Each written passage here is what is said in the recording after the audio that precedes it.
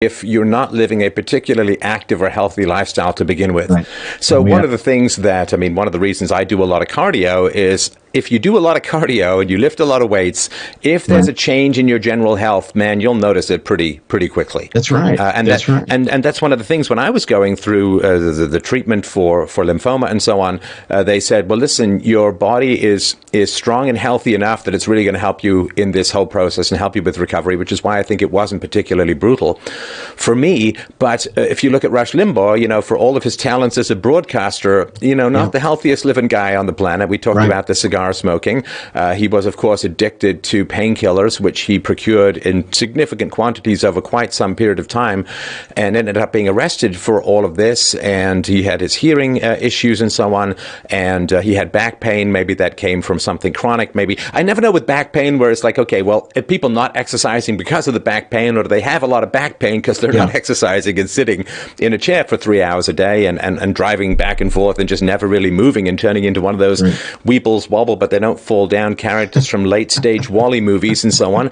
So it's but particularly if you make the choice to maybe overeat, if you make the choice to not exercise, man, that screening just becomes pretty essential in my humble opinion. Absolutely. And one of the big risk factors that's often overlooked for many different types of cancer, I'm not sure about lung cancer in this instance, but obesity. Obesity puts you at risk for definitely puts you at an increased risk for having cancer, various cancers. And, I don't know how much that contributed to Rush's diagnosis. One more thing I'll mention is that it's possible that lung cancer is not a primary cancer. In other words, you can have different kinds of cancer like breast cancer, kidney cancer, prostate cancer, bladder cancer, which is very common in smokers. You can have that spread to the lungs. So that might be the case we're talking about here, but I kind of doubt it because Rush did say he had advanced lung cancer. And when people say lung cancer, when we call it lung cancer, what we're referring to is a primary tumor of the lungs.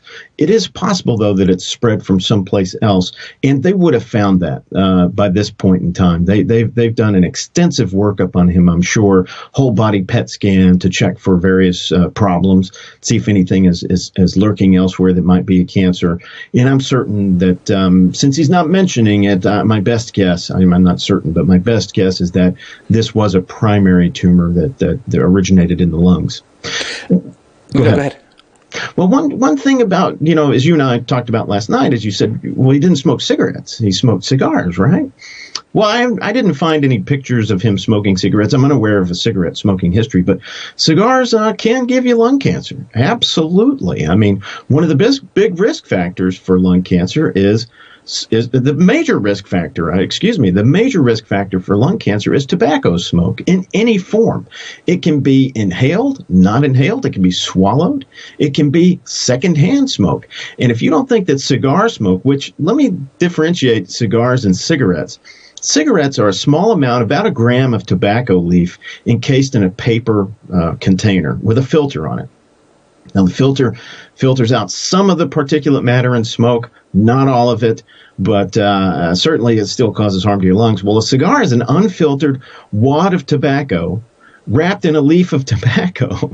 So it's pure tobacco. In fact, it's estimated that the bigger cigars, like the ones that Rush tended to smoke, those big cigars can contain anywhere from 5. Sometimes a big cigar can contain up to 5 cigarettes or even a whole pack of cigarettes in one cigar that you're putting in your mouth.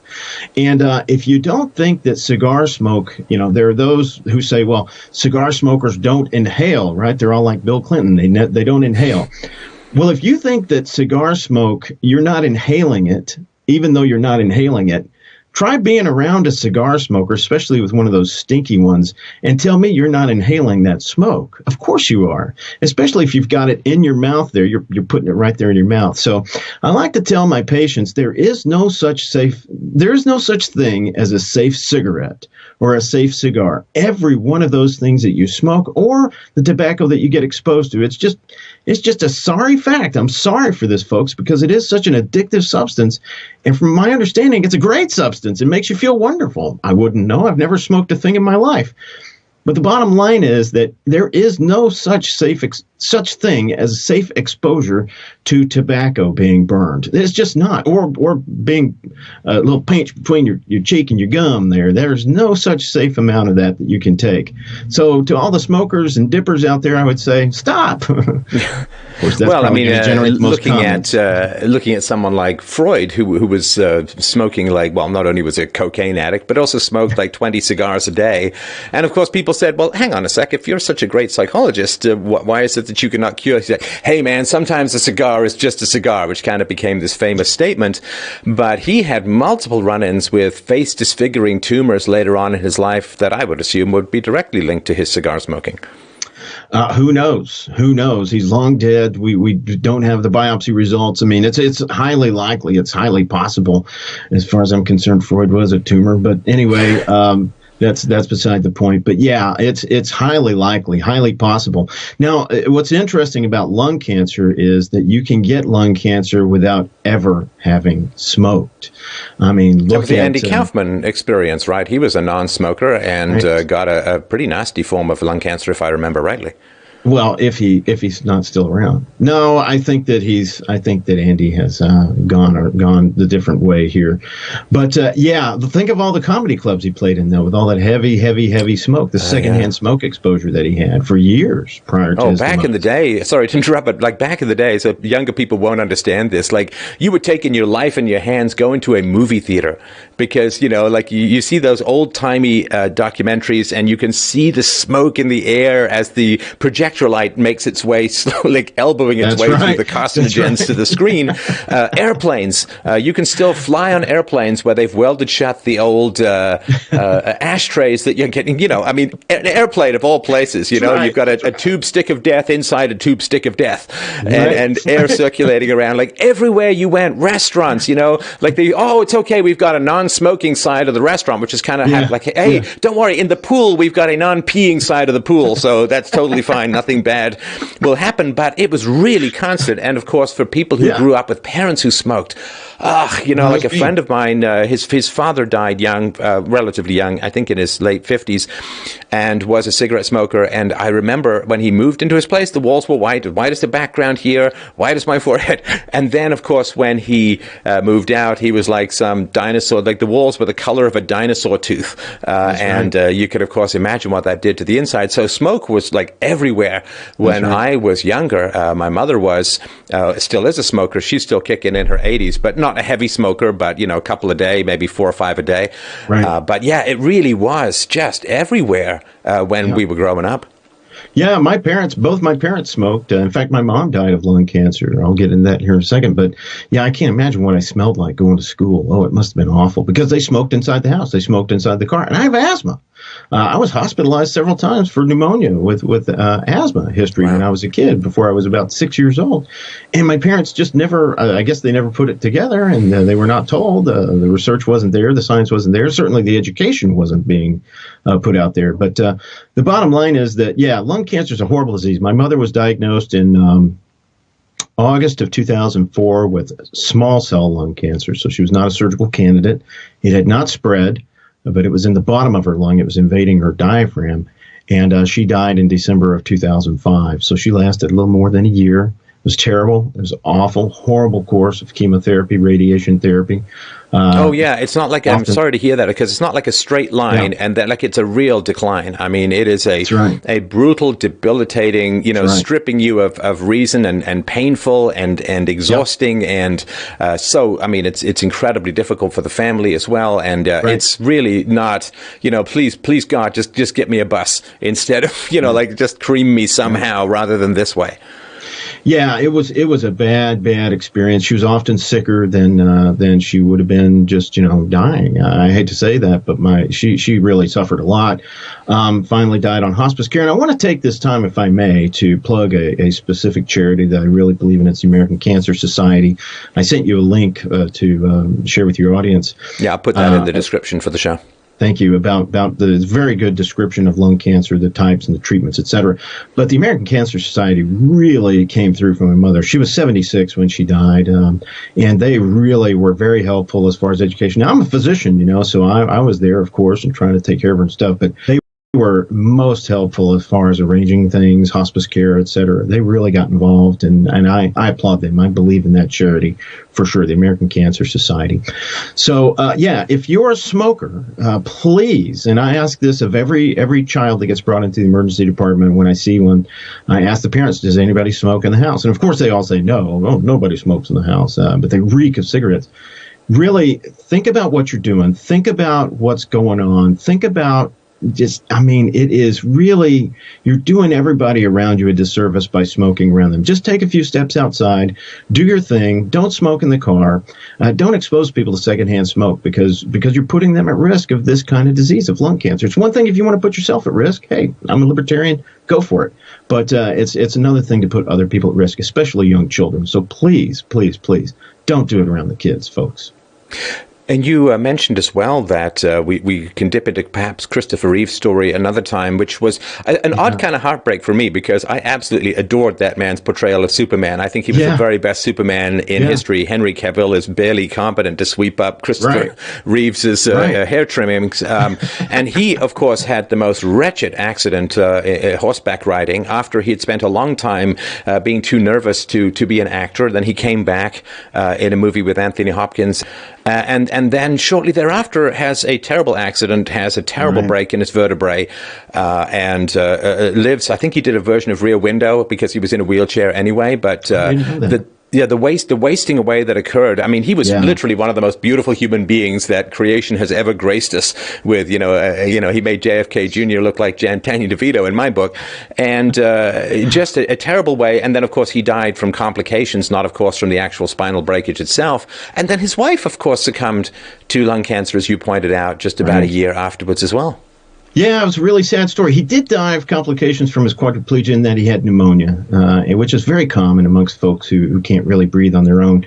So he died in, I believe it was August of 2004, I think. I'm not certain about that. But then in June or 2006, about a year and a half later, his wife died from lung cancer. Never smoked. She was only 44 years old. Now, but the stress, this is sorry to interrupt, but this is always the big question for me, is the stress. And that's right of the problem with the false positives. I think of your poor friend or your patient who had the false positive. It's like, that's a couple of weeks of thinking you might be at death's door. That's pretty bad for your cortisol flooding and your general immune system and all that. Exactly, and I'm still pissed off about that. That radiology center, I might put their name in the video when I do it because they really ticked me off. They ticked him off too, of course. But I would say that, and if I may get into this whole vaping thing, can we talk about the vaping? Oh, please, God, help the kids stop vaping. Well, vaping, absolutely. I mean, kids don't need to vape, but the government banning flavors of vaping, like that's going to help. I mean, that's ridiculous. I think forbidden fruit, never been a problem for kids. Yeah, remember when they put all those advisory lyrics on rap albums and just completely eliminated profanity in the rap industry? That was glorious. Right. Or the warnings on cigarette boxes, the Surgeon General's warning. Yeah. People gonna people, right? They're going to do what they want to do. So the thing about vaping is, and I'm saying this not as an advocate of tobacco or nicotine use. I have to come across and say this, that boom, I absolutely am against that. Please have more self-control, kick the addiction, get rid of the habit, stay healthy, be yourself. Don't be a slave. You can own something. Don't let it own you. I'll get off my soapbox there. But that being said, if I had to choose what my patients did, whether it be vaping versus whether it be cigarettes, let me tell you, it's hands down, I would rather them vape. I really would, because if you look at smoke and what smoke is, people think that smoke is this ethereal substance that looks sexy when it's blown across a camera screen. No, microscopically, what it is soot. I mean, it's nothing more than the ashes in your fireplace ground up 1,000,000 times smaller. It is particulate matter at the microscopic level. And let me say this, that if you don't think your lungs were designed to handle particles being in them, then go ahead and crunch up a Dorito chip and take a big breath before you swallow it and see how you do. You're going to violently react to that. You're going to cough that stuff up because the lungs were just not built. We have defensive inbred mechanisms, or not inbred is probably not the right word, but ingrown mechanisms for us to reject things from our lung lining. The lungs are a very pristine place. Yeah, just watch the cinnamon test on YouTube, and you can see people like coughing. It looks like cinnamon's coming out of their ears when they try that stuff. Right. So the lungs need to stay as clean as possible because they're constantly secreting mucus, okay, which will drown you if you secrete enough of it. So they're secreting mucus in this finely tuned balance of regulating air consumption versus protection of those airways. They're very, very fragile membranes and tissues down there. So by inhaling a substance that is microscopic particulate matter, oh man, you are just asking for trouble. There's a wonderful video. If I can find the link, I'll send it to you. On the smoker's lungs for 18 years, I think it was, versus someone who's never smoked. The never smoked lungs are nice and pink and white. And these are actual lungs that they're hooking up to a tube or a bellow, and they're blowing air into these things. The smoker's lung is all black and sooty, and it doesn't inflate properly. Oh my gosh, you want to do that to your lungs, then smoke. Even cigar smoke, folks, will do that to you. So just kick the habit, please. But if you're going to have to ingest nicotine, which is a very harmful substance, I personally, even speaking as a physician, I think that vaping is probably the way to go, because at least you're going to avoid, I think we will avoid the lung damage that's being done to the lungs. It could be wrong about that, but if we study it out long enough, I think that the current vaping ban that's going on, I think that's motivated by financial concerns of the tobacco industry. But, well, I also did want to mention as well, from what I've read, and again, I'm no doctor, no expert, but from what I've read, if you quit smoking and you start exercising, you can significantly, if not downright massively, reduce your risks over time, assuming you do it relatively young, sort of middle age and so on. That there is a significant amount of risk reduction that you can achieve by quitting and substituting smoking with exercise and clean living and good food and fresh air and so on. Absolutely. Your body is dying but healing in a weird simultaneous fall and rise in life, because after 27 we're all just falling apart, but the body is always trying to repair itself, and whatever you can do to mitigate future damage, you can really help yourself. Yeah, there's no question that your risk does reduce, especially from lung complications, COPD, we call it chronic obstructive pulmonary disease, which is similar to asthma in many respects. But I can't tell you how many COPDers, how many patients with COPD I see in the ER, and they come in and they're on death's doorstep, and we give them breathing treatments, we get them perked up a little bit, and then they want to go outside and have a cigarette. So it's an extremely addictive habit. I mean, I can't think of anything that's probably more addictive. It's a higher relapse rate than heroin. Okay, maybe heroin, I was going to say. But nicotine is just such an extraordinarily addictive substance. And I remember one British smoker activist who died of lung cancer after quitting smoking. He was a smoker for a long time. Then he became I can't remember his name. I'm sorry, I don't know it.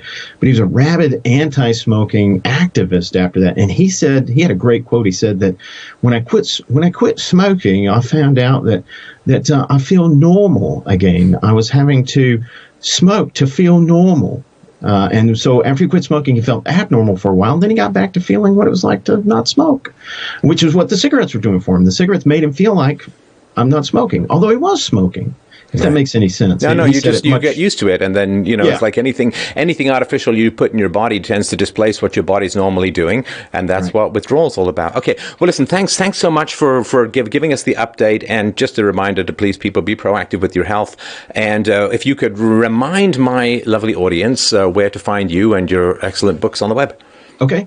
I've written a couple of books, The Guide to Buying Health Insurance and Healthcare. That's the go-to place if you're looking to save money on your health insurance and or healthcare. You can certainly find that on Amazon, iTunes, and Nook. I've also written a funny book called Healthcare-onomics, 1,000 Crazy Ways That American Health Insurance Industry Controls Americans' Healthcare. It's 1,000 little snippets. You can read it before bedtime. It's pretty funny and guaranteed to make you chuckle, but also it'll make you think. And then I have a blog, healthcareonomics.com. I have a YouTube channel. That's Healthcareonomics.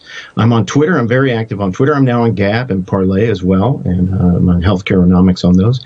And lastly, I have an equation, Dr. W's equation. It's an app that I'm putting the final touches on, the revision of. I hope to have it out within the next week or so.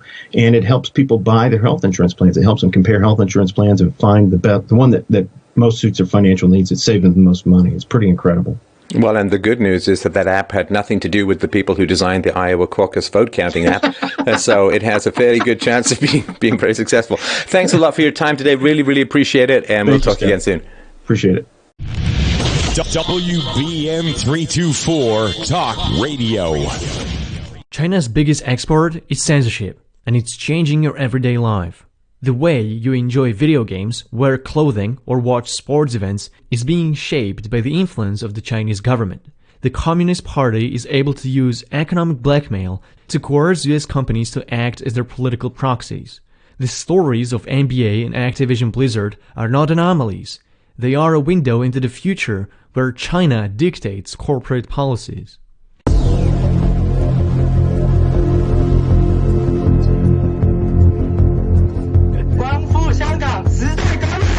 These 7 words were enough for Blizzard to ban one of their top players of Hearthstone for a year, take all of his prize money, and fire 2 commentators who interviewed Blitzchung.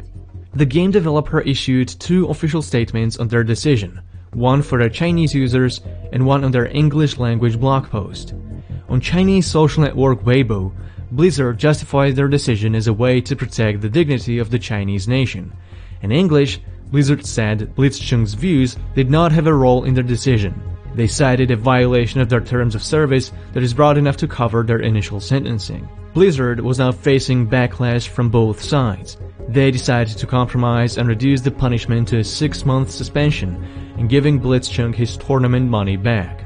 But this is not an isolated incident. Activision Blizzard has a long record for bowing to the demands of the Chinese censors. The company previously censored Hearthstone by changing artwork on 8 cards to remove gore and sexually suggestive content. In a similar fashion, they also censored visuals from World of Warcraft to appease with the Chinese regulators. Curiously, the Chinese share of Blizzard's gamer base is minuscule compared to their core Western base. The entire Asia-Pacific region, which also includes big gaming economies like Japan and South Korea, only makes up 12% of the company's revenue. The majority still comes from Western gamers, especially from North America. But Blizzard is willing to throw its traditional Western customer base under the bus. The number of monthly active users is sinking, and Blizzard sees China as the only lifeboat. The Chinese PC gaming market is worth $15 billion, and its gamer base will reach 354 million by 2023, which is more than the population of the United States. The gaming industry is experiencing a cultural shift because of China. A quarter of Steam users have changed their language settings to simplify Chinese, and they now constitute the biggest source of download traffic from Steam. This is a sign of a larger trend. From 2001 until today, the total market capitalization of the gaming industry in China climbed from $100 million to $32 billion. In more and more metrics, China is becoming a global economic hegemony, racing with the United States for the spot of the largest economy in the world. China is by far the single biggest e-commerce market, with almost $2 trillion in sales, nearly 4 times greater than the United States. Companies from around the world are lured into China, and the country's strategy is to make their consumer market even more lucrative by boosting domestic spending and consumption. With 1.4 billion inhabitants, China has the world's largest internet population of over 700 million users. Companies that can't resist Chinese revenue sexuality from the Chinese version of the film. But the choice between profits and integrity is still there. Quentin Tarantino refused to recut Once Upon a Time in Hollywood, where he depicts Bruce Lee as being arrogant and boastful. Many don't realize that it's not just their integrity they are trading for profits. Placating Chinese censors legitimizes the country's authoritarian regime that holds 1 million Muslims in indoctrination camps and subjects its population into atrocious surveillance and human rights abuse. But Chinese censorship doesn't just stay confined within the Chinese borders. As more and more corporations chase profits on Chinese markets, they find themselves blackmailed into complying with Chinese rules even outside of China's jurisdiction. The latest NBA controversy is the loudest example of this reality. A single tweet of a general manager at Houston Rockets on his personal account created a firestorm of backlash that will cost the NBA and other businesses hundreds of millions of dollars. Even though Mori later deleted his tweet and issued an apology, it was already too late as Chinese companies began pulling their sponsorship. Chinese state-run broadcaster CCTV cancelled all broadcasts of NBA preseason games, saying that freedom of speech doesn't include challenging a country's national sovereignty. This single move could cut off 500 million strong viewership and may cost the NBA $4 billion. But it doesn't end there. Even though Houston Rockets and the NBA denounced the tweet, citing aims to bridge cultural divides, the Chinese Basketball Association suspended cooperation with Houston Rockets. The team's merchandise was ordered to be pulled from several Nike stores in China, and searches for all NBA sneakers on Alibaba and JD.com were removed from the results. This again put NBA into a lose-lose situation, as backlash hit back from the United States for pressing ahead with an exhibition game between Lakers and Brooklyn Nets in Shanghai. The Chinese government is trying to suppress any speech that challenges the official narrative. Professor of Public Ethics Clive Hamilton was denied his book about China's economic blackmail because publishers were concerned about pressures from Beijing. For China, censorship is a matter of maintaining power. Quietly, China is forcing foreign companies to accept their claims on territories of international disputes. Audi was forced to pull a map that offended Chinese people because it excluded Taiwan, South Tibet, and Muslim-majority Xinjiang region. Chinese retailer Muji was fined over $31,000 for listing Taiwan as a country of origin on their coat hangers. Zara, Marriott, and Delta Airlines had to update their websites with the correct version of the Chinese map that didn't list Hong Kong and Taiwan as their own countries. Another company that decided to act as a proxy for the Chinese super-obsession with the Taiwanese flag is Apple. The iPhone maker removed the Taiwanese flag emoji from devices sold in Hong Kong and Macau. In the United States, Apple is notorious about its grandstanding on privacy and freedom, but only as far as it makes profit. When it comes to China, it's a whole different speak. Apple censored an app targeted at Hong Kong citizens that gave its users information about locations of police and ambulance, tear gas and water cannons. The app attracted thousands of users and was crucial in keeping Hong Kong citizens safe from protests and violence. Despite reports of police brutality, safety of Hong Kong users is not included in Apple's terms of service. In the United States, Apple portrays itself as the only company in Silicon Valley that values privacy of their customers. Our customer was our product. We've elected to do that. We could make a ton of money. You are our product. You are a jewel. We care about the money.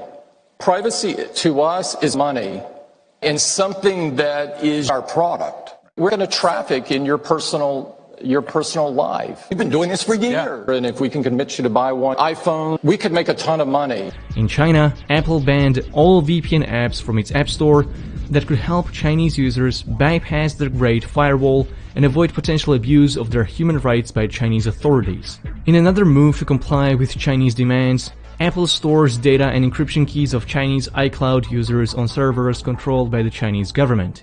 Apple also updated its terms of service with a clause that says both Apple and the Chinese shell company hosting the server may access all user data. And just to make sure Chinese iPhone users won't read about it in the news, Apple also banned the New York Times app from the App Store. This happened conveniently at a time when Times was working on articles covering corruption in the Chinese government and the iPhone's biggest factory. The growing influence of Chinese authoritarianism puts the integrity of corporate America in question. Chasing profits at all costs means sacrificing the very values that allowed it to exist in the first place. If China's power remains unchallenged, it will unrecognizably transform the future of human rights. WBN 324 Talk Radio. Okay, so there's a shortfall of truth in the media, and there's a ton of information out there that the mainstream media will not get near. 9/11, banker occupation, the Clintons, safe and natural health information. The list just goes on and on. Enter the World Broadcasting Network. We aim to challenge censorship the tech overlords deal out daily. With shows like Sunday Long Live Radio, Americanuck Radio, and the Robert Scott Bell Show, we are fighting back for you. Why? Because this is going to take all the truth tellers to push back. And WBN 324 aims to be right in the middle of the action. So just type in your browser WBN 324 and join the fight for truth.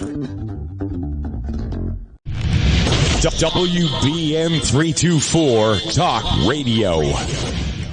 I'm here with Alexander Mercouris, editor-in-chief of the Duran. Alexander, we have got the list of demands, the list of negotiation topics. Maybe demands may be a strong word, via Michel Barnier of the EU that he's given to Boris Johnson of the UK. And you've taken a look at what the EU is hoping to discuss and hoping to get out of Brexit as they negotiate the trade agreement.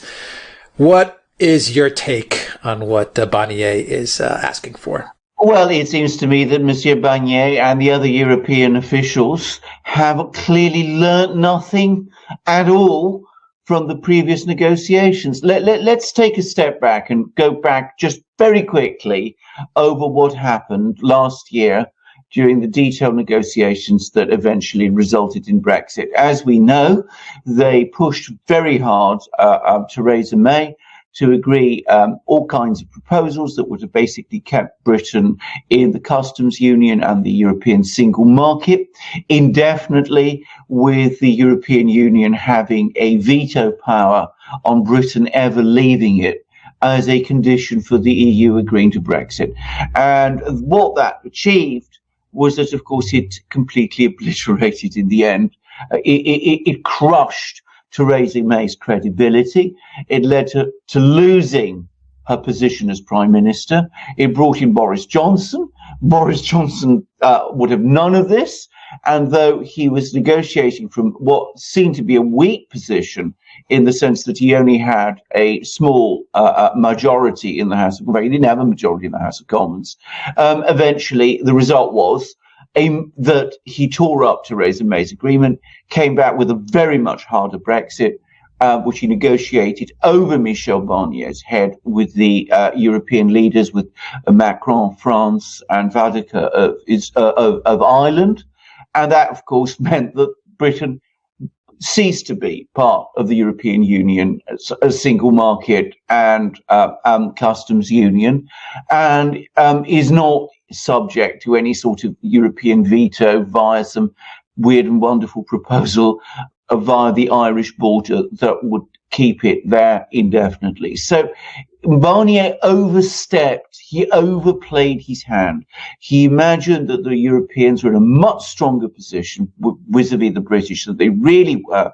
And he discovered that, in fact, the British, in the form of the British government, in the form of Boris Johnson, were simply not prepared to go along with it.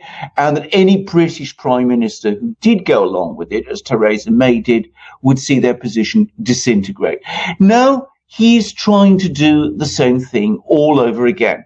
He is, in effect, telling Boris Johnson that what the British refused to accept in the run-up to Brexit, they must now accept after Brexit. They must accept the greatest possible harmonization of their economy with the Europeans, pretty much, as far as I can understand, indefinitely, with all sorts of other concessions being made by the British to the Europeans. In other words, again, what Barnier is talking about, if you drill through the proposals carefully, is he wants Britain to remain essentially an EU satellite. And of course, what that has done is that it has provoked Boris Johnson into making a very strong speech in which he said absolutely no way. And Boris Johnson has said that there must be a deal this year, and that deal must mean that Britain must have the right to go its own way, and that the only thing the British are interested in is a free trade agreement. And if they don't get a free trade agreement, it will be WTO terms. In other words, the kind of no-deal Brexit that people were talking about before. So what Barnier is doing is he is increasing again the prospects of a no-deal Brexit, what is called a no-deal Brexit, a WTO Brexit, if you like, by taking an impossibly hard line and pursuing an impossibly over-ambitious negotiation strategy. Here's my prediction. I think when the Germans, in particular, get wind of what he is doing, they won't let him do it. And as we move forward with the negotiations, you will see that the Germans will step in and will tell Barnier, look, this isn't practical. You're going to put our economy in a very difficult position if you do that. This attempt to subjugate, if you like, the British by other means isn't going to work. The British clearly mean what they're talking about, and we will see a deal done, and it will be much more like a free trade agreement.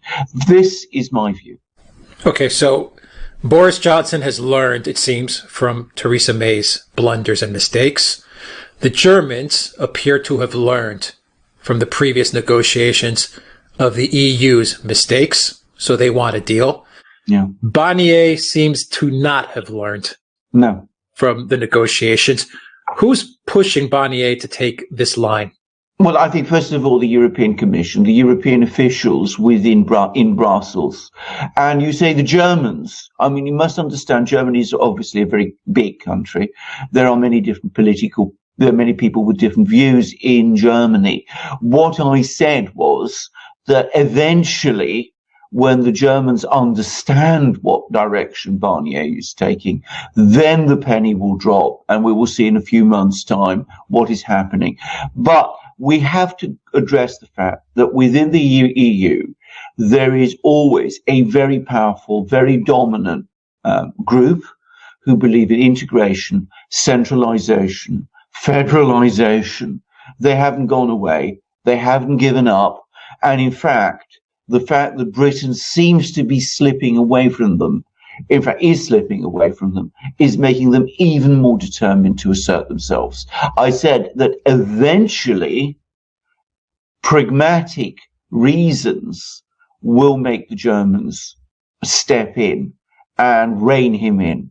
But at the moment, I suspect he expresses what is still the dominant EU consensus, and that he has supporters in both the French and German governments. Yeah, but the problem I see with all of this, Alexander, is that the timeline, the window, is very narrow. Very narrow. So if the EU and the Germans are going to tell Barnier and the Brussels elite, look, we need to rethink how we're going to negotiate and not go down the same path we went with May, they're going to have to do it fairly quickly, because at the end of the day, you are going to need time to actually negotiate and hammer out some type of deal. So the window's very, very narrow here. So people are going to have to wake up very quickly. Indeed, sir. And of course, this is going to be a very complicated and difficult negotiation. It's not going to be the kind of negotiation which Boris Johnson was able to make a quick deal with Macron in New York and with Vardaker and simply ran through, because that was a negotiation about principles. This is going to be a long-term free trade or some other kind of agreement establishing Britain's relationship with the EU for the very long, perhaps indefinite term. So it's going to be a very tough negotiation to work out. It's going to require a huge amount of work on the detail. And I think what you're going to see over the next few weeks is, I think the British, which is to say Boris Johnson and his ministers, for whom, to be very clear, this must be a priority now. They will be banging doors across Europe, in Berlin, in Paris, wherever. And they'll be saying, look, what Barnier is doing is simply not going to work. You've got to move very quickly, or you will end up with precisely the kind of WTO hard Brexit no deal Brexit that you're also frightened of in the months leading up to the British general election and the deal that we eventually did, and that if you don't do that, if you don't agree to move the British government with a secure majority in the House of Commons, is not only not going to buckle, it's going to start working on alternative possibilities. It's going to start taking all the steps it needs to take to make sure that if there is a no-deal Brexit at the end of December, then Britain will be able to coast through it with a minimum of disruption. But that this is not a bluff. Okay, so it seems that Boris is taking a strong, firm position. Yeah. That's understood. Is it me, Alexander? To the shock, I should say, of many people within the British establishment. There have already been some very, very interesting articles. I was just about to get to that. Yeah. Good on Boris Johnson for taking a firm position. You need to have a firm position when you're negotiating. Is it me, or am I seeing a lot of articles, a lot of news anchors, TV segments in the British media going after Boris Johnson? Absolutely. I mean, that's the impression that I'm getting by reading through the British media and seeing the videos and the news segments. That's indeed exactly right, and that's exactly what you're going to see. I mean, there was, in particular, a fascinating article in the Financial Times, which is, of course, the voice of the pro-European British business establishment. Not all British business is pro-EU, but, a lot of it is. And they find their voice in the Financial Times. And it's talking about how Boris Johnson is going to shoot Britain in both feet by taking the hard line that he supposedly is. So there is that element within the British establishment, which was expecting, by the way, which had persuaded themselves that after the election, Boris Johnson would tilt towards a more pro-EU or more accommodative position. And now they are shocked to discover that he's no intention of doing so, and are becoming alarmed. And of course, also, I'm seeing, there was a very interesting article by a man called Raphael Burr in The Guardian, which is essentially a call to Conservative MPs to do to Boris Johnson what some of them did to Theresa May, which is to rebel against him and to try to undermine his negotiating position. I don't think that's going to happen, by the way. I think Conservative MPs saw what happened to those who undermined Theresa May's and Boris Johnson's negotiating position before the election. They all lost their seats. They're all driven out of their party and lost their seats. And I don't think you're going to see anything like that happening this time. But the pressures are obviously there. Final question. Why would the media and some business establishments want to undermine the UK's positions in these negotiations? It's over now. I could see the Theresa May part where it was very controversial because the UK was still part of the EU, but now it's over. The UK's out. So now it's just about what's best for the country. What can they get out of this that benefits the country most? Why would they want to go against their own country? Well, doesn't make any sense. I think you have to remember something about business and the business community now in all countries, which is, of course, most, they're all, no doubt, in their own self-definition, patriotic people. But a lot of business now has become very globalized. A lot of business has become very integrated with the EU. I'm talking about especially, the financial community and people like that. And of course, from their point of view, they want Britain to remain as closely integrated with the EU as possible. You have an awful lot of other people in the business world who don't think of that way, particularly people who run small and medium-sized businesses up and down the country who don't trade much with the EU. For them, that isn't an issue in the same way. And of course, there are also people within the financial community, which is very big in England, who, again, think in a more, shall we say, global way. They're not so European focused. But you will find some people within the business community in Britain who do think in a very Europeanist way and who've had 47 years of Britain in the EU and who are basically conditioned or hardwired to think so. And for them, it's also an ideological thing. I mean, they're part of the Davos world, you know, the people who meet every year at the famous Swiss mountain resort in Davos and share its nostrums and orthodoxies.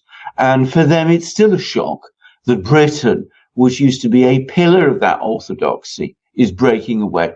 So it's not really at all surprising that there's a pushback from these forces. All I would say is, though that pushback is there, it is nowhere near as strong as it was, say, a year ago. I mean, the events of the last year have weakened them greatly.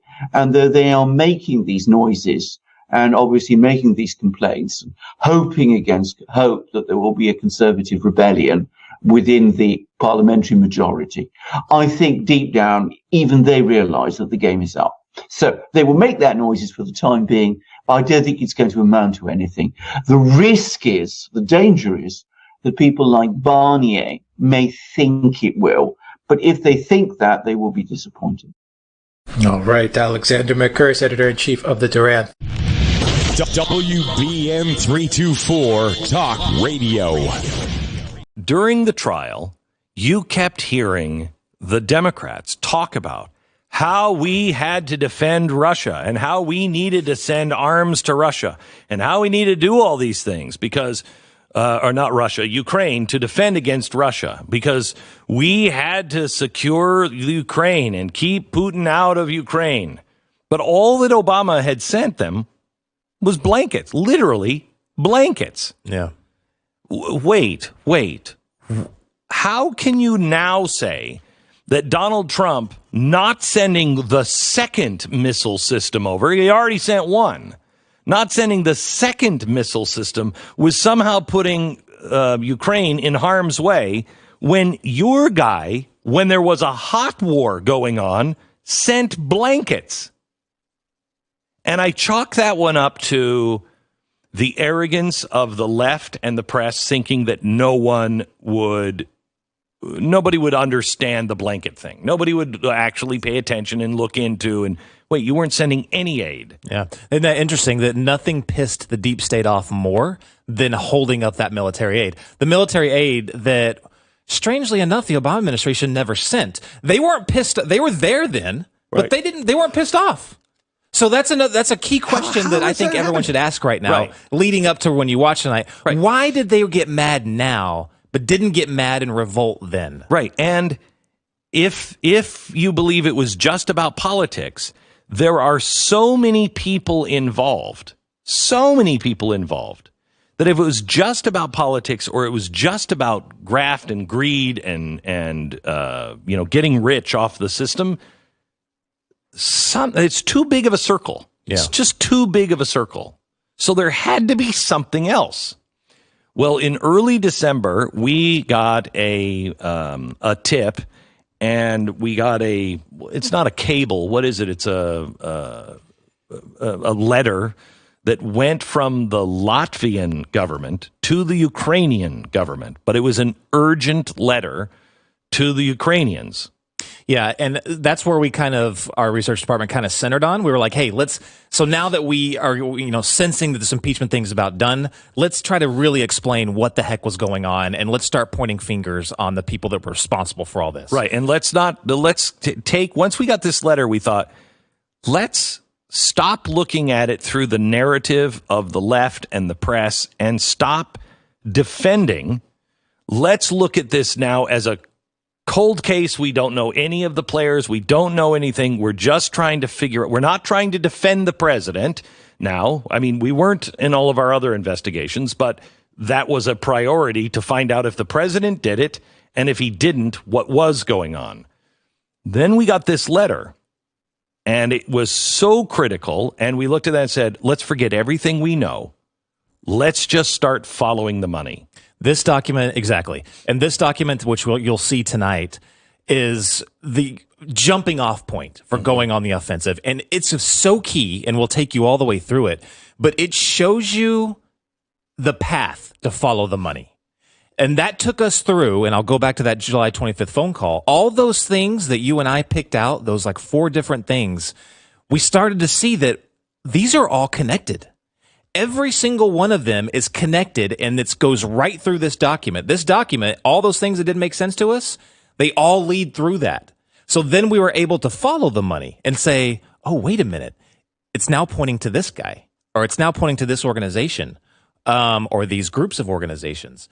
And it all had to go, and where it eventually pointed to was a much larger case than we originally thought it was. What you will find tonight, we will bring you all the way to the water. We cannot make the horse drink. I think only the Treasury Department has the tools to do this. But we have tracked that money from John Kerry's request for the $1.8 billion all the way through Burisma, Privat Bank, all of the people that you know already, to a guy whose bank is Privat Bank, something that we exposed a year ago before the impeachment was even a sparkle in Adam Schiff's unusually large and weird eyes.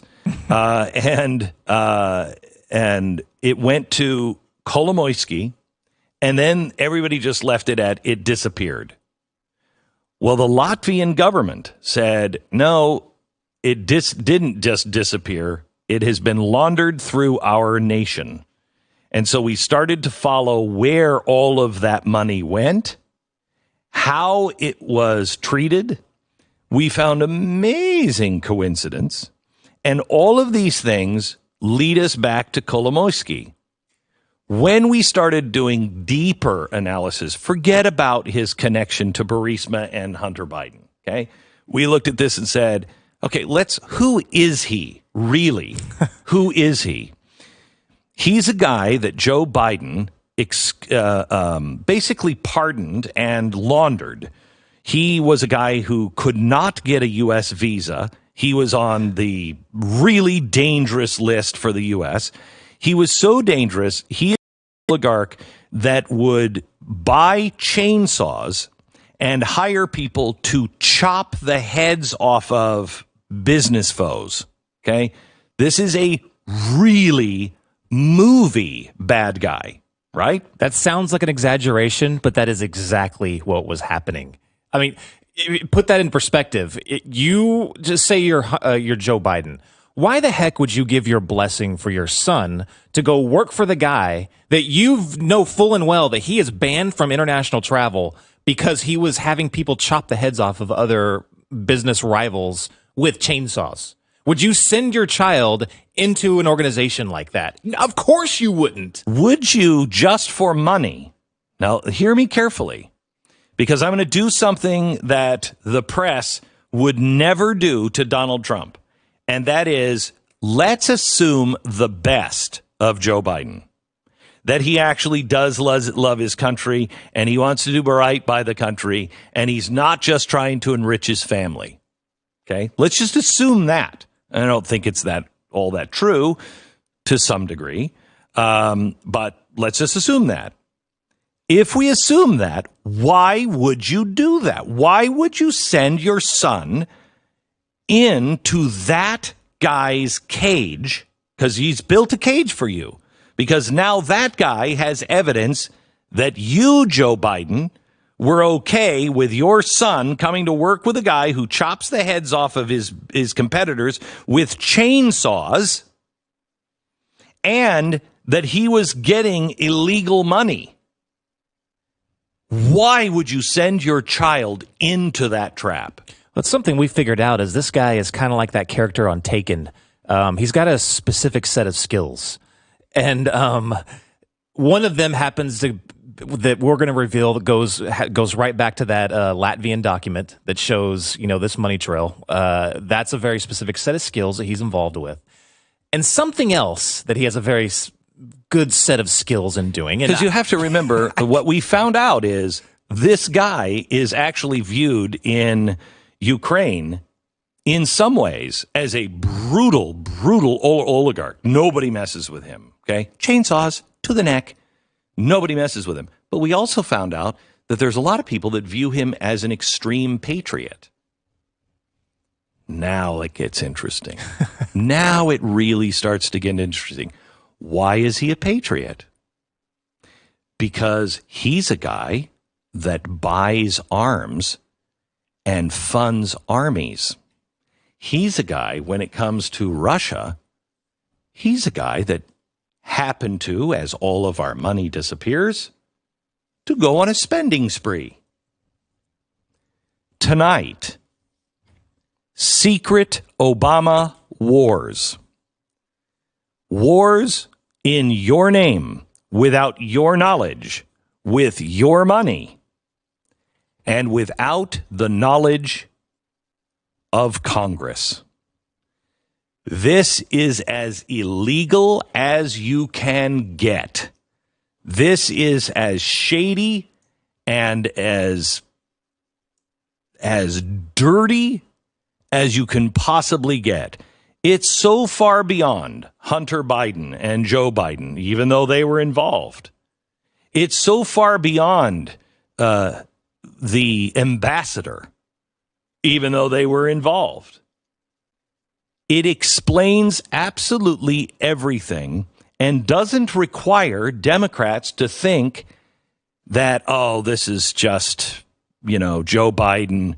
And no, not everybody is crook. Joe Biden is a good guy. Okay, believe that. And come and watch this special. Believe that these guys are good guys. They just might have gotten trapped into something. Go ahead, believe that. And we will show you the crime of the last 20 years, the last 2 decades, what's really going on. Tonight, 8 o'clock, only on Blaze TV. You can get it for free on our Blaze YouTube channel, also free on my Facebook page. And if you're a Blaze subscriber, watch it there. WBN 324 Talk Radio. He's Trump's former White House chief strategist and the co-host of the War Room Impeachment and War Room Pandemic podcasts. Steve Bannon has agreed to come by again. Great man, Steve. Thank you for doing this.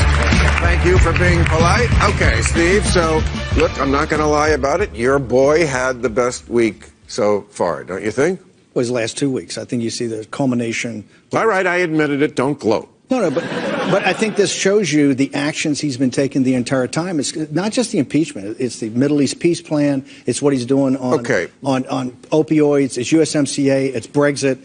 One action after another. Okay, but Steve, as a student of history, which I know you are, nothing this week bothered you? Like yesterday when we find out now that he's, the thing he said about Comey, we'll see what happens. If it was Obama, people would be in jail. Vindeman gets frog-marched out. Mitt Romney is a suppressive person. This is very von Stauffenberg, isn't it, after the coup failed? No. You don't think it's an enemies list kind of situation that doesn't make you a little nervous? You trust him with that power? No, absolutely. In fact, here's what I've argued from day one. We should have had a longer impeachment. We should have had Bolton. You should have had Mulvaney. You should have had all the OMB memos. Witnesses. Let them get crossed. But we get the whistleblower. We get the second whistleblower. We get Schiff as a fact witness. Let's get it all out. If this is not, and Trump says this, it's just not about Trump. This is about going forward the office of the president. If Bernie gets in and you're his advisor, trust me, the same thing's going to happen. If you think the neoliberal, neocon, national security apparatus is just going to sit there and let Bernie as commander-in-chief make the decisions that he's empowered to as commander-in-chief, they're going to fight him every step of the way, and that's why this thing has to be vetted. The abuses of the FBI and the CIA in the 50s and 60s culminated in the Church Commission in the 70s. That's what we need today. I think the Senate Judiciary Committee ought to start calling witnesses. We got to get to the bottom of the 40 subpoenas that were out there by the House Intel. We've got to he ought to declassify this, Crossfire Hurricane, and let Bolton, let Mulvaney, let them all talk. Let's get all the emails out there. Let's see the whole thing. Okay, when you say Crossfire Hurricane, the liberal audience doesn't have the decoder ring for that one. That's just Fox News. I know. It's an FBI. It's the FBI. I know. Right. But no, if they don't know it, they shouldn't. Steve. Listen, this is about civil liberty. Okay. This is about protecting the office of the president. Your audience should know that, and that's why it's got to be official apparatus. Okay, Steve, I can't even. But let's go back to history, because he used words like scum, horrible people, evil people. He has a different house style. Okay, but he's right. But we've seen. Excuse me. We've seen this house style before. When you talk about people like that, when you're a cult leader like that who has millions of people. Wait a second. He has millions of people who would obviously do anything for him, and now we only have loyalists in the government. Okay.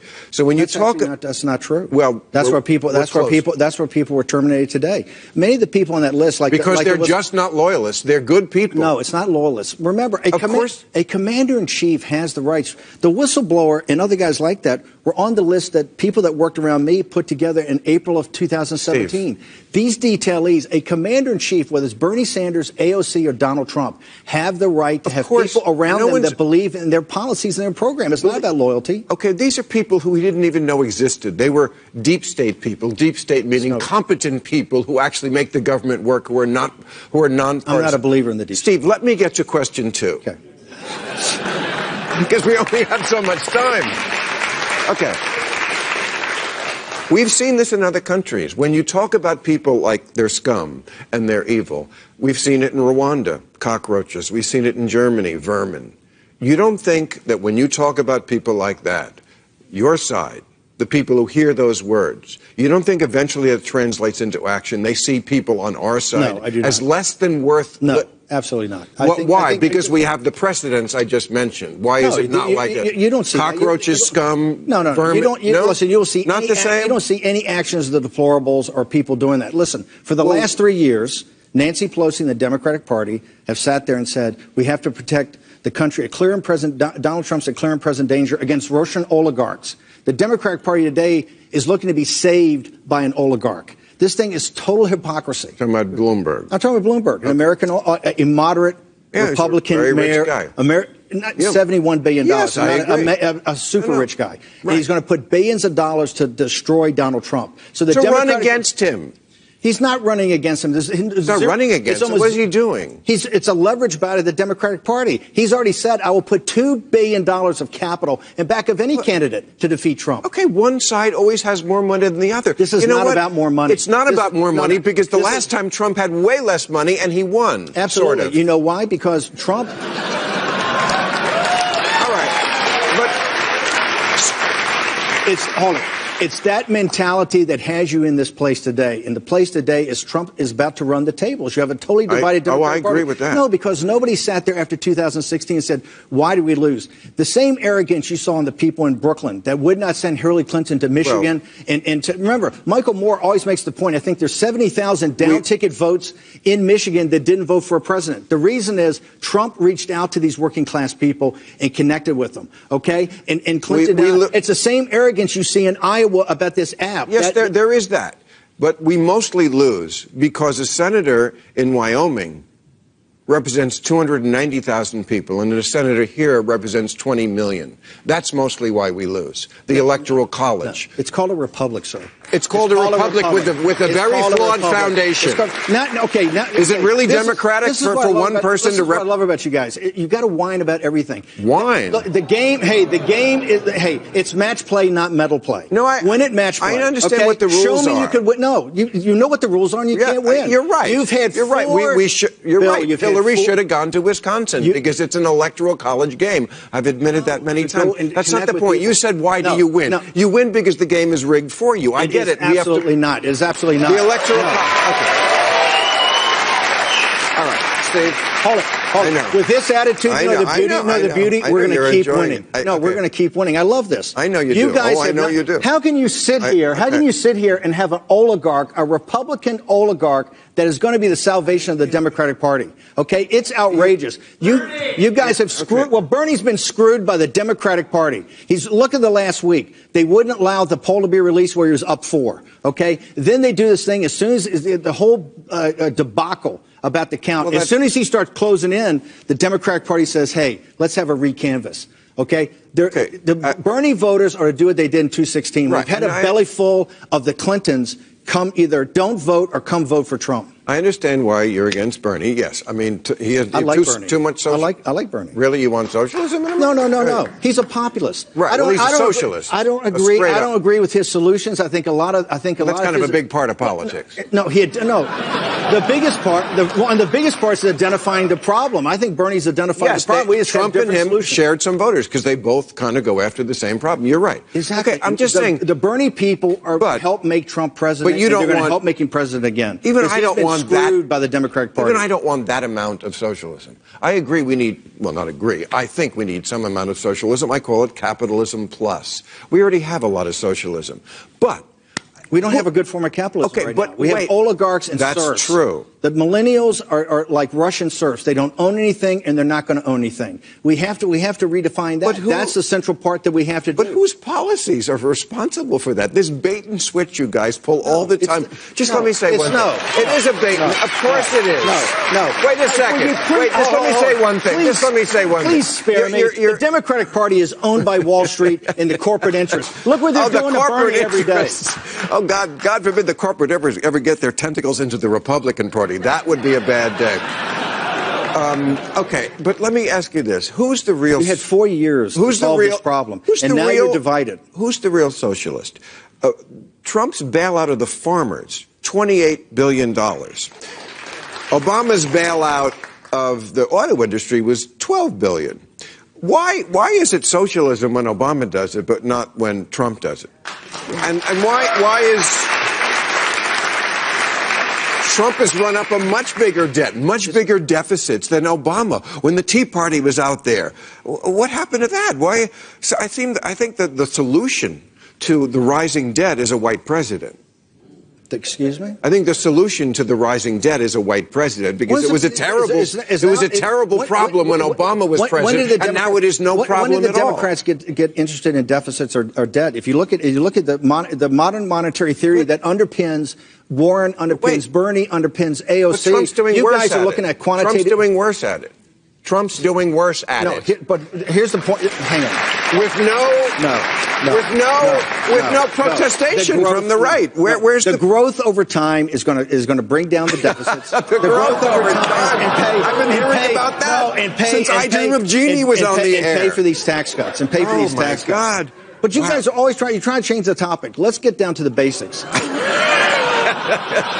You taught Trump all these tricks, like to always turn it right around. Yes, you did. No, I know you had him long before you taught him a lot. You taught him the word populist. You know, people who are against elites, like you. Well, look at the Democratic Party's done to the populists. Look what just a light remark. Look what they've done to the populists. Steve, let me ask you this question. Yes, sir. I read today some of the things that he said about you over the years. Just scathing. I mean, like, you know, the word dog figures into a lot of it. And we see this. Look, I come from an Irish Catholic family with 5 kids. I've been called a lot worse around the dinner table. Okay, but this is the what guy. He has to say, it's the signal and the noise. That's all the noise. Really? Okay? Look at the signal. Look at the signal of what he's done. Is that what because he does this constantly to people. He just says the worst things about him, and they come back and eat his dog bowl. No. Why do they? Because he's a transformative figure. I see. And historical. Well, he is that. He is that. We're going into dictatorship. No. It's a very it's this transformative. This is why the progressive left in 2018 won a big victory, because you went door to door. They understand that Donald Trump, between changing the federal judiciary, deconstructing the administrative state, is going to be in their personal lives 10, 20, and 30 years from now. That is why the left goes door to door to beat him. And he's achieving his objectives. He said, now comes the hour of action in his inaugural address, and you see the actions coming together. And that's why we're sitting in February of 2020. He's united his party. He's got the economy on his side. And it's his best week ever. That's what I said. Okay. I wish we had someone on our side as evil as you, Steve. It's great to see you. Thank you for doing this. Steve Bannon. You can't get him down. WBM 324 Talk Radio. Give me a call and tell me your opinion. The number to call is 0345 60600973. Text 84850. Tweet at Majid Nawaz or at LBC. I have Rizwan on the line from Leicester. Good afternoon, Rizwan. Good afternoon, Majid. How are you doing? I'm well. How are you? Yeah, I'm good, thank you. Tell us your experience with Prevent. It'd be very hard to do justice to my story in a few minutes, but basically, for 5 years I dabbled with extremism. It started at the age of 19 when I asked my parents' permission to join the Taliban. Just as a shari'an process, I believed by Islamic law I needed their permission to go. They didn't give me permission. I ended up asking scholars for permission. They didn't give me permission either. I'd meet them privately in mosques, that kind of thing. But to cut the story short, at the end of my journey, near the end of it, I had a 5-year plan of what I was going to do. The first step would be to try and make it to Syria. If not, if I was incarcerated here, I had a plan of what I'd do in prison. I'd memorized meticulously how to construct explosives using Al-Qaeda manuals. And I'd revise them multiple times every day, and I was going to just revise them in prison until I got out. And I was perhaps going to, I knew how to bring down a building. I knew how to compromise the structure of it using explosives, where to rent a flat, all that kind of thing. You memorized all of this? Meticulous detail, yeah. Yeah, my plan was to line up bombs alongside 2 train lines, 4 bombs alongside 2 train tracks. And I actually had 2 potential targets for assassination as well. And sadly, you were one of them. The other one was Malala Yousafzai. So Rizwan, moving away from naming specific individuals who may feel threatened by that, tell me how did somebody recruit you? Were you doing your research online? How did this process begin with you? Both. Online, I think, was predominantly the way that I learned things and justified things and whatever. I was in touch eventually with ISIS soldiers through Twitter. I would communicate with them through that method. And then I had people where I grew up, the city that I grew up in, that thought like me as well, and we'd go and we'd visit scholars together, and we'd discuss some of the things that were on our minds, and then we'd go away and you'd talk about how the scholars were not sincere enough. And I knew people who were banned from all, they were Muslims, they were banned from all mosques in our city, for instance, because of things that they'd done.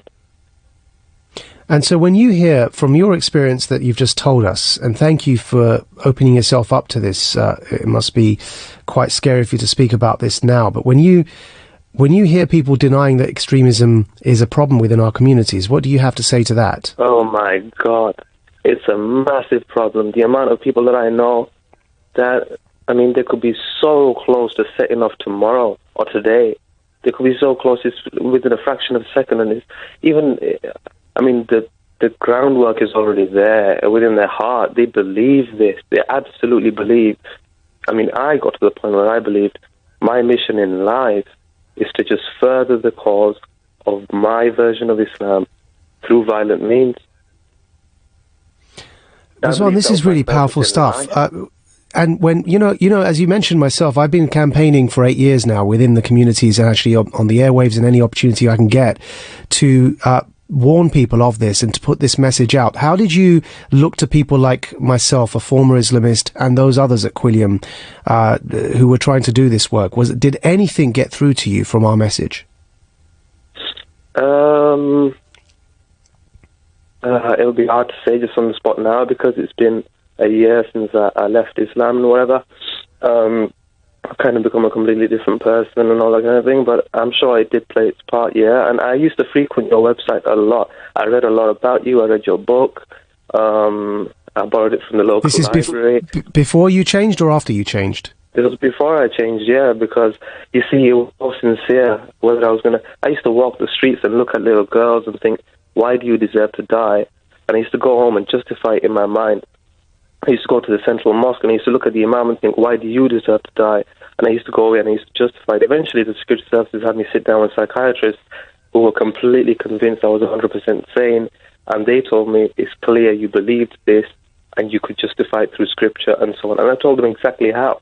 I knew the scriptures off like a database in my mind. Yeah, I could tell you the same thing, that it's quite easy actually to do that. And as you know, I've had a past 13 years as an Islamist as well. Though the group I did belong to, as you know, Rizwan, didn't explicitly endorse terrorism, but it was an extremist group for a while as well, and they regarded me too extreme. So how did you end up changing?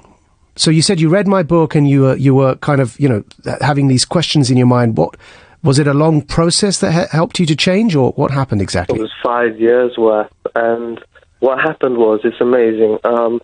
I was in the process of getting rid of all of my things, giving them away to charity, and then I was going to move flat once to clear my tracks a bit more, and then I was going to set off, and I had the money ready and everything. And then what happened was, I was still praying like I was the most devout Muslim I'd ever heard of, never mind met.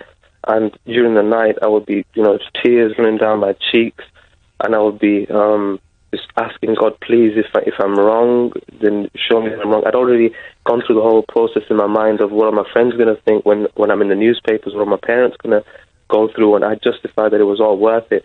So I'd be there. It was just me and God now. And I would say to God, if I'm wrong, please show me, this kind of thing. And then finally I got to the point where I thought, okay, let me now think ways that would be blasphemous to me to have thought before, because I'm about to die. It literally hit me that I am about to leave this world in some way or fashion, or I'm about to go to prison. I don't know what's going to do to my mind, if I'm going to go psychotic. I thought, this is the moment now for me to think a certain way that's sinful. So I started to read things from a whole different viewpoint, and then suddenly things started to unravel, and then there was my world kind of turned upside down. I thought, hold on, have I seen everything in the wrong way? And then that was a long process as well, and that's how I kind of left that. Yeah. I've already put one foot in hell, but that God would kind of take that foot away and the rest of my body would go to heaven type thing. Yeah, well, the exact same thing happened to me when I was in solitary confinement after we witnessed the torture in Egypt, and I got to that brink where I said, I want revenge against the Egyptian state, and I'm prepared to be a suicide bomber because I watched people die in front of me from torture. And it was at that moment that I had to permit myself to think differently, just to be sure, just to be 100% sure that I was right. And, the rest is history. It unraveled from there. So I really relate to your experience. And tell me, after one of the worst things is when you get into the mind frame that they have signed their own death warrant through their actions or through their attitude, because then it's a deflection. You no longer see yourself as responsible for their death. Rather, it's between them and God, and I'm just a tool of God. Yeah, yeah. And so have you made your change, now we're on air obviously, but prior to this, had you made your change public to the community you live in and to your friends who you're saying you're aware of many friends who are literally ready to do something? If I went back to my hometown, it's very likely I'd be beaten to almost death. Wow. So nobody knows where you're staying at the moment? No, I haven't seen my friends or family in 3 years. And is this the first time you're speaking publicly about this? No, I've spoken to many people about it. I mean, on media? Not on media, no. It's been vicars and priests. I'm actually Roman Catholic now. But this is the first time you're speaking on the media about your experience? Mm-hmm. Well, I'm honoured that you're calling, Rizwan, because I think the nation is probably gripped by what you're saying right now. I actually called them one time before, and they're asking the question, is it justified to assassinate British people who are fighting for ISIS? And I would rung up to say, yes, it is, because I know what these people are capable of. And I think the person who I spoke to was shocked and didn't give me a call back. He kind of started shouting, you were doing this and that? I said, yeah. And yeah, he didn't ring me back. So, well, I'm glad you got through this time, but tell me, what after you left, and you're saying now you're living away from everybody, I want to focus in on one element of your change, and that's that, I didn't do what you're saying you've done, which is you left the religion and become Roman Catholic, and that's perfectly within your right. But intellectually, do you think there's a way out for people without having to change religion? Do you think that there is a way to be a Muslim? Yeah, I mean, I clearly do think so, but... Yeah, for me, I guess the whole intellectual process of, that I had already started, the whole kind of, blasphemy, blah, blah, blah, it continued to the point where I became Shia initially. And then after I found some things about that religion which I couldn't really continue believing or practicing, there was nothing left of Islam for me to follow. And I dabbled with all sorts, Sufism, like the Shadli order, the Qadri order, the Naqshbandi Haqqanis, all sorts of different people. And there was just really nothing left there. But I think, yeah, there is. You know, one psychiatrist sat with me and the security services had arranged it for me. And he says to me, do you think that if you grew up in an Orthodox Muslim family, because I grew up in a Deobandi Muslim family, which is very close to Wahhabism and so on. It's almost the Indian Wahhabism. But he said, just for the listeners, the Taliban emerged from the Deobandi faction of Islam. And I'm Afghan ethnically as well. I'm sure that played its part, you know, with disillusionment in this country, not knowing who I was, being an Afghan here, second generation and so on. But this psychiatrist, he said to me, if you grew up in like a Sufi family where you were good to your neighbors and you believed in, you know, civic engagement and all this kind of thing, do you think you would have still ended up the way you did? And I said, it's still likely, but I mean, infinitely less likely. I'm sure there are people in that kind of Muslim background who can just continue their life and be good to people, and their faith can be that salt in their life or more than that and make them a better person. Now, Rizwan, you know, the process that you went through and the process that I went through, as you agree, there are probably hundreds, if not thousands, of young, angry Muslims in the country who are still stuck there. And you and I both know what that feels like, and it's a horrible place to be in. If they are listening to you right now, what would you say to them? Oh my God! Give them some advice. Help them live. Help them choose life over death, and tell them why that's important. It's so difficult. I think it comes down to every single individual person. But you know, the security services asked me. They told me they've got a young guy. He's still in secondary school, and he sits in class and he draws pictures. He doodles a plane going into the Twin Towers, and he's still in secondary school. They said, "What can we do with him?" And I actually said, "Send him to every single imam of every single Muslim sect and get him to sit down with each one and learn his religion better." And they were shocked that I said that. They thought I was going to say, tell him to, you know, become atheist or read, Dawkins or something. But I told them that instead. Go learn your religion properly, and you realize how little you know when you speak to the proper scholars.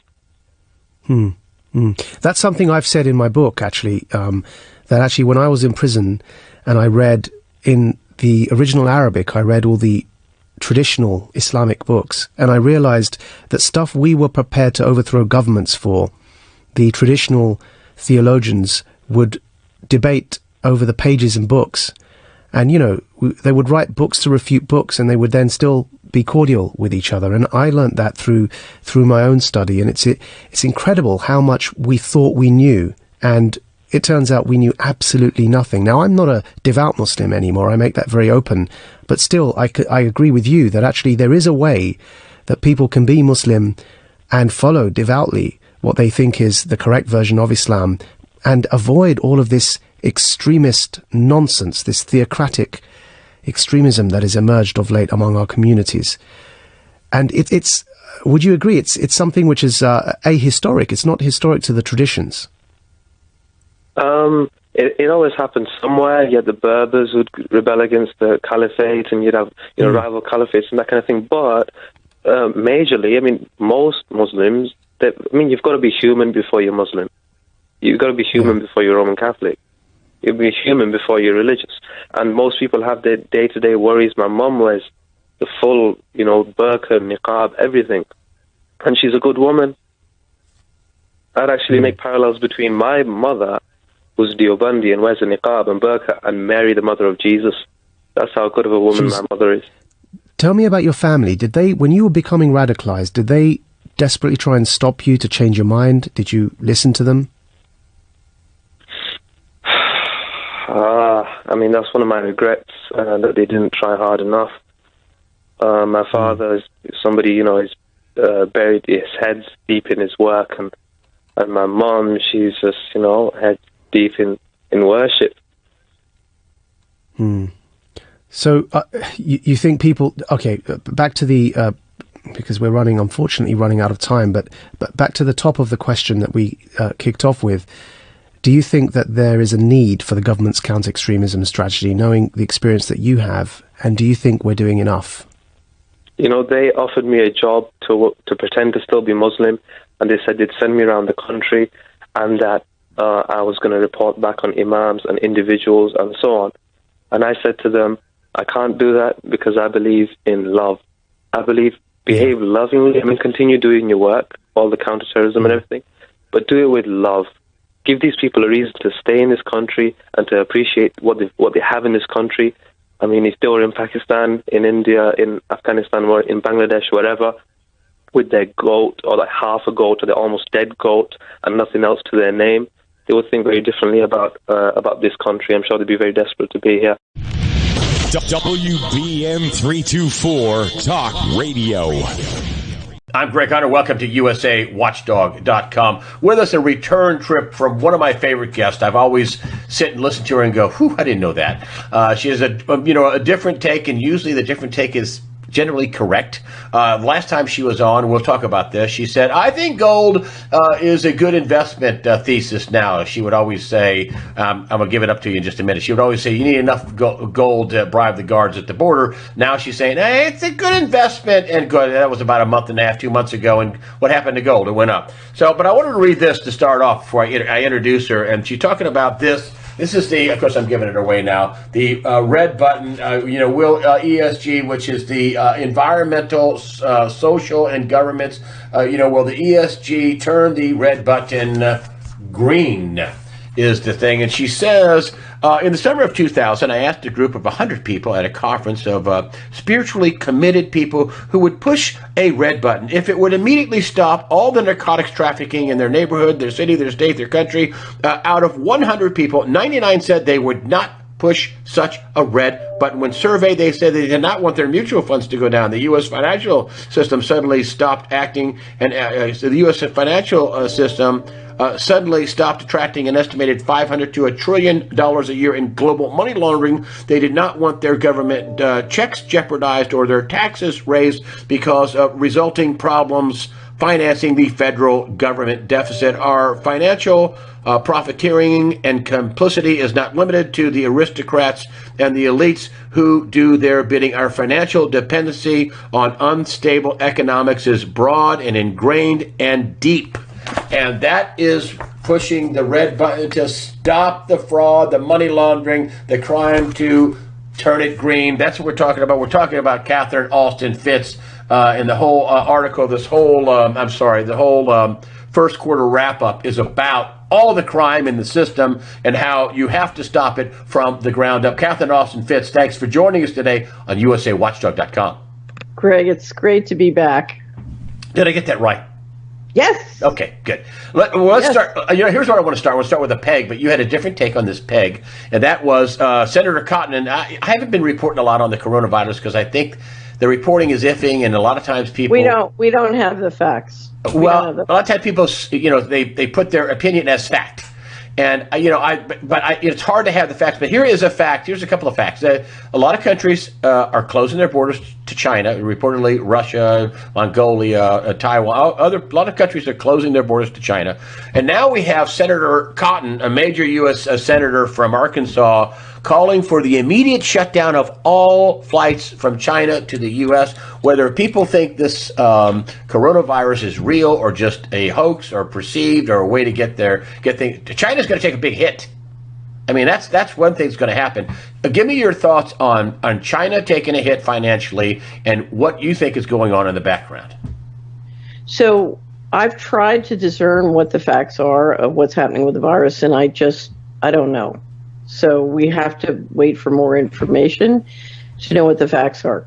What's interesting, there are two things that I think are very interesting that need to be pointed out. One, Greg, is at the beginning of the year, across the board, both in Europe and the United States, all of the different investment sources I was working with were saying, okay, King Kong dollar is over, dollar's going to fall. We need to start shifting money out of the U.S. stock market into emerging market and international global equities. So there was a real shift away from the U.S. and the dollar. And interestingly enough, if you look at where the money was headed, it's all the places that are now coming. You know, the logical move is they come back because whatever's going on, it's gonna slow down the Chinese economy. Now, if China slows down, you know, including a lot, it's going to put them in a dollar bear trap, because you have the thing that really kept the global economy going coming out of the bailouts was the Chinese, and the Chinese did that by levering, and a lot of that debt is dollar-based. So now if their income shrinks, particularly after a year of trade wars with the U.S. administration, they're going to be in a dollar trap, and so wherever the dollar goes, it's going to be stronger, I think, than if this didn't happen. So that's number one. Number two, I'll tell you what my biggest concern, from everything I've heard so far, particularly from the British press, the virus is not my concern for the Western world. My concern is the vaccine. So I'm extremely concerned about nanotechnology and vaccine injury, and what the process has been. The push for vaccine mandates has been very extreme, and in my opinion, in severe violation of the Nuremberg Code in the United States. And the question is why?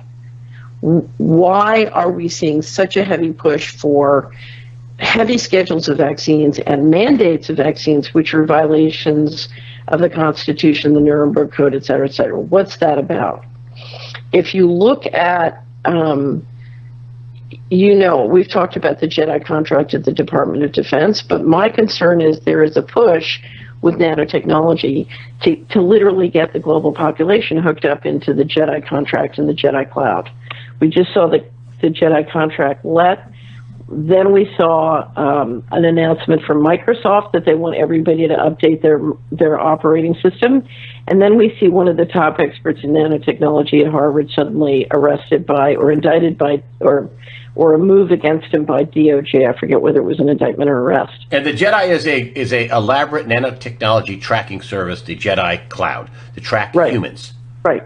So we have watched over the last 10 to 20 years a huge explosion of technology, which is really power shifting what's happening in the financial markets in a way that I think a lot of people in the financial world don't understand. But when you and I talk about the federal government, most people see 24 different agencies in the United States. I don't see 24 agencies. I see a small number of defense contractors and IT contractors who control what I call the data beast. And that's what makes it possible for the deep state privately to control the whole U.S. government behind the scenes. It's done through the information systems. And I've written and talked. We just finished our series on deep state tactics, and I spent a lot of time talking about that.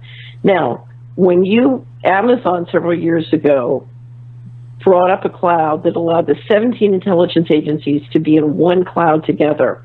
Remember, sucking up all the U.S. government data, which is extraordinary. A lot of our taxes go to collecting data on all of us. For the last 2 years, you've seen DoD work to put together a similar cloud. They just issued their first task order it's called the JEDI contract. Microsoft won. So now, once you onboard Microsoft, you're going to have Amazon and Microsoft and the New York Fed member banks basically operating and controlling a huge amount of the data and transactions for the U.S. government. And that means, Greg, that you can re-engineer the entire federal government at very high speed. Very high speed. What does the re-engineering look like? Imagine getting your Social Security deposited into your Amazon account where you can, where you're restricted as to what you can and cannot buy. Imagine, we just saw in China, where was it? I don't remember if it was Hong Kong, someplace where Uber is now, if you've been exposed to the coronavirus, Uber is shutting you off. You can't use Uber. More control. This is all about control of the population. Patrick Woods calls it technocracy, but we are putting into place the train tracks of technocracy, where the control that can be done is beyond the imagination of most people, because most people can't fathom the extent to which the technology if you look at what nanotechnology can do, I mean, we're talking about the ability to inject or ingest nanobots, and including through the global spraying, that can literally allow major cloud operations like that to use AI and software to mind control, manage, dictate, even murder. We're talking about very powerful, very invasive technology. So, if you don't understand this, I would really encourage you to listen to the Deep State Tactics series at the Solari Report, and we have a lot of supporting material, including Control 101 and different wrap-ups we've done on space. You can see all the wrap-up covers at the lower left of the homepage. But we all need to understand the extent to which highly invasive technology has been developed that is very invisible to us. We can't fathom that anybody would want to have that level of control. It's very hard for most people to fathom that the military would want technology that can inject thoughts into you, through your phone, through your computer, through your smartphone, and through the air, through wireless. But it's here.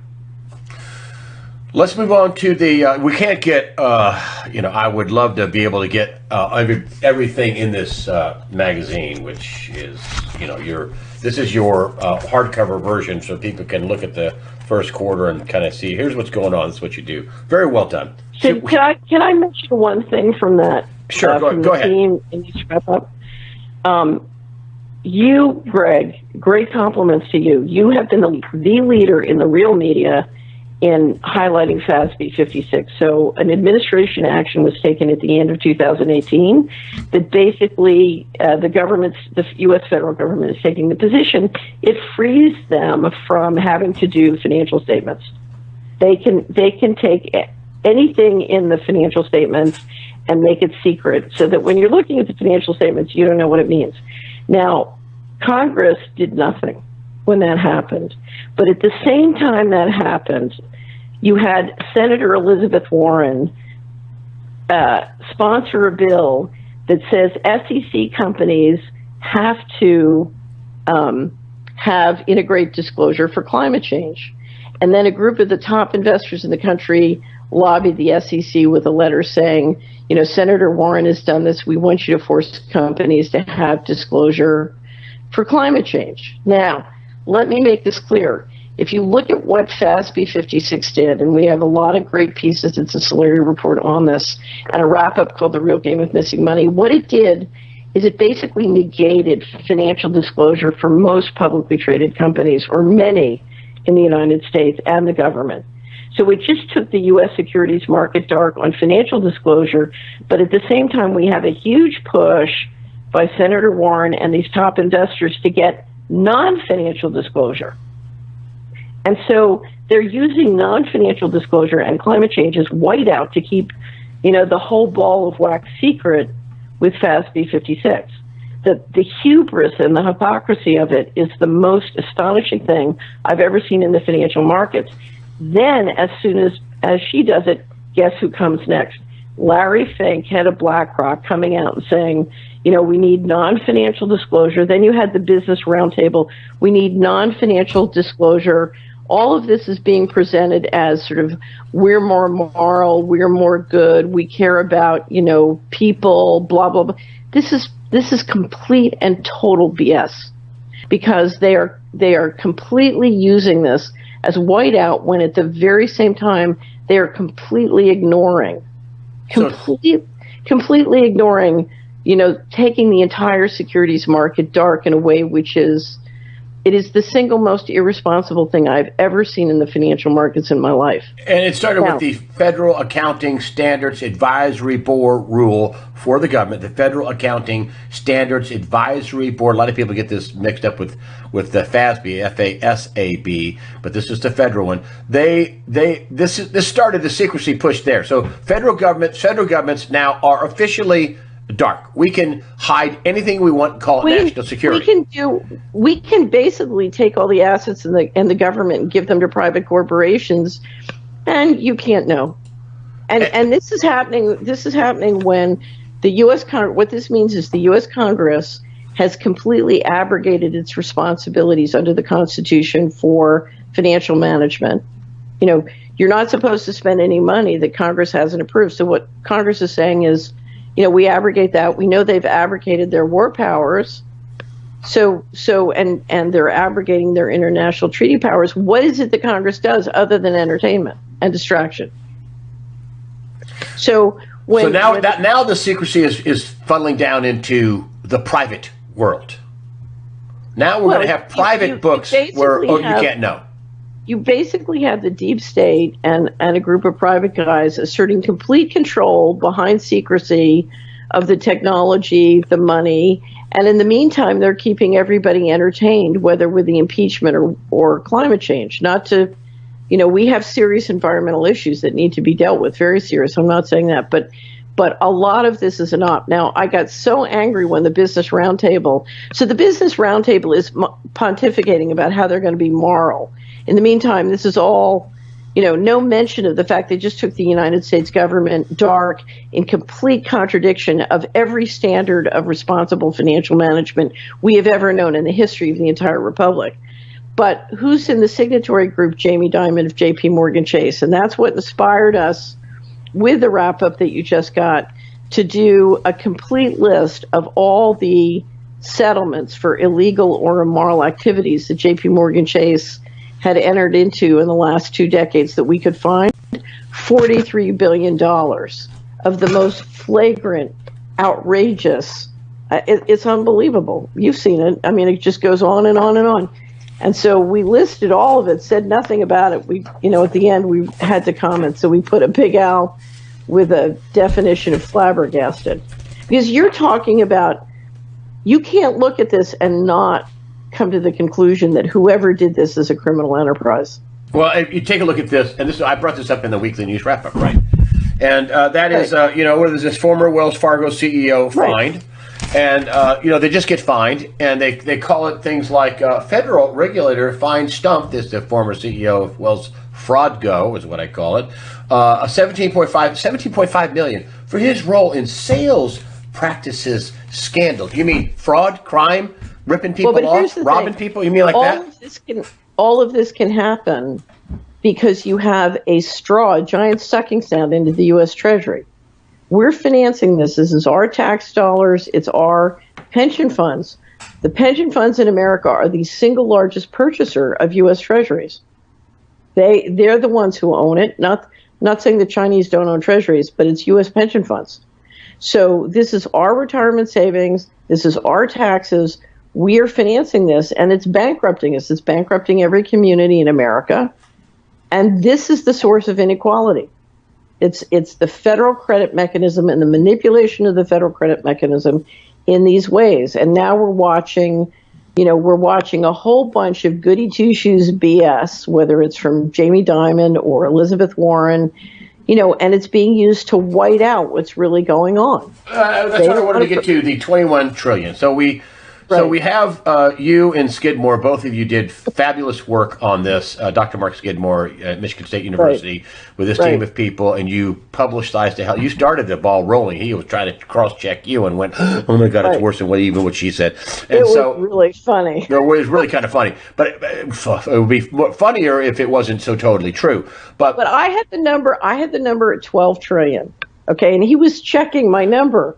And he kept taking it up, and I'll never forget it. We got it to 20 trillion, and at the time, 21 trillion was the outstanding debt. Now it's 23 trillion.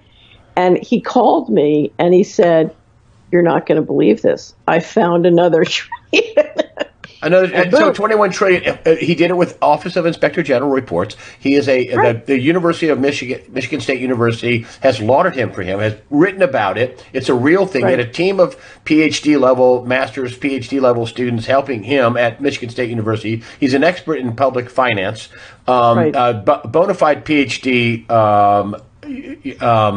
economist.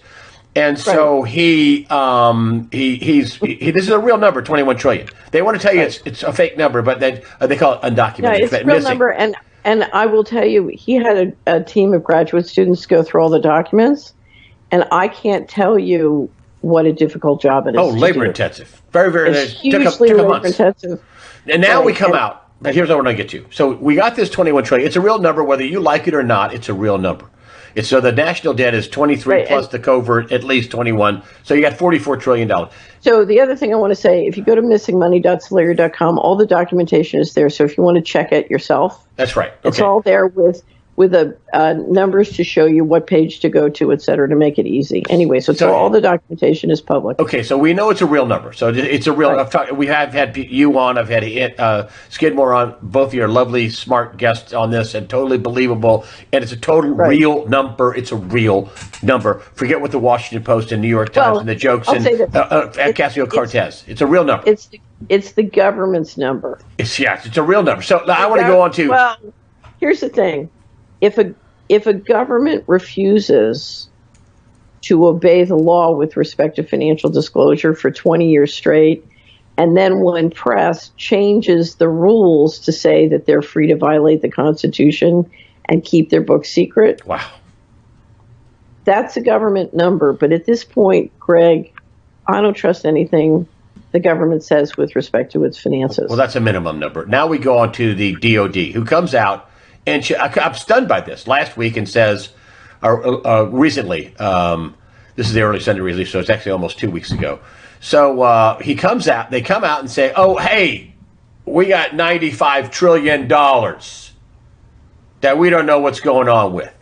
They said they have $95 trillion of adjustments over a 3-year period. Last year was $35 trillion. Their budget's less than $1 trillion, the military. Right. So, although if you look at their assets and their balance sheet, it's more than, but let's just call it $1 trillion. So the 21 trillion was undocumentable adjustments. Those are adjustments made without documentation supporting them. With the 95 trillion, Dr. Skidmore went to the OIG, the Inspector General's website. There's no supporting documentation. This is, wait, just so people know, this is the Department of Defense's press release. They have come out and said, we've got 95 trillion in 3 years, 17, 18, and 19. Right. But an adjustment is very, very different than an undocumentable adjustment.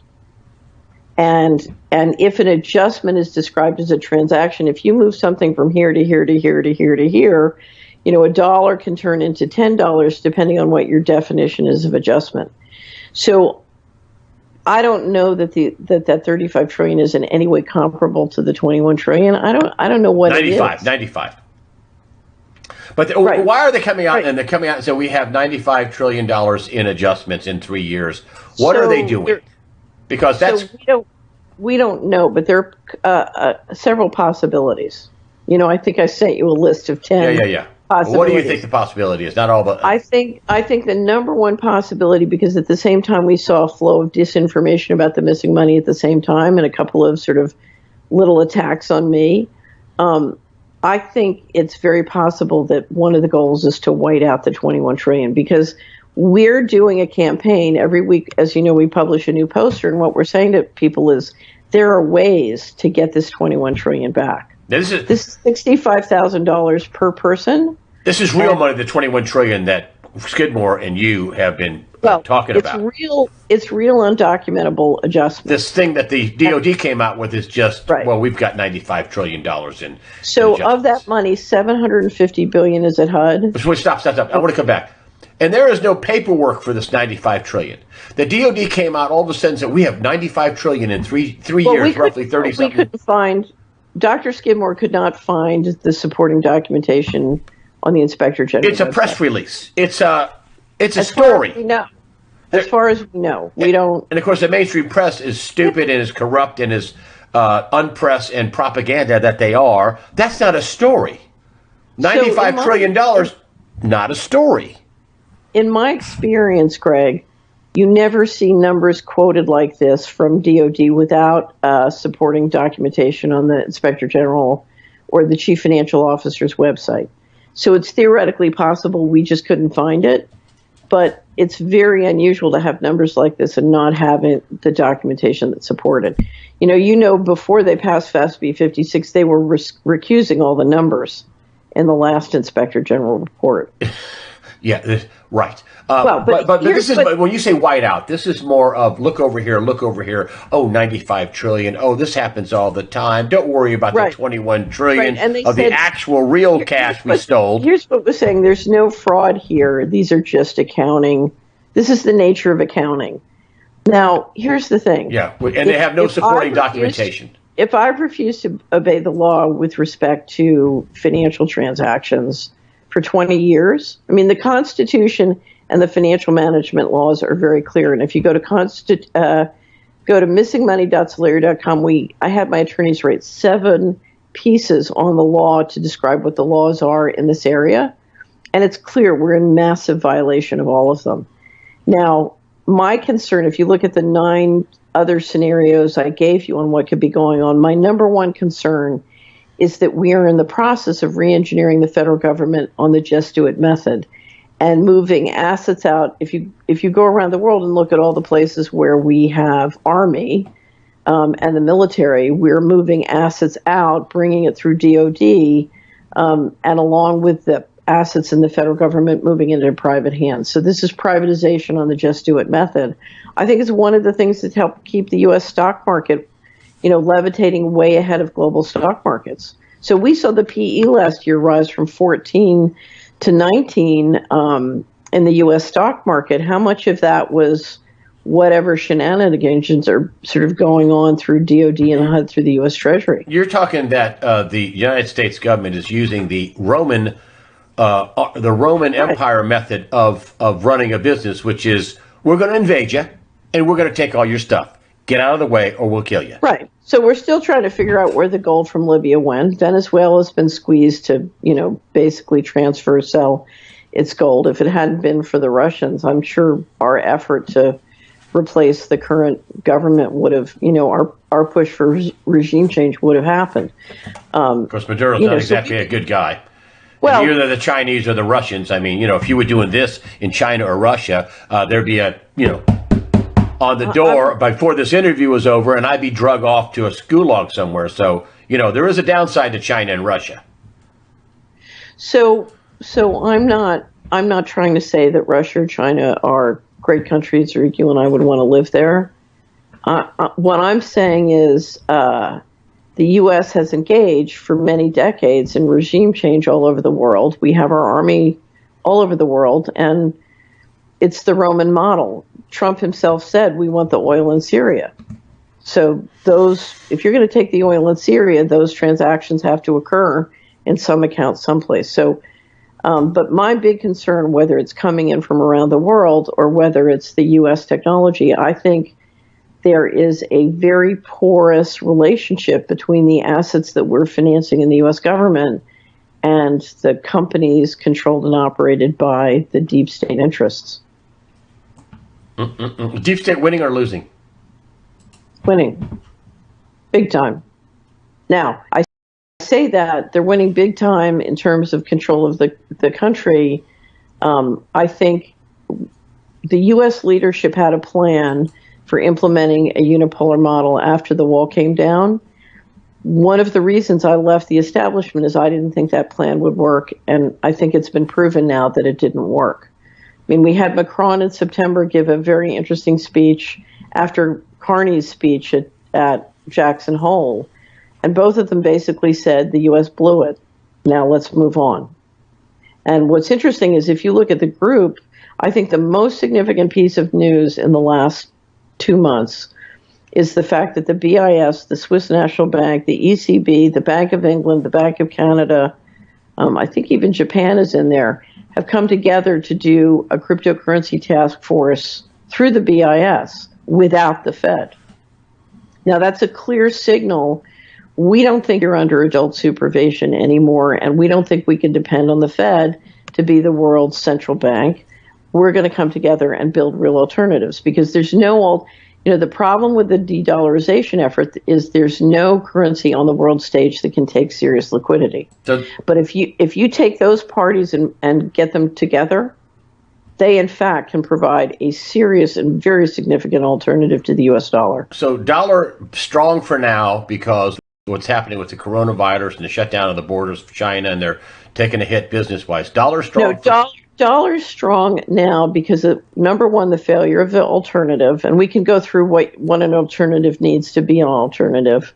So number one, no alternative, but two, China significantly weakened as a result of what's going on now, and China put in a dollar bear trap. And so China's going to need dollars.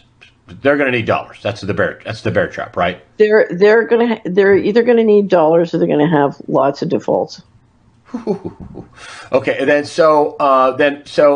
but the longer term scenario is the dollar is going to be replaced. That's what the framework is going on. Dollar is going to be replaced. The dollar has a very significant market share. Whether or not the dollar stays the reserve currency is ultimately primarily a military question, and you and I don't have the intelligence we need to understand exactly what the competitive advantages are of the dollar faction in space. You know, it's sort of the invisible and black budget technology. That's what it's going to come down to. What we know is because of the weaponization of the dollar and financial sanctions and sort of the aggressive regime change by the United States worldwide, you're watching a significant number of players, including our traditional allies, who don't want to be dependent on the dollar anymore and don't trust the governance of the dollar system. And when you create, you know, Hitler made a mistake on attacking on a third front.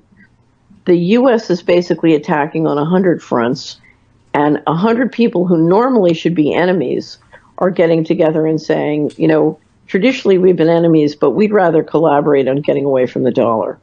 So part of the problem is you have a whole portion of the world that is growing, and the dollar is being used to control them and is making it more difficult to facilitate trade. So you have a non-alignment between the currency and where the growth in the global economy wants to come from. So you've got a win-lose relationship between the people managing the dollar and most of the rest of the planet, which is extremely unfortunate because once upon a time it was much more in a win-win position. So, you know, and the problem is you have way too many players now playing win-lose, and it's very dangerous. I want to go on to next question. I just had Armstrong and Charles Nenner on, both big global geopolitical cycle guys. And they were both in some way worried about the system coming down. In the pre-interview, I asked you about this, and you went, that the chance for that is not great. And if it is, it might not be such a bad thing. Would you please explain that the chance isn't great and it might not be such a bad thing if the system came down? Here's the thing. What does that mean? For many people in the Western world, the system is coming down as we speak. It's been coming down for years. So we've seen the establishment basically composting different aspects of the population and the economy. You know, it's like bringing the blood back. When the body's in trauma, it brings the blood out of the toes and out of the fingers into the heart. So we have the empire bringing the blood back to central, whether it's Washington or New York or Beverly Hills or London, and basically draining, you know, the portions of whether the population or the places that they consider expendable. So they're rich because they're feeding on Libya. You know, still I ask the question, where's the gold from Libya? So you have this tapeworm model, and the rich are getting richer, but it's tapeworming. You know, you're parasiting the host in a way that makes the economy much weaker than it could or should be.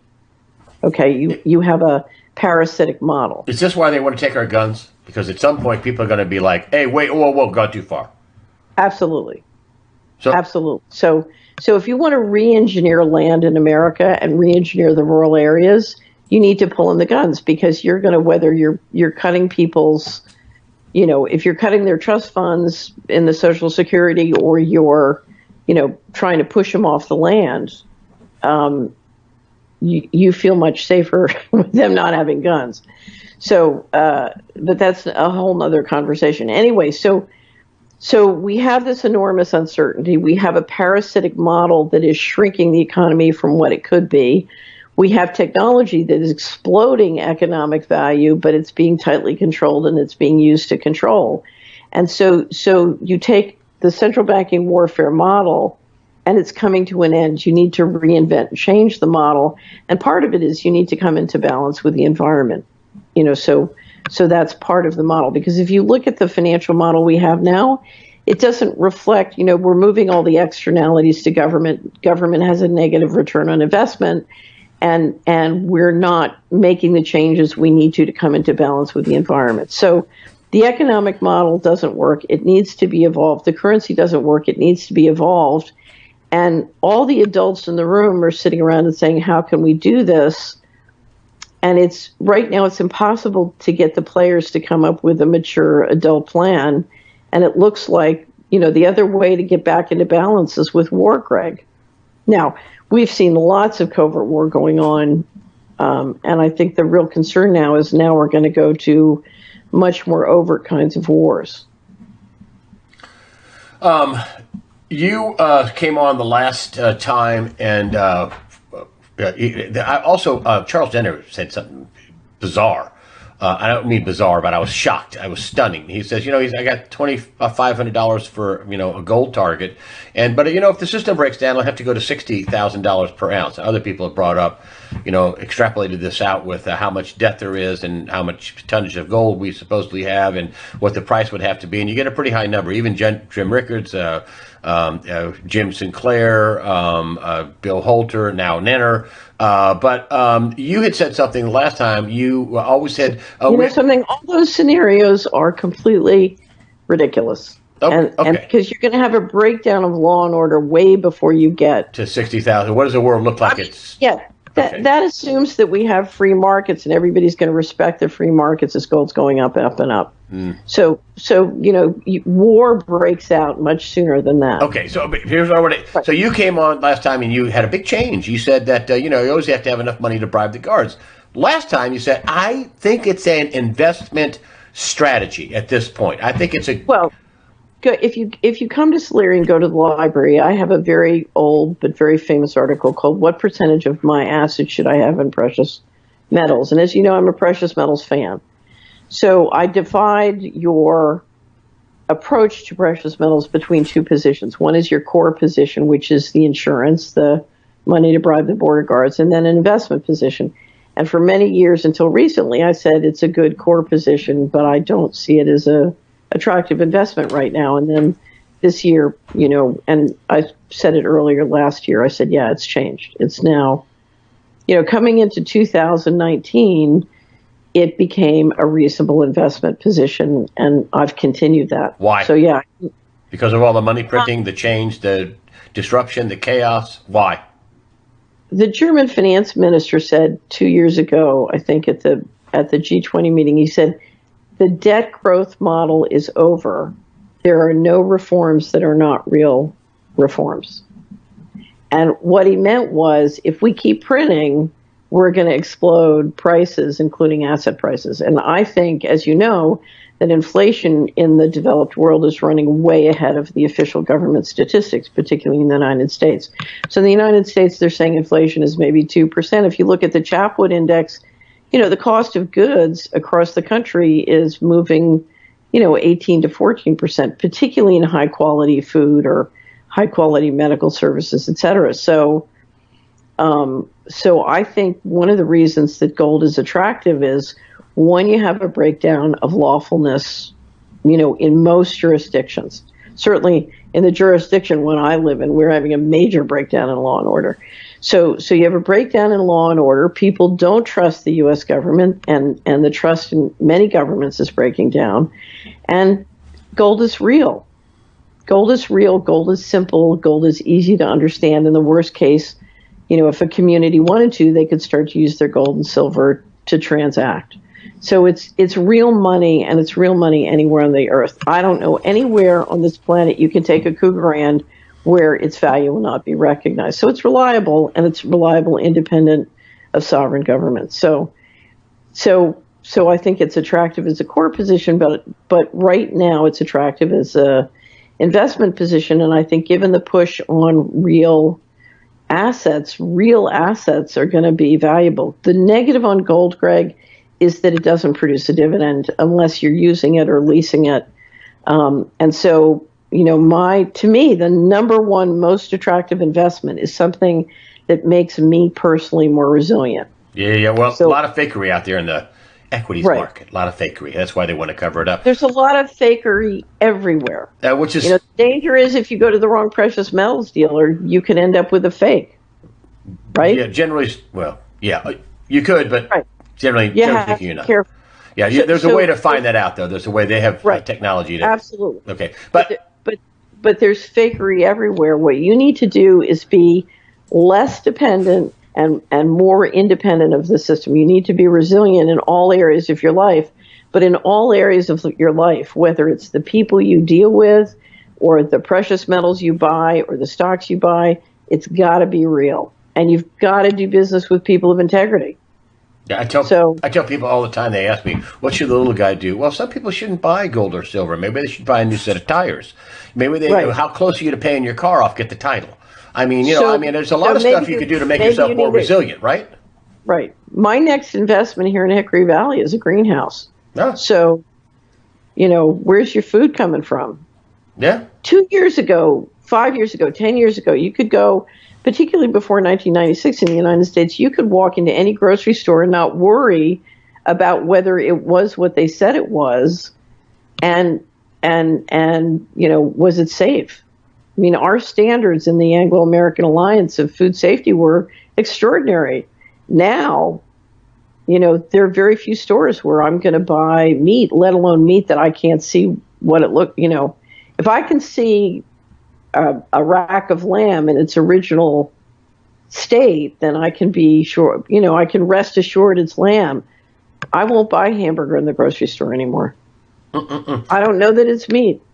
One of the things you were talking about, and we'll kind of close up here, I want to tell people about Solari.com and then all your posts that you have. I'm going to put a link to that. Some of them are funny, but they'd be funnier if it wasn't totally true. They've been ripped off of $21 actual trillion. Here's the thing, Greg. But I want everybody to understand there are ways of getting this money back. And that's what the posters are all about. Get people aware. There are ways of getting this money back, and we need to get this money back. We are not going to survive for the next 10 years in America in any kind of free democratic society unless we reverse this. And there are ways of doing it, but it takes a critical mass of people to do that.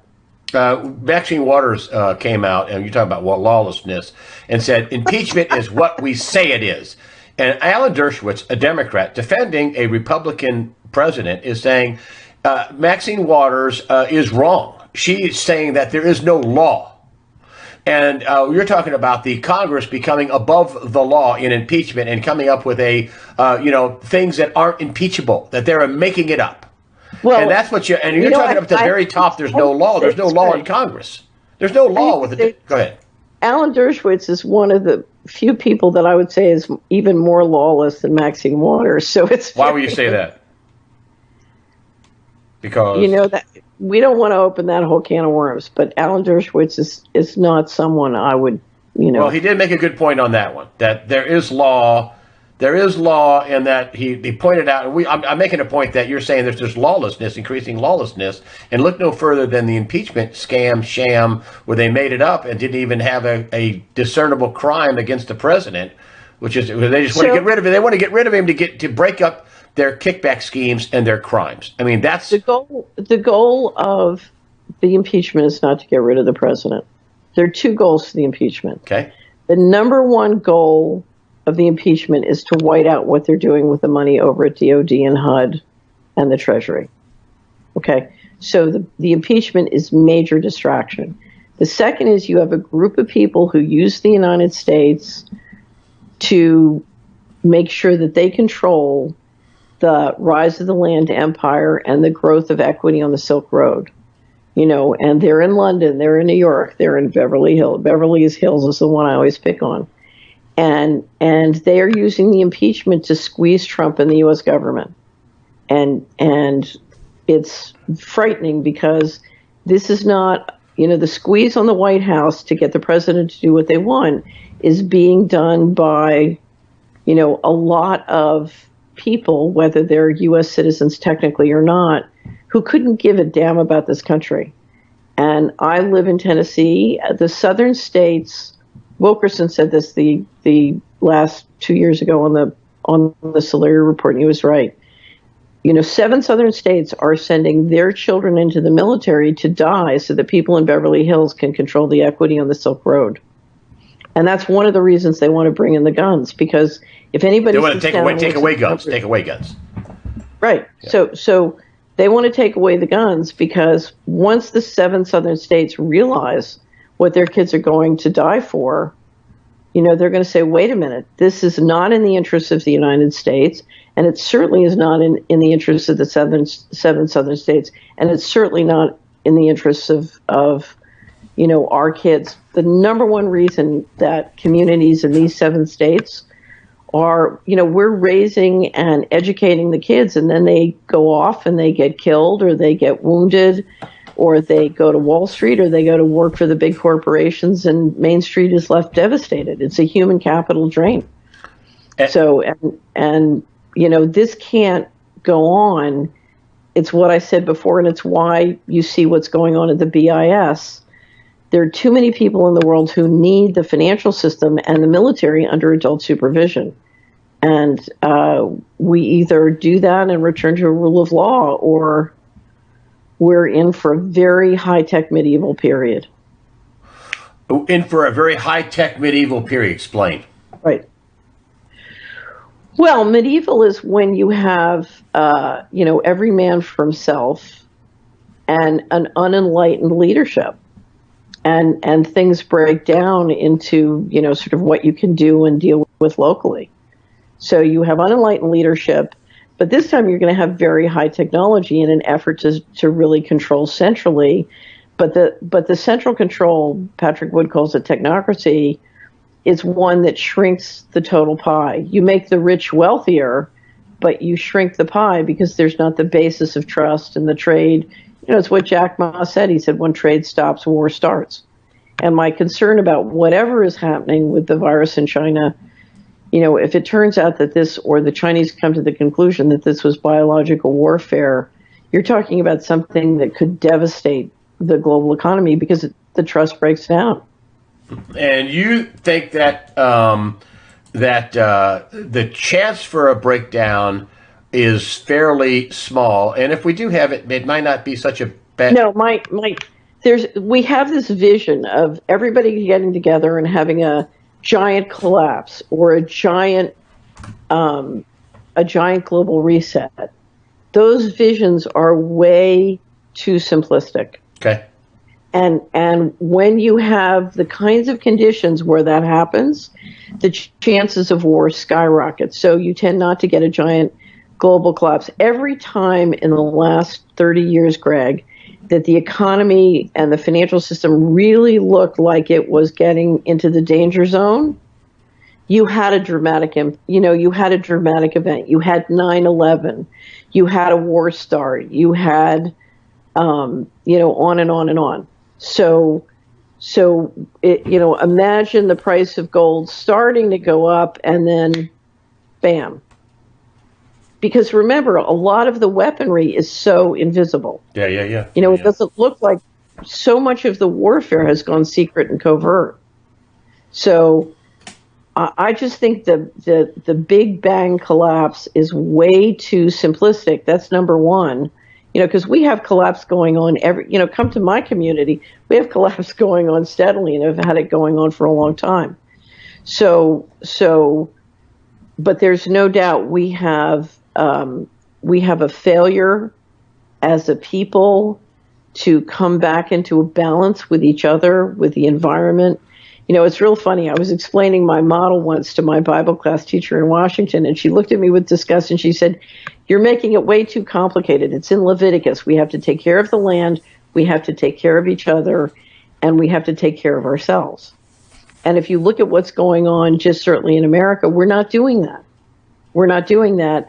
And you've got a lot of powerful people with a lot of new technology saying, hey, we can operate with free money and zero constraints under the law. We can kill with impunity. And that behavior, it's like a bull in a china shop, is wrecking the place. I've watched it wreck my community for 10 years. I'm sick of it. Watch Life PD, and what do you got? No ID, no insurance. I'm doing crack. I'm doing meth. I'm doing heroin. You watch Life PD. I mean, it's right. But wait a minute. Look at the materials they're using to do sex education in California. Those materials are what the CIA used to do to teach children how to be sex slaves. Oh my God. Oh. Okay, so we are financing our educational institutions teaching young children how to be sex slaves. We are feeding them burgers. I call them biowarfare burgers that are the equivalent of hormone replacement therapy. We are giving them vaccines.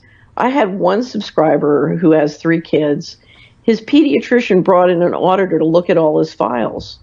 Here were the numbers.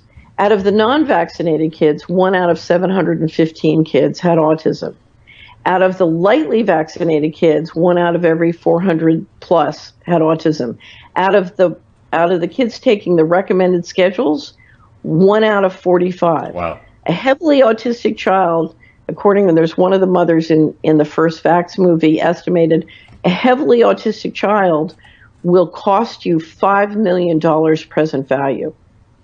That's what it costs. It's a marriage destroyer. It's a family destroyer. Greg, what I have to tell you is, it's funny because I'll have, I once had a client who was a grandparent, and he said to me, I can't afford to tell my kids not to vaccinate because they just get so offended. And he said, they tell me it's not my business, and they're right, it's not my business. I said, wrong. Because if your grandchild becomes autistic, it's going to be $5 million. The $5 million, your kids don't. Guess who's going to pay? So it is your business. Solar Report. This is the first quarter. Taking the red button and turning it green. Very clever on the front and back of the magazine. Very well done. This is a condensing. What you do every quarter. You have all your video presentation, your library, your rich resources. We'll put up the link to. You can scroll down to see all your posters about the missing 21 trillion, and it affects us all, no matter what. Creed or sex or religion, whatever. It pretty much affects everybody and should make everybody really upset. Maybe a unifying thing that we've all been ripped off, no matter whether you're Democrat, Republican, or whatever. It's an opportunity. Yeah. Right. It's an opportunity to come together and start to reverse things. It's correct. And it's a big awakening, and you're partly responsible in a big way for that. And that's Catherine Austin Fitts, at the publisher of the Solari Report at Solari.com. We didn't cover all in your fine magazine, but we covered a lot. And thank you very much for joining us today on USAWatchdog.com. Okay, Greg, you always turn my red button green. Well, thanks for coming on, and I appreciate it. Now you're headed off to Europe for a few months, and we'll catch you on the flip side, or maybe we'll catch you over there. Thank you so much, Catherine Fitts, for joining us today. Thank you. Have a great day. You too. Thanks a lot. Bye-bye. WBM 324 Talk Radio. Okay, so there's a shortfall of truth in the media. And there's a ton of information out there that the mainstream media will not get near. 9/11, banker occupation, the Clintons, safe and natural health information. The list just goes on and on. Enter the World Broadcasting Network. We aim to challenge censorship the tech overlords deal out daily with shows like Sunday Long Live Radio, Americanuck Radio, and the Robert Scott Bell Show. We are fighting back for you. Why? Because this is going to take all the truth tellers to push back. And WBN 324 aims to be right in the middle of the action. So just type in your browser WBN 324 and join the fight for truth.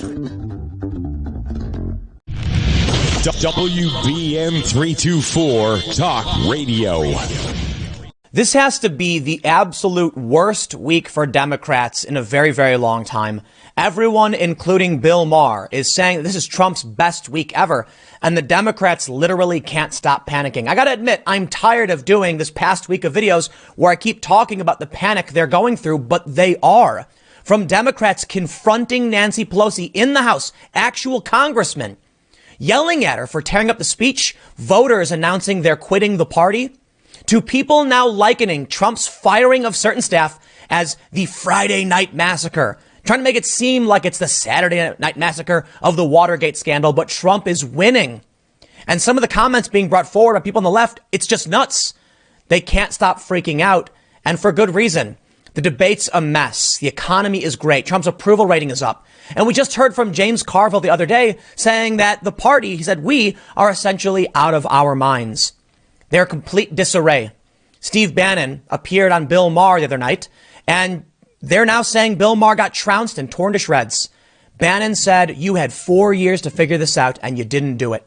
So yeah, they keep panicking, and I don't know what else to say, because the comments I'm seeing in response to this latest story, that Vindman was escorted out of the White House and fired, and so is Sondland, it's nothing but panic. They say, Trump's coming for your family. He can go after anyone. It's the Friday Night Massacre. Calm down. It's not the end of the world. You started a fight you couldn't win, and this is what happens. This week is just getting worse and worse for the Democrats, and I can only imagine it's going to continue to get worse. To try and claim otherwise would be a lie. So let's get started and go through all of these things where the conservatives are winning. And I'm just going to say it this way. I think what we're seeing is the right, the Republicans, conservatives, whatever, absolutely dominating the culture war. It's not just about Donald Trump. It's about the economy. It's about cultural politics. It's about the comedians coming out and making offensive jokes. It's about the rise of conservative media and the collapse of left-wing digital media amid mass layoffs. I don't know how else to frame this, but this is at least what I'm seeing. I got all the sources to back this up. Let's get started, though, with Trump's moves against those who testified against them. The story from Huffington Post. Alexander Vindman's brother also booted from White House after Trump acquittal. You see, it wasn't just Vindman, it was also his twin brother. But before we get started, make sure you head over to timcast.com/donate. If you'd like to support my work, there are several different ways you can give, but the best thing you can do, share this video. I often try and say that breaking echo chambers is one of the best things we can do by sharing this video. I got to admit at this point, there are probably too many people who are so entrenched and refuse to accept this insane defeat and Trump's constant winning. They probably don't want to watch it. But I also would make a bet there are a lot of people that are completely disillusioned by the constant failures and defeat. Earlier today, I did a segment talking about the Democratic debates we saw last night, where they tried claiming once again that the economy is bad. Yet according to Gallup, only 10% of the population of the United States thinks that the economy is the number one issue. Why? Because the economy is really, it's going great. And most people are experiencing this firsthand. Those people might they might be now a bit disillusioned. Why do they keep telling you things are bad when things are better than ever? There was one story where Democratic voters in Boston said they recognize how great everything is going, but they're concerned about climate change. Well, unfortunately for Democrats, they're on the debate stage saying the economy, an issue that most people are actually good with and thank the president for. So perhaps these people need to hear a dose of reality. Everything the Democrats have tried, their battle in the culture war, it's all failing. Impeachment failed, emoluments failed, 25th Amendment, you name it. Everything they've thrown at this man, he has defeated them. And now he is launching a counteroffensive. Republicans have been investigating Hunter Biden. They are escalating these investigations. The Treasury Department is submitting documents. The Durham investigation is underway. Republicans, conservatives, the right are absolutely crushing it. And every day I look at the media, what do I see? Democrats freaking out, and it's getting worse. Here's the story. Huffington Post.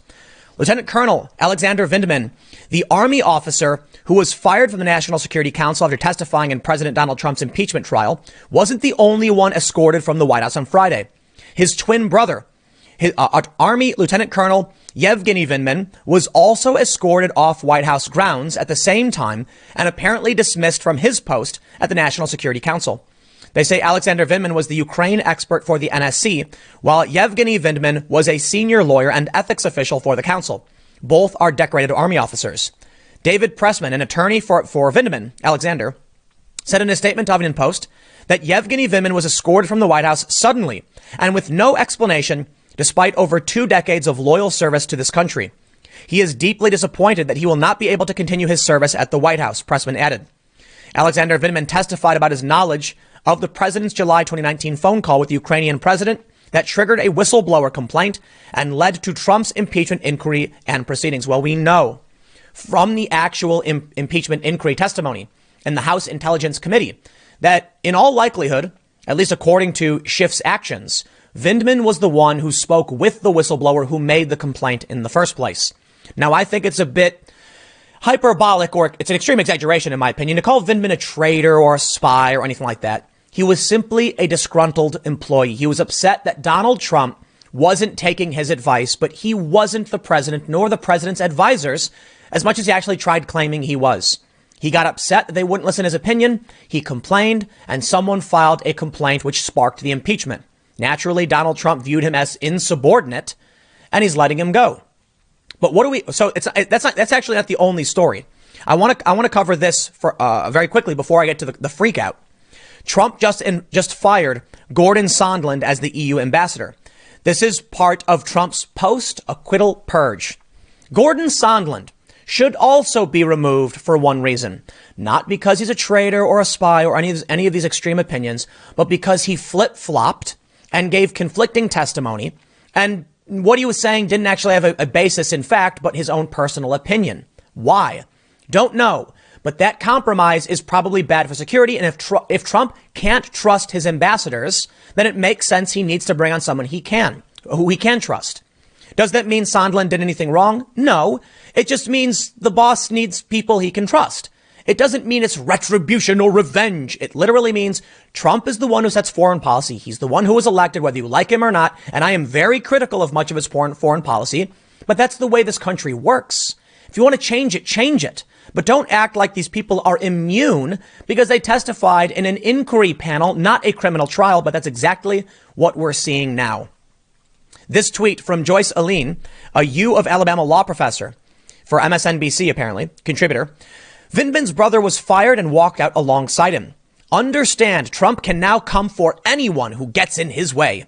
He can retaliate against family. The people who wouldn't do the right thing for its own sake should know that that day can come for them too. It seems trivial to mention at this point, but retaliation against a witness is a federal crime. There was no criminal trial. There was an impeachment trial. But the Democrats did not accuse Trump of any actual statutory crime. So I think it's a bit of a stretch to say he's retaliating against witnesses. And look, I question Trump's judgment on a lot of things. There's a lot of things going good with the country right now. But let's be real. His brother, should he have been fired? That's a tough question. But I think there's a serious issue of insubordination and disgruntled employees or people serving at the pleasure of the president, whatever you want to call them. If Trump can't trust you in his administration, don't be surprised if he asks you to leave. Now, they weren't technically fired. Some people are saying they were. They're being reassigned. That's my understanding. But all of these people freaking out, it's getting a bit crazy. Friday night massacre. Experts say Trump firing of 3 officials, including Sondland and Vindman, is a criminal offense. Trump is the president. If you are working in the administration, he chooses if you can work there. It's not criminal for a president to say, I don't trust you. I don't think you'll do a good job. It's time to go. What's the argument now? That anyone who ever complains about the president is immune from being fired? That's completely insane. Several other presidents have purged tons of appointees and employees. They get in and they say, all these people brought in by the other guy, they got to go. That's a part of the political process. That when the American people vote for someone new, that person is going to set policy, and that means dramatic change. It's actually a good thing to remove people who you think might be in too long. Otherwise, you'll get an actual deep state. One of the biggest concerns we should have are permanent appointees who exist in these positions of high power in government without being elected. So if Trump is going to make some moves and fire some people or reassign them, I don't see it as a big deal. I think people are freaking out. They can't stop panicking. Seriously, Friday Night Massacre? Y'all need to calm down. But I get it, man. I got a lot more. Donald Trump and the Republicans are just sweeping the victories in. Trump said you get tired of winning? I gotta be honest. I am actually tired of Trump's winning. And I mean that not as a joke. Because the past several videos I've done have been about Democrats quitting, Democrats panicking, Democrat, party collapsing. Panic, panic, panic. I don't know how many videos I've made talking about their panic, but I kid you not. It's, people in Congress saying, what are they doing? Why are they getting these papers on Hunter Biden? Oh no, they're investigating us. It's people saying, oh geez, Trump is retaliating against families. It just doesn't stop. So I was sitting here trying to figure out, is there a different story I can do? But if I want to talk about what's happening in 2020 in mainstream politics, this is what's happening. This is the big news. Vindman was trending #1 last night. And the response from Democrats was sheer panic over the fact that Trump fired a guy. Look at this.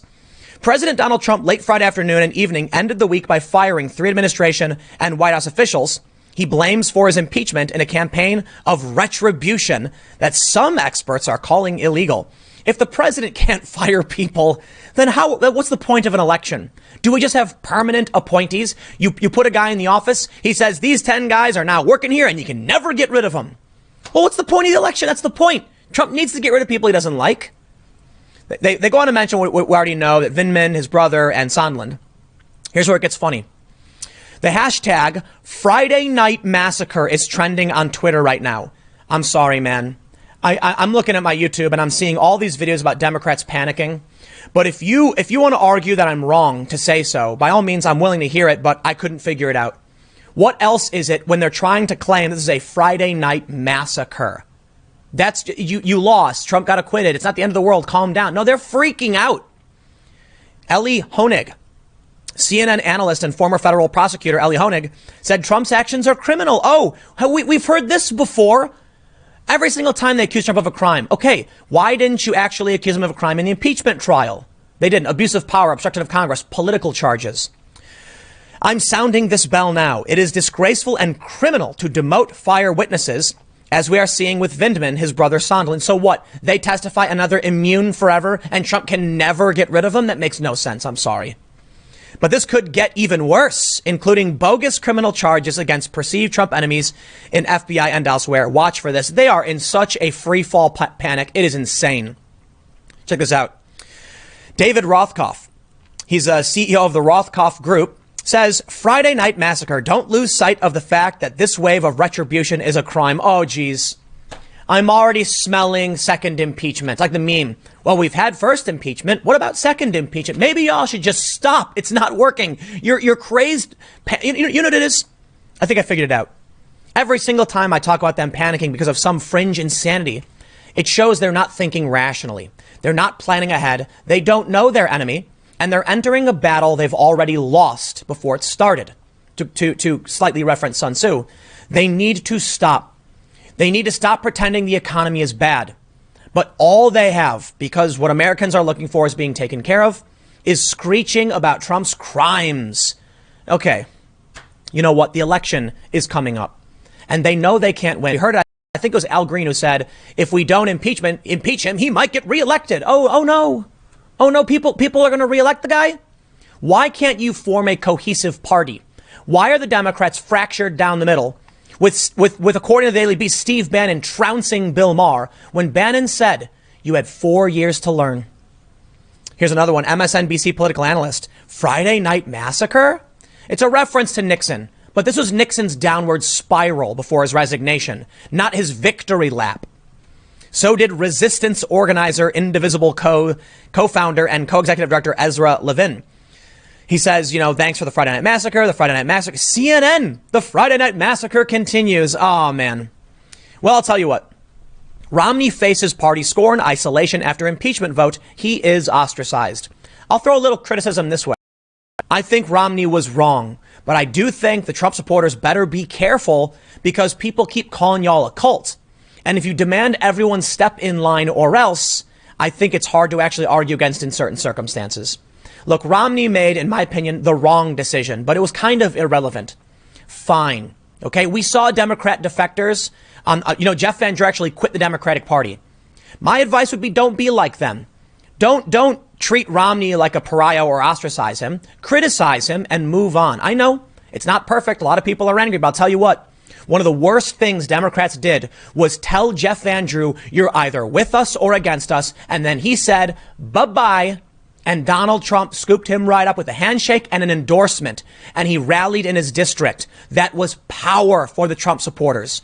Be careful where you tread, because if you sling mud back in the other direction, people might actually doubt your integrity. Again, I think Romney was wrong on this one. I think the impeachment was hyper-partisan nonsense. Romney did it, don't know why, but he's a senator for a while. So my bet would be he knows that by the time he's actually up for re-election, people will have moved beyond this. So we'll see what happens. But again, I'll stress, you look at what happened with Jeff Van Drew, don't make the same mistake. But now Trump is moving for expungement. I know I've talked about this quite a bit, but it bears repeating because we're talking about the never-ending victories of Donald Trump. Political hoax. Trump called for his impeachment to be expunged. He's going to win. What you threw failed. He's going to get reelected. And when he does, and when the Republicans win the House because you're in incessant nagging about the orange man, it's driving people, it's making them angry. They're going to expunge this. And Donald Trump is going to, he's going to have that victory under his belt. He just keeps winning. Now I want to do this. I want to go through several different stories I have that are more about the victories of the right. And in the culture war, it's beyond just the Democratic Party. Now, they keep freaking out. They keep panicking. But there's a lot more going on here. This is a story we saw from the other day. Or I'm sorry, it's actually from, I think, today. Steve Bannon outduels and embarrasses Bill Maher on Real Time. Even the Daily Beast, the left-wing media outlet, is giving Steve Bannon the victory. That, to me, was nuts. Bill Maher is not afraid to bring on controversial figures and have great conversations. I have tremendous respect for him for doing this. And he looked defeated. And he said when they were arguing, it's Trump's best week ever. And boy, did he look upset. But Bannon kept trying to get to him, saying, listen, he likes Bernie. Bannon said he liked Bernie. He thinks Bernie's identified the real problem but has the wrong solutions. And he said, look at what the establishment is doing to Bernie. They don't want to listen. They don't. They ignore what Bannon says. They ignore his warnings. And I'll tell you this. I don't know a whole lot about Bannon. Never been a big fan because I don't really pay attention to him or what he does. But I feel similarly that when I say, calm down, stop freaking out, try and come up with a cohesive strategy, they don't listen. When I make videos pointing out these people are freaking out, calling it a massacre, as if it's Watergate, it's not. It's a problem you created and you lost and you keep losing. They get mad. They accuse me of being partisan. Look, man, I'm fairly ambivalent. I wouldn't vote for Trump, but that's the problem. They demand you be a partisan. It's entirely possible moving forward that, Republicans lose when their time comes. And you'll hear me saying similar things to them being sore losers. But for the time being, this is how the game is being played. So let me just stress. When I was covering Occupy Wall Street, they loved what I had to say. When I started talking about their failures and defeats, that was the Obama administration. When I started talking about their failures and defeats, they started getting angry about it. You had your victories. Now you have your defeats. It's a weird, weird world. That simply for pointing out the economy is doing really, really well, journalists won't talk about it. That makes me right-wing as if my opinions are right-wing. That to me is nuts. I covered this earlier, but it needs to be shown in this context. John Lettieri said, maybe in light of yet another strong jobs report, reporters will push leading presidential candidates who claim the economy is fundamentally broken to produce some stronger evidence. That's what I mentioned earlier. Only 10% of Americans believe economic issues are the most important. So every time you hear a Democrat say wealth inequality, they say the economy isn't working for you, it's broken, it's only working for the 1%. They're just lying. I guess they have nothing left. That's literally it. Well, here's the more bad news. The rest of this is going to be about how conservatives are just sweeping up the field. In my opinion, they've won already. Maybe Trump will be defeated. I don't know. But I'll tell you this from the Wall Street Journal. Iowa Democratic turnout prompts concerns about voter enthusiasm. Some in the party wonder if state has become more conservative as turnout falls short of the 2008 record. Maybe it's preemptive, but this is a bad indication for the Democrats about what's coming next. They were supposed to rally record enthusiasm to compete with Donald Trump, to defeat him. I thought this country was upset and hated the man. I thought his approval rating was below 50%. I thought all of these things, and I thought maybe I'm in a bubble. And most of America really, really hates Trump, and they're going to come out in droves and sweep the field. Then Iowa happened, and there was no record turnout. There was first-time caucus goers were actually down. This projects something very dire for Democrats going forward. I think with a strong economy, good national security, And Trump, trying to lower drug prices and trying to do some things in terms of at least selling some of his healthcare plans, not perfectly, mind you. He's made comments about Medicare that James Carville was freaking out about. But Trump has tackled core issues that matter the most. And I think as much as you might go on Twitter and hear that the Orange Man is bad and it's a Friday Night Massacre, the reality is the average American doesn't really care because they got cash in their pockets and they're having a good time. That means they're not going to come out to caucus. In fact, some people couldn't even stay the hour. This was the craziest thing to me. Not only was voter turnout bad in Iowa, some people who showed up left early because they couldn't give the hour. I'll just leave it there. I was going to swear, but I'll stop. No, they couldn't even give an hour to represent the person they wanted to win. They couldn't do it. That's how little they actually cared. And then they went home. That means come election time with these projections, it's going to get real bad. Here's another little bit. Maybe I'll wrap this up soon. From Gallup last month, the U.S. remained center-right ideologically. I think it's fair to say that the conservatives and the right are dominating the culture war right now. I don't know why. I don't know what it is, but I think it's that, there is no real Democratic Party. They've fractured, they're split. You say the word Democrat, and who are you even describing? A Bernie Sanders socialist or a Joe Biden, corporate centrist or whatever you call him? I don't know. I have no idea. And so I've had people tell it to me when I say Democrats panic. Who are you referring to?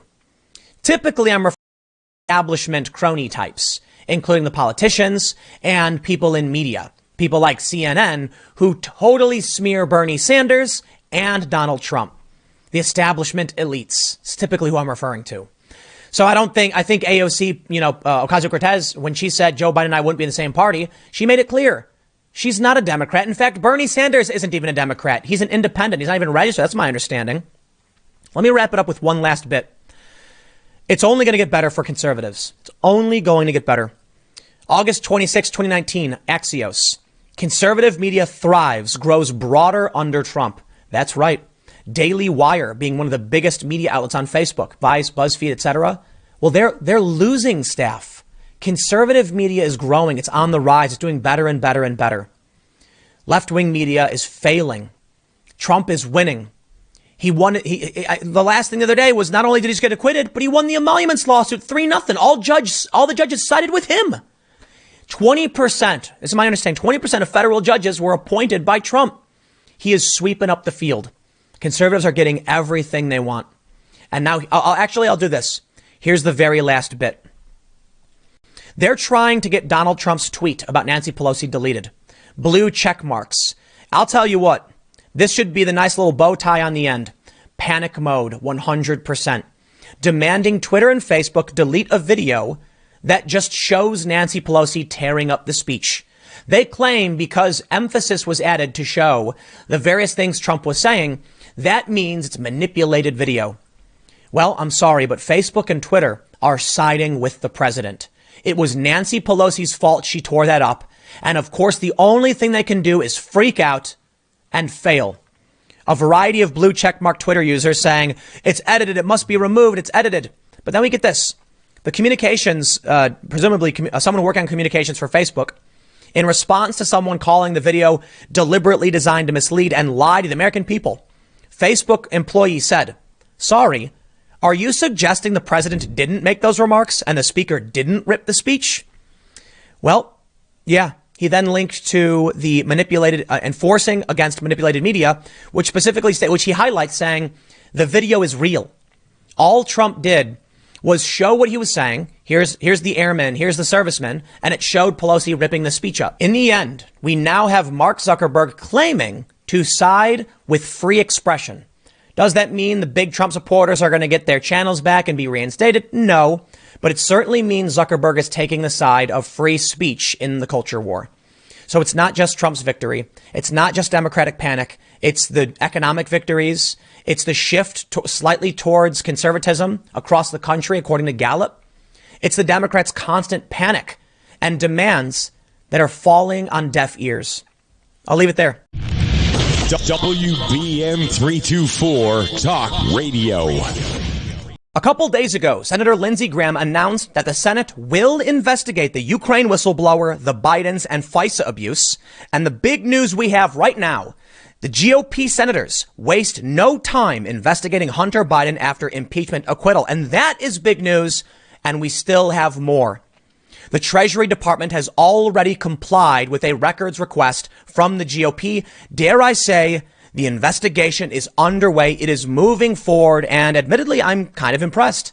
I didn't think the Republicans would actually do anything. Many people agreed. It seems like after all of these scandals from Russia to Ukraine, the Republicans just didn't do anything in response. And if they don't, it will keep happening. The argument from the Republicans in the impeachment trial of Trump is basically that he had real probable cause to investigate the Bidens. But Lindsey Graham and several others said this was not the proper venue, leading people like me and many others to think they just weren't ever going to do anything about it. I stand corrected. I was wrong, and I apologize. They're actually moving forward, and good. This is not about policy, it's about justice. Now, many of the Democrats want to claim the process was broken, but previously they were arguing about the process when it pertained to the House. I don't care about the political tit for tat.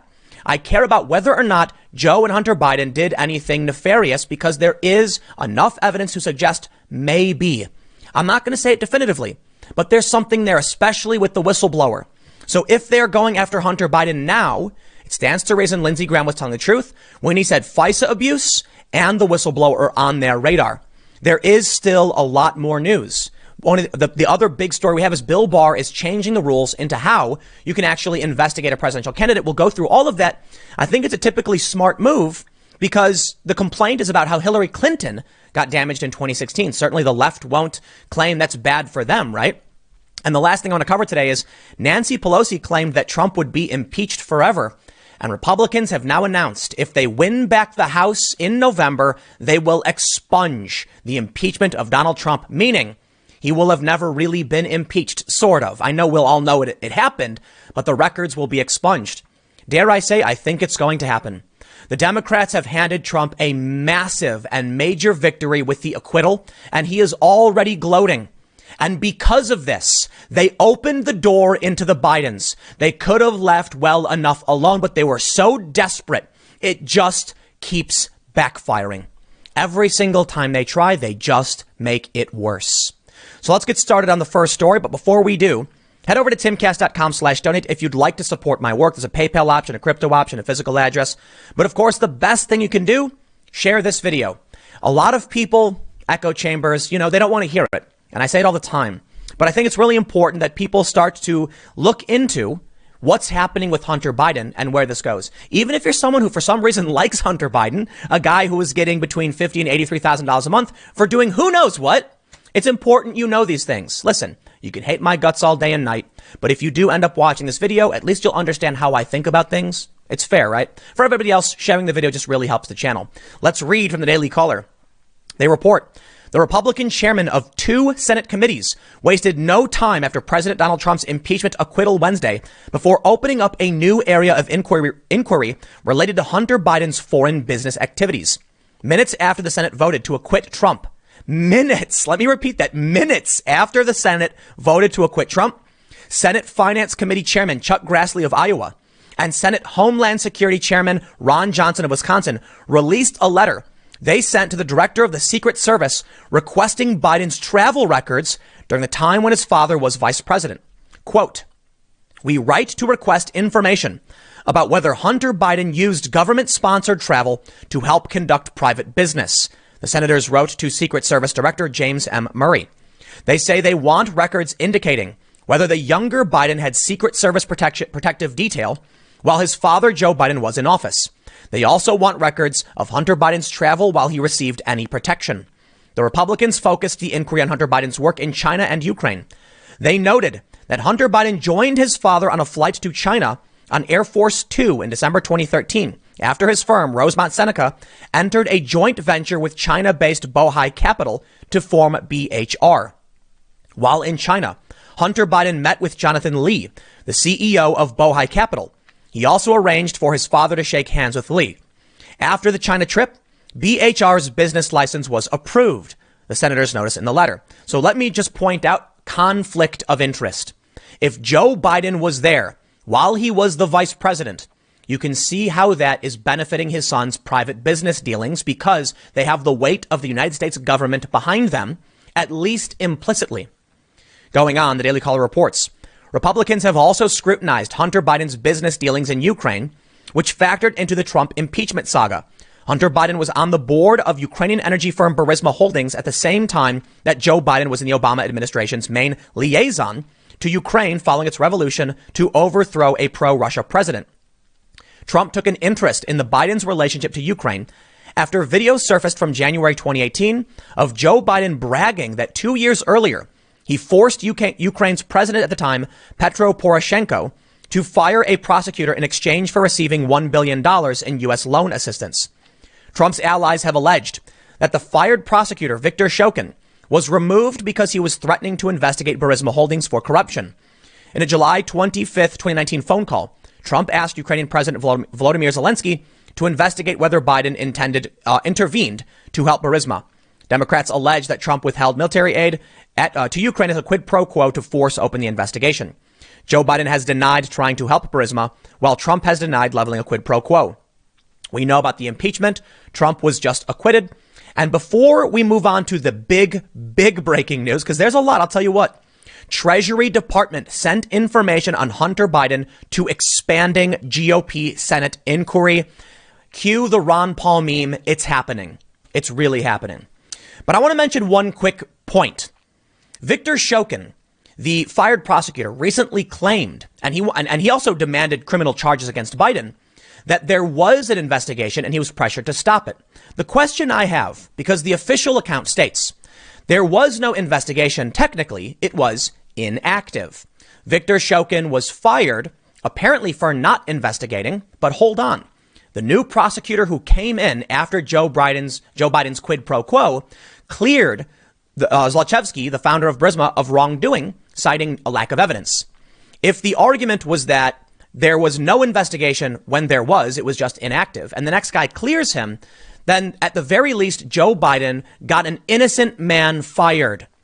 At the very worst, he fired a guy who had an existing but inactive investigation into a company his son worked at. Either way, Joe Biden looks bad. I think that's more than enough, as far as, in my opinion, that we should investigate this. And look, even if the Democrats wanted to claim they were correct about impeachment, which is now over, Trump won, at the very worst case, they've just proven he's stupid. But apparently, there's real reason to think something wrong happened. Let's read the story from Yahoo News. They report, the Treasury Department has complied with Republican senators' requests for highly sensitive and closely held financial records about Hunter Biden and his associates, and has turned over evidence of questionable origin to them. According to a leading Democrat on one of the committees conducting the investigation, this is a leak from Democrats that it's happening, that they sent this evidence to the Republicans. For months, while the impeachment controversy raged, powerful committee chairmen in the Republican-controlled Senate have been quietly but openly pursuing an inquiry into Hunter Biden's business affairs and Ukrainian officials' alleged interventions in the 2016 elections. The same matters that President Trump and his personal lawyer, Rudy Giuliani, unsuccessfully tried to the same matters that President Trump and his personal lawyer, Rudy Giuliani, unsuccessfully tried to coerce Ukraine's government to investigate. I'd just like to point out that Donald Trump was acquitted of those charges, Yahoo, and I think you're wrong. Donald Trump, once again, was acquitted on those charges. Now, I'll stop to be fair. A lot of people will say it was, they attacked the process. Democrats say there were no witnesses. Let me just stop you right there. There was no charge. There was no criminal charge for the first time in U.S. history. The Democrats refused Republican witnesses, including Hunter Biden and the whistleblower and a few other people. Meaning, if you wanted to indict the president, you need a probable cause, and you'll need bipartisan support. If only the Democrats are allowed to present evidence, you get a one-sided, essentially a grand jury. Now, that's actually how, very often, I think that's actually how grand juries work. But I'm critical of it for the political process.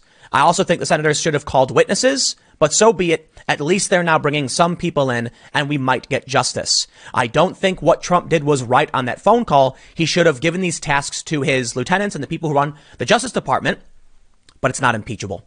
Let's read on.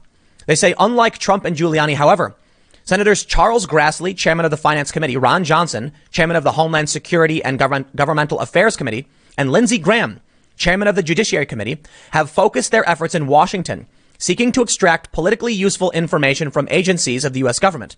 They've issued letters requesting records from cabinet departments and agencies, including the State Department, the Treasury, the Justice Department, the FBI, the National Archives, and the Secret Service. I just got to stop. Boy, oh boy, is Yahoo News biased, framing this as though they're looking for politically useful information. Into what? Joe Biden's in 4th place in Iowa. You can drop the narrative. No one believes Joe Biden's the front runner. Buttigieg is winning. So what are you going to claim? Trump and his allies are still scared of Joe Biden? Perhaps they'll say, well, the reason Joe Biden did poorly is because of the investigations, because of the scandal. How do you keep arguing it? Why would they keep going after a guy they've already defeated? Sorry, the reality is Hunter Biden did shady things. I mean, the dude's got a long track record of shady things in the press. So does the Biden family. Stop trying to push the narrative. It's over. Trump was acquitted. Hunter Biden is questionable. There is a legitimate reason to track his records. But to play it like the Republicans are going after politically useful information, try harder, Yahoo News. They say Grassley and Johnson have sought to obtain some of the most sensitive and closely held documents in all of federal law enforcement. Highly confidential suspicious activity reports filed by financial institutions with FinCEN, an agency of the Treasury that helps police money laundering. The senators' requests to the Treasury have borne fruit. According to the ranking Democratic senator on the Finance Committee, Ron Wyden of Oregon, who contrasted the cooperation given to the Republican senators with the pervasive White House-directed stonewall that House Democrats encountered when they subpoenaed documents and witnesses in the impeachment inquiry. This is a truly remarkable piece of, air quotes, journalism, Yahoo News. But hey, I appreciate it, huh? The quote says, applying a blatant double standard, Trump administration agencies like the Treasury Department are rapidly complying with Senate Republicans' requests, no subpoenas necessary, and producing evidence of questionable origin. Wyden spokesperson Ashley Chapital said in a statement, the administration told House Democrats to go pound sand when their oversight authority was mandatory, while voluntarily cooperating with Senate Republican sideshow at lightning speed. Let me just tell you something very simple. Donald Trump is the commander in chief. He oversees these departments. What did you think was going to happen? He has executive privilege when he wants, and he can instruct his agencies to go after other people when he wants. If the House Democrats were concerned about obstruction, the Supreme Court was available for restitution. They opted not to go that route, in which case, that's how it works. I do not like the idea of political investigations, what the Democrats did with Russiagate and Ukrainegate, the FISA abuse. So I'll tell you what. You want me to be upset about this? I'll throw criticism towards these agencies for just saying it's all good for Trump. But let me tell you something else. What do you think happened in 2015 and 2016 with the start of Russiagate? What do you think happened with the FISA abuse? It goes both ways. While I'm no fan of how the political process works in law enforcement, don't be surprised when you push the pendulum in one direction and it swings back with equal force your direction. Let's read on. They say, the rapid production of sensitive financial information from the Treasury Department in response to congressional requests is apparently uncommon.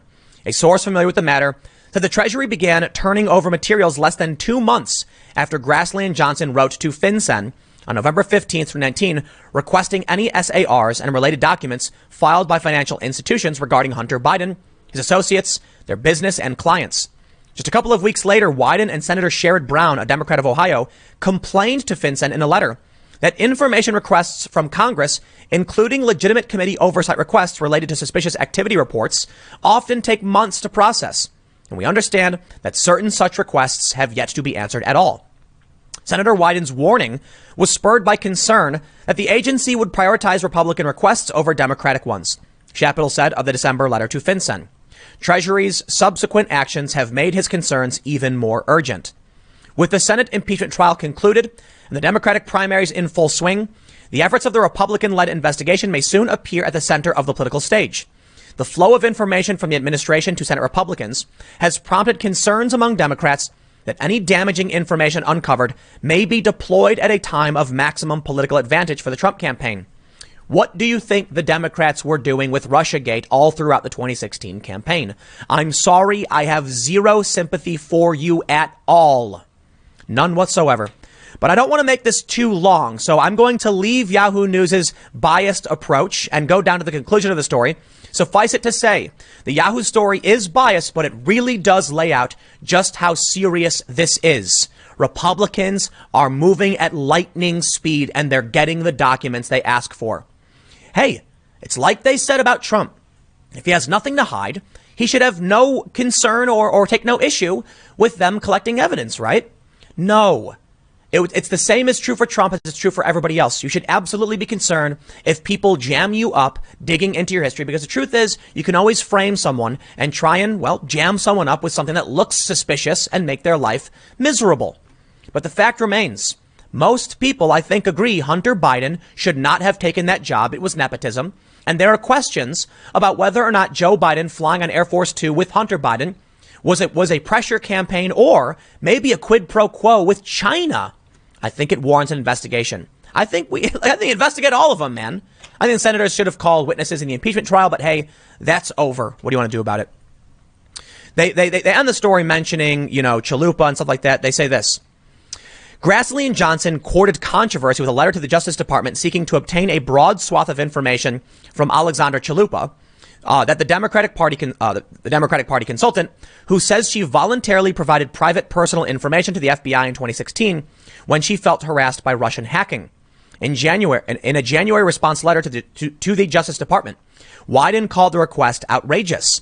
To use Chalupa's voluntary cooperation in order to weaponize her personal information against her in furtherance of a political attack based on unsupported claims and potential Russian propaganda would compromise public trust in our law enforcement, undermine Americans' rights, and damage our national security interests, he wrote. My, oh my, it almost sounds exactly like the Republicans were saying about the Carter Page FISAs, the investigations into Trump. Let me play you the world's smallest violin.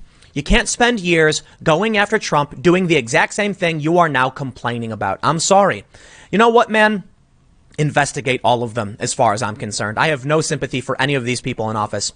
But quickly, I just want to highlight this story before I get to Nancy Pelosi's great failure. From the New York Times, they say investigations into 2020 candidates must be cleared by top Justice Department officials. The move is intended to help avoid upending the election, as the FBI inadvertently did in 2016 when its campaign inquiries shaped the outcome of the race. That's the gist of the news you really need about Bill Barr. I don't really see how the left would get mad about this, considering they claim the FBI's interference cost Hillary Clinton the election, or at least contributed to it. I would imagine that Bill Barr's actions here would actually be a good thing for everybody. He needs to be the one who clears investigations into presidential candidates. Otherwise, you could end up with 2016 all over again, and someone from the FBI comes out, makes one of the Democrats look bad. Sounds like it makes sense to me. He's not saying don't do it. He's just saying we got to be very, very careful with our elections. Hey, the Democrats have been very concerned about election security. This sounds like a good thing, right? We'll see how they respond. But this brings me to the last little bit of this segment. On January 15th, Nancy Pelosi gloats. Trump has been impeached forever, she says. And just recently, after Donald Trump claims full exoneration, yes, he was acquitted, Pelosi insists he remains impeached forever. Perhaps this rage in losing the impeachment fight, which is, honestly, everybody knew she was going to lose. Perhaps it's why she tore up Donald Trump's speech. You may have heard, I did a segment earlier, Matt Gaetz claims this is a violation of the law. And I think to the letter of the law, it actually is. You can't destroy public documents like that. Perhaps for historical record, even if it was just a copy. But he also filed an ethics complaint. Perhaps all of that rage is why she did it. And she knows the reality is Donald Trump is not impeached forever. I'm sorry, he's not. The Republicans have already moved forward. This story from the New York Post. Republicans planning to expunge Trump impeachment if they win back the House. As the Senate is set to vote Wednesday on the removal from office of President Trump, with acquittal all but assured, and now we do know, completed, Republicans are already plotting to expunge his impeachment if they retake the House. House Speaker Nancy Pelosi may have taunted that he's impeached forever, but GOP Minority Leader Kevin McCarthy, in line to be Speaker if Republicans gain the majority in the November election, doesn't agree. This is the fastest, weakest, most political impeachment in history, McCarthy told the Post on Wednesday. I don't think it should stay on the books. If McCarthy does indeed take the gavel from Pelosi in 2021, he will hold immense power to pass legislation, and a vote on expungement almost certainly would yield party line support. McCarthy and other Republicans say that investigating how Democrats, led by Pelosi, Intelligence Committee Chair Adam Schiff, and Judiciary Committee Chair Gerald Nadler pursued the impeachment of Trump could provide the factual basis to underpin an expungement effort. I think if we take the majority, some of the key priorities for us are infrastructure, lowering prescription drugs and others. But I think when you look at what the Democrats have done, I also think we have to get to the bottom of it. He's not just talking about expungement. He seems to be talking about investigations. And if the Senate is already doing so, dare I say, if Trump supporters really do come out in force and take the House and reelect Trump in 2020, you will see a wave against the Democrats for all of these scandals. At first, I didn't want to believe it. But with Lindsey Graham, Grassley, and with these investigations actually happening now, I actually think they will. But there's also another potential. There's a potential that the Republicans don't come out in droves. There's a potential that the weak showing in Iowa makes Trump supporters overconfident. And just like Hillary Clinton supporters, they don't come out.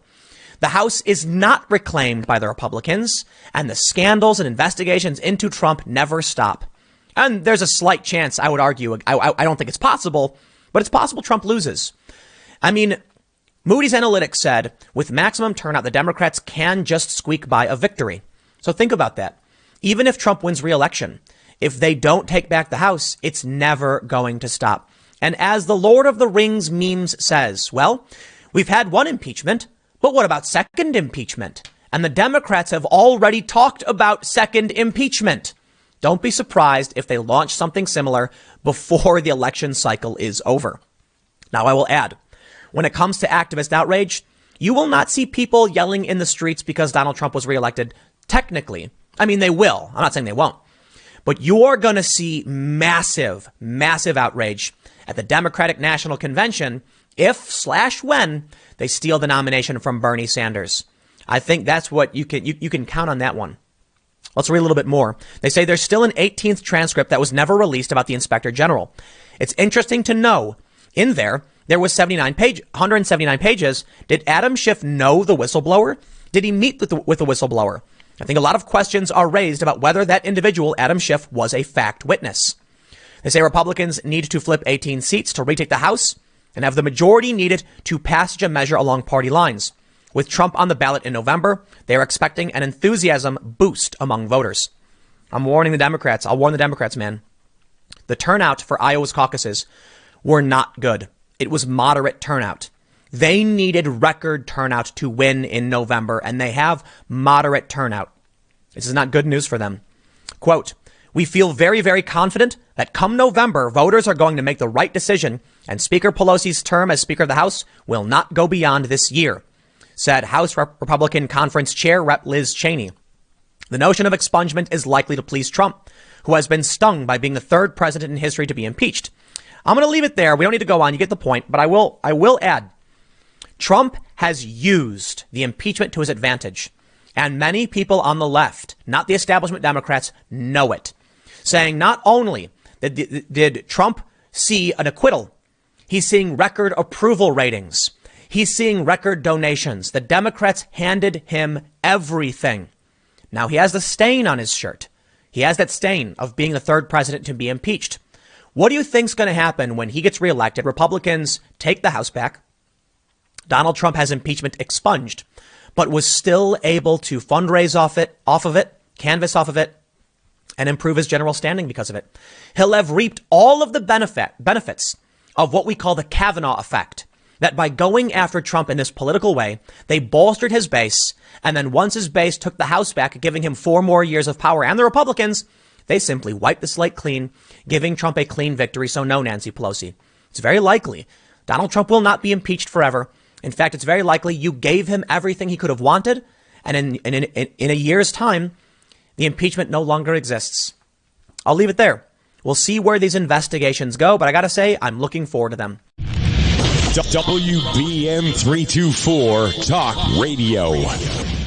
Hi folks, I'm interviewing Rajiv Malhotra, I apologise for the stumbling on the pronunciation, who's an Indian physicist and computer scientist who's been studying the interplay between left-wing ideology and Islam in India and how it's changed and been re-exported to the West in his understanding. Rajiv, how are you doing? Wonderful, Carl. Delighted to be here. Great. So should we just dive straight into it then? Because I think that just from that introduction, there are going to be people saying, okay, well, tell us what's happened. So, people want to know what is the Naxalite movement in India. Actually, it's the Indianization of Marxism and communism. Right. So every leftist social theory was exported to India and domesticated as something with an Indian kind of a thing. So after Naxalites came, then there was actually a revolution attempted called the Naxalite Revolution. And then this subaltern theory, which is a theory that the subaltern people don't have a voice and they should revolt against the majority, that came and became the Dalit movement. Then this whole idea of minorities came, and Islam was kind of weaponized as a minority in India. And then came the idea of postmodernism, which says deconstruct all grand narratives. So this started a very big passion among Indian intellectual elites to deconstruct India, whether it's really a state, whether it's a nation state, whether it belongs, whether it's bona fide, all of that kind of stuff. And I call this the Breaking India movement. So what I've just described are the different waves of the social theories that have culminated in today's Breaking India movement. Now, this has generated a whole elite of intellectuals over the last 50 years. And these people are in the media. They are certainly the rulers in the academia. Many of them are in the civil services and lots of politicians. So this is sort of my background as to what the West needs to think about is that these movements have become incubated in India as sort of robust versions of what was imported and have become exportable, re-exportable back to the West. So this, yeah, go ahead. Yeah. So okay. Okay. That's sounds important to me. So where would you try and start bringing us into understanding what you've discovered? So I think the Breaking India movement is sort of going to lead to, or is a version of what is now becoming visible as the Breaking Britain movement.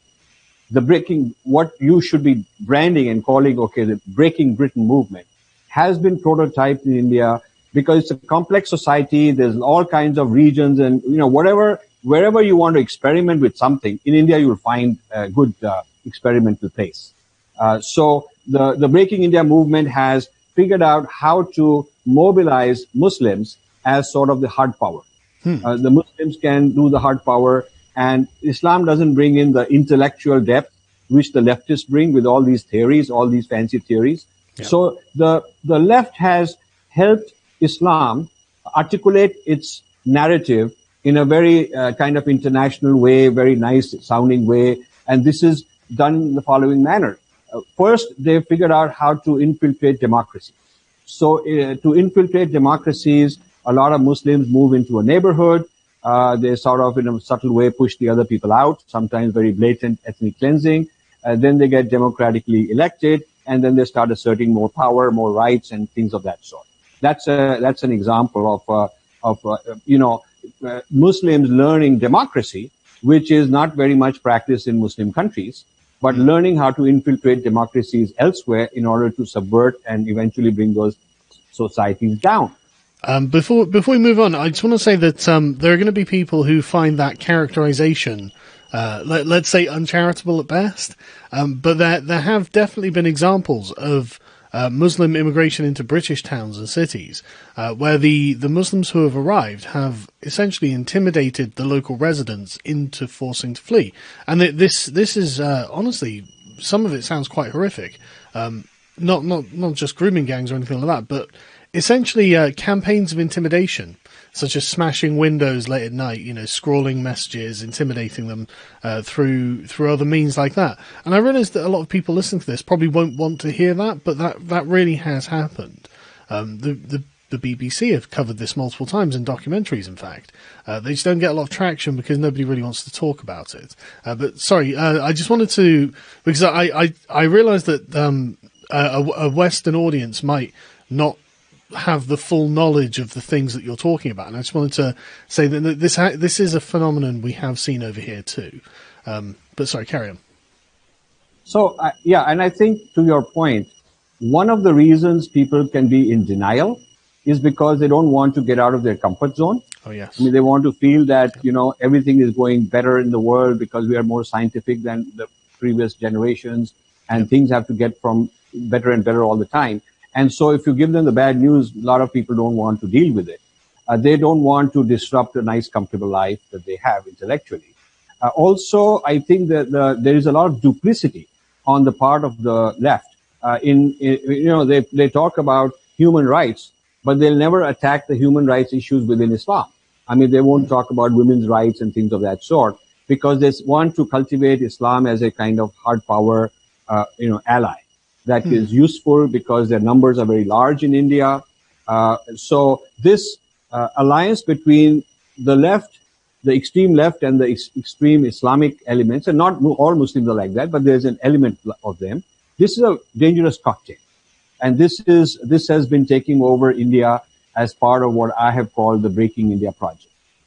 And you will see global movements have started like Al Jazeera, which is a very soft image. They'll tell you about cricket and they'll tell you about global warming and animal rights, and they'll tell you all that.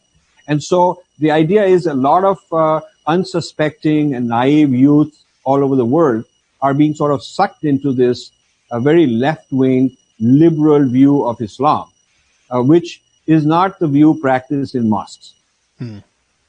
So the Islam of the mullah is not this kind of Islam. Yeah. And that I think is an issue to talk about. Yeah. Okay. So, why? Let's start with why. Why the left is perfectly capable of creating violent revolutionaries without needing Islam. Why do they find themselves incorporated with the radical elements of Islam in this way? Well, in India, the Naxalite movement was not with Muslims. It was a pure leftist extreme revolution, communist movement. And they tried this for the first few generations.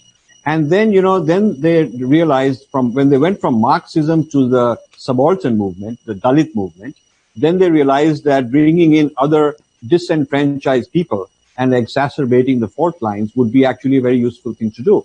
So the earlier, proletariat revolt against the ruling elite didn't work, and they needed the support of a whole lot of other people. And this is where importing the subaltern ideology was very useful. The subaltern ideology has now become center stage in Indian universities. Yeah, would you like to tell us about the subaltern ideology then? Because I'm not familiar with it myself.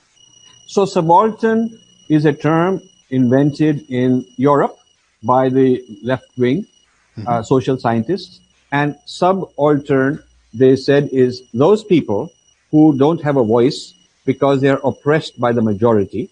They are the underclass and they need a voice. And since they don't have a voice, we, the intellectuals, will be their voice.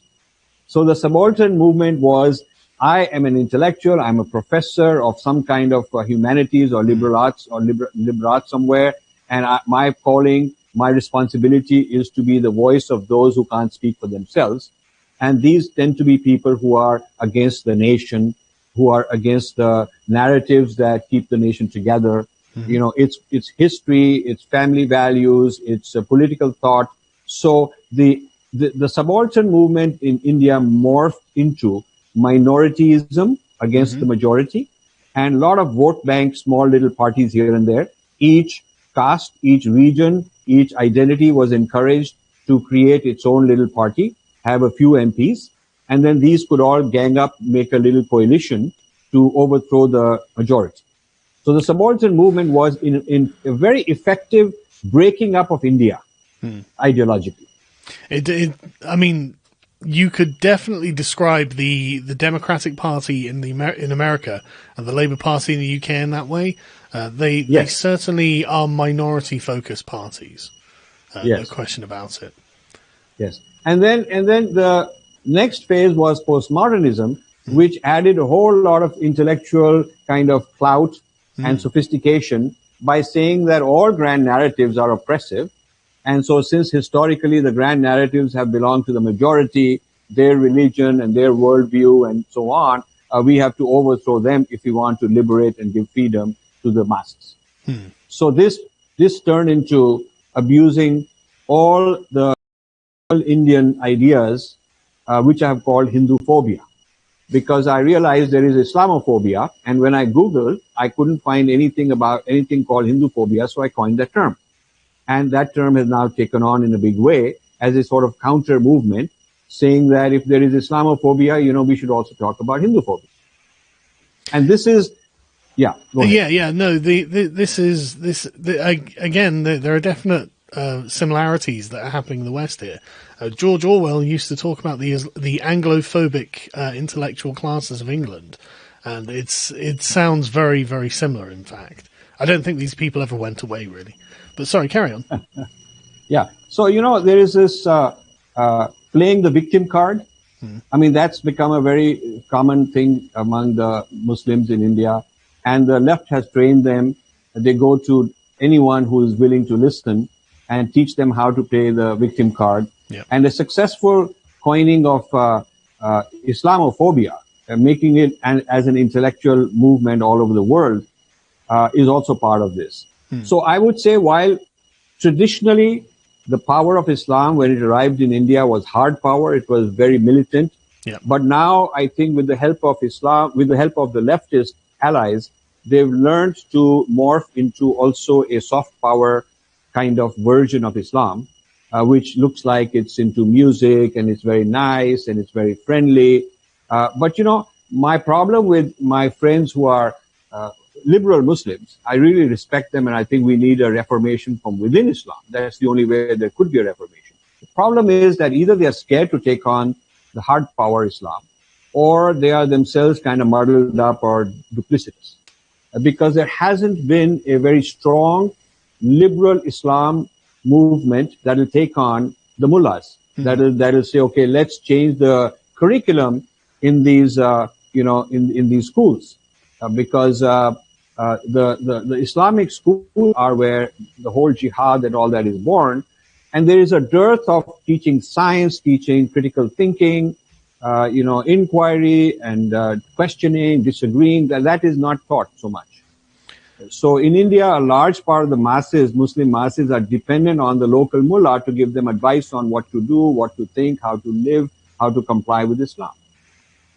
Yeah, I find the question of Islam's how reformable it is a very complex question, and it seems like the reform movements that come out of Islam just tend to make it more dogmatic. I don't see the desire for liberalization of Islam coming from within Islam. It seems to be coming from outside of Islam, and I'm no expert on the subject, but I don't really know what we can do.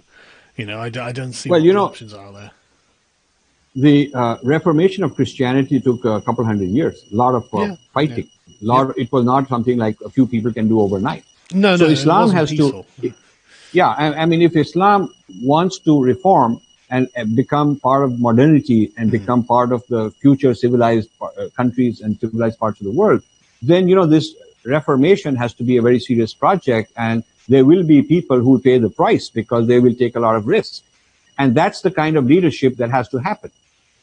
And there are only very faint few people here and there who are trying to do that. Yeah, I was going to say, but who's sticking their head above that parapet? I don't see many options, unfortunately. But okay, so what effect has the sort of leftist? I don't know. I suppose I could say subversion of Islam into becoming soft power. What kind of effect has that had in India?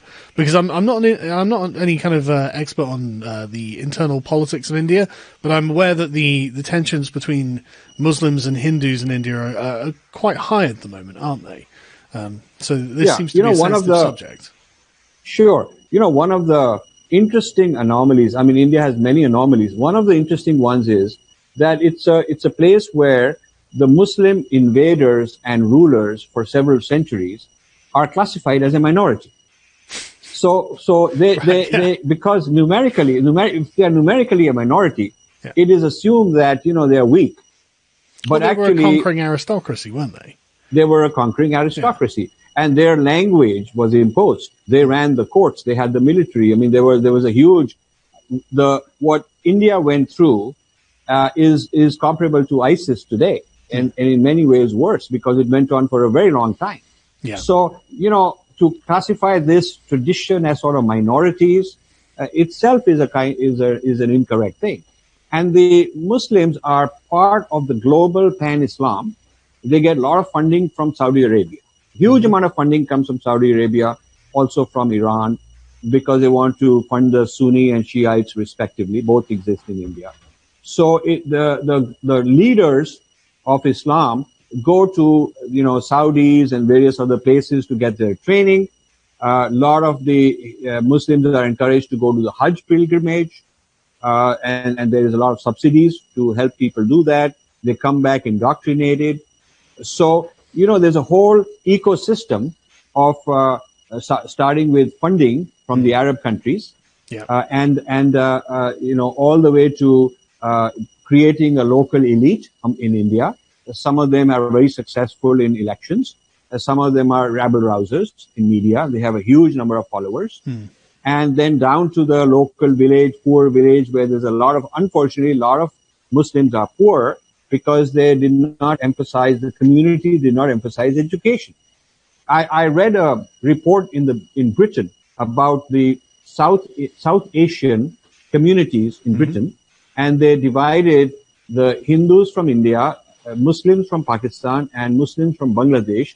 And they looked at the demographics, economics, education levels, education of women, a number of children. And terrible. It became very clear. This was actually done by the left wing. It was a social scientists and all that who did this for the government. This was a long time ago, about 10 years ago I read this. And I think they have updated it. But basically the message is that the Muslim communities have not emphasized education, especially education of women. And they sit home and they have a lot of children. They are not working in the workplace. Therefore, they tend to be isolated from the rest of society and stick to themselves and breed another generation who think the same way. So this is a kind of a thing that is a very Indian, South Asian mindset which has been exported to Britain. Yeah, that's you're completely correct. In fact, I saw a report on this about 2 years ago now, I think it was. Essentially, 25% of Bangladeshi women couldn't speak English. They just spoke their native language. And it is, as you say, there's a lot of deprivation in and again, it's particularly Bangladeshi as well. It is also in the Pakistani community, but the Bangladeshi community suffers from this slightly worse. Because there's the cultural attitudes are that women shouldn't work. And so it's just one wage earner bringing money into the house, which in Britain means that you're probably not going to be doing particularly well if your job is as a shop assistant or something like that. So this essentially traps them in a cycle of poverty, and it traps as you say, the women in a cycle of being uneducated and very much encouraged to have large families, which they can't fully support. So it puts them in a kind of ghettoization, which is definitely not very desirable. Yes. And as you say, I agree with you completely. I think this is a South Asian mindset that's been transplanted into 21st century Britain, where it actually doesn't work very well. Right. So if you look at the one of the issues that is going to be very interesting is the liberal left feminists championing LGBTQ. Yes. Okay. Now, what you have to do is say, okay, let's go to the mosque and preach. Let's see what happens. Yes. Because that's going to be the place where this conflict will happen, because it's unavoidable. Neither side wants to back off. The feminists won't, and the mullahs are not going to tolerate. It's a poison pill for Islam to accept LGBTQ. And it is a non-negotiable for both sides, Therefore, my feeling is that it's going to be the empowerment of women in Islam and women asserting their rights from within, which will probably be the beginnings of a reformation. And it will be violent, because the mullahs are not going to give up easy. Well, I can actually give you an example in Britain of where that's actually happened. Your prediction has already come to pass in Birmingham. In a school in Birmingham, there was a gay head teacher who, over in a mostly Muslim school, brought in a program called No Outsiders, and this was essentially to normalize non-heterosexual relationships and other gender identities than simply man and woman. And the local socially conservative Muslim community were not very happy about this at all, and they began a series of protests in which some of the protesters were saying, well, there's no such thing as a gay Muslim, and, you know, things like this. This was roundly rejected by the left-wing establishment, and state power was brought in to ban them from protesting outside of the school. So their freedom of assembly and freedom of speech was actually impacted by this. And yes, it was the left-wing narrative was actually enforced by the state at the expense of and I have to say, it's the legal, legitimate rights under British law for the Muslim parents to have a say in the education of their children in that school. They actually have a legal case in British law, but it was completely steamrolled, and instead they were just banned from even protesting it. So yeah, you're completely correct. This conflict has already played out, at least in a small way in Britain. Yeah, and I wonder if in Britain you also have the syndrome where politicians, who are not Muslim politicians, want to get their votes. Oh, yes. And in order to get their votes, they will placate and they'll be into appeasement, and they will try to say that halal should be the only kind of meat. They'll promote halal meat and, laws, various Sharia law kind of ideas. In India, this is happening in a big way. I mean, there is a major controversy where the non-Muslims are wanting what is called Uniform Civil Code, UCC, which says there should be one law for everybody, and there should not be a Muslim personal law, which there is. Correct. And there is a big resistance to that. So, you have politicians. It's not just Muslims creating their own political power, but the left has offered them a lot of access to the leftist political power. Yeah. I can name about a dozen politicians in the United Kingdom, all left wingers. The one that stands out head and shoulders above the rest, though, is George Galloway, a leftist politician who formed his own party called the Respect Party, and I believe he became the MP for Bradford West, which was a heavily Muslim area. So essentially saying that he was going to be the representatives of the Muslims in that area. But this is something that the Labour Party generally has taken on, I think. So yeah, no, you're absolutely right. That's exactly what's happened. No question. So I want to ask you, since Brexit has happened, what will now? One of the premises was to sort of stop this sort of uncontrolled immigration and Breaking Britain. The Breaking Britain project, I would say, was what Brexit is a response to. So now that it's happened, what will be the future of new Muslims coming in and also the existing ones? Is there going to be laws requiring them to assimilate? What sort of thing do you think? A sensible country would probably do something like that. France and Denmark have already, for example, banned the burqa as an expression of Islamic radicalism that offends French and Danish values, and despite being highly offensive to our values, there's no prospect of it happening. The Prime Minister has actually written a defence of them being able to wear burqas, in fact. And so I honestly don't believe that the Conservatives have the required fortitude to demand conformity and integration to British norms and customs. I don't know what the future is going to hold because of that, but I'm certain that they're going to do very, very little to try and encourage them to become like the native Brits. So what's the future of Britain in the light of these trends? I mean, having Brexit is one stage, but what do you do about it? Now that you have Brexit, what do you do? How do you use the Brexit premise to bring about some kind of a change? Personally, I think that the fact that Brexit was an assertion of British sovereignty, I think is an important thing, because this is the kind of root and sort of the very root spring of all radical thought in Britain.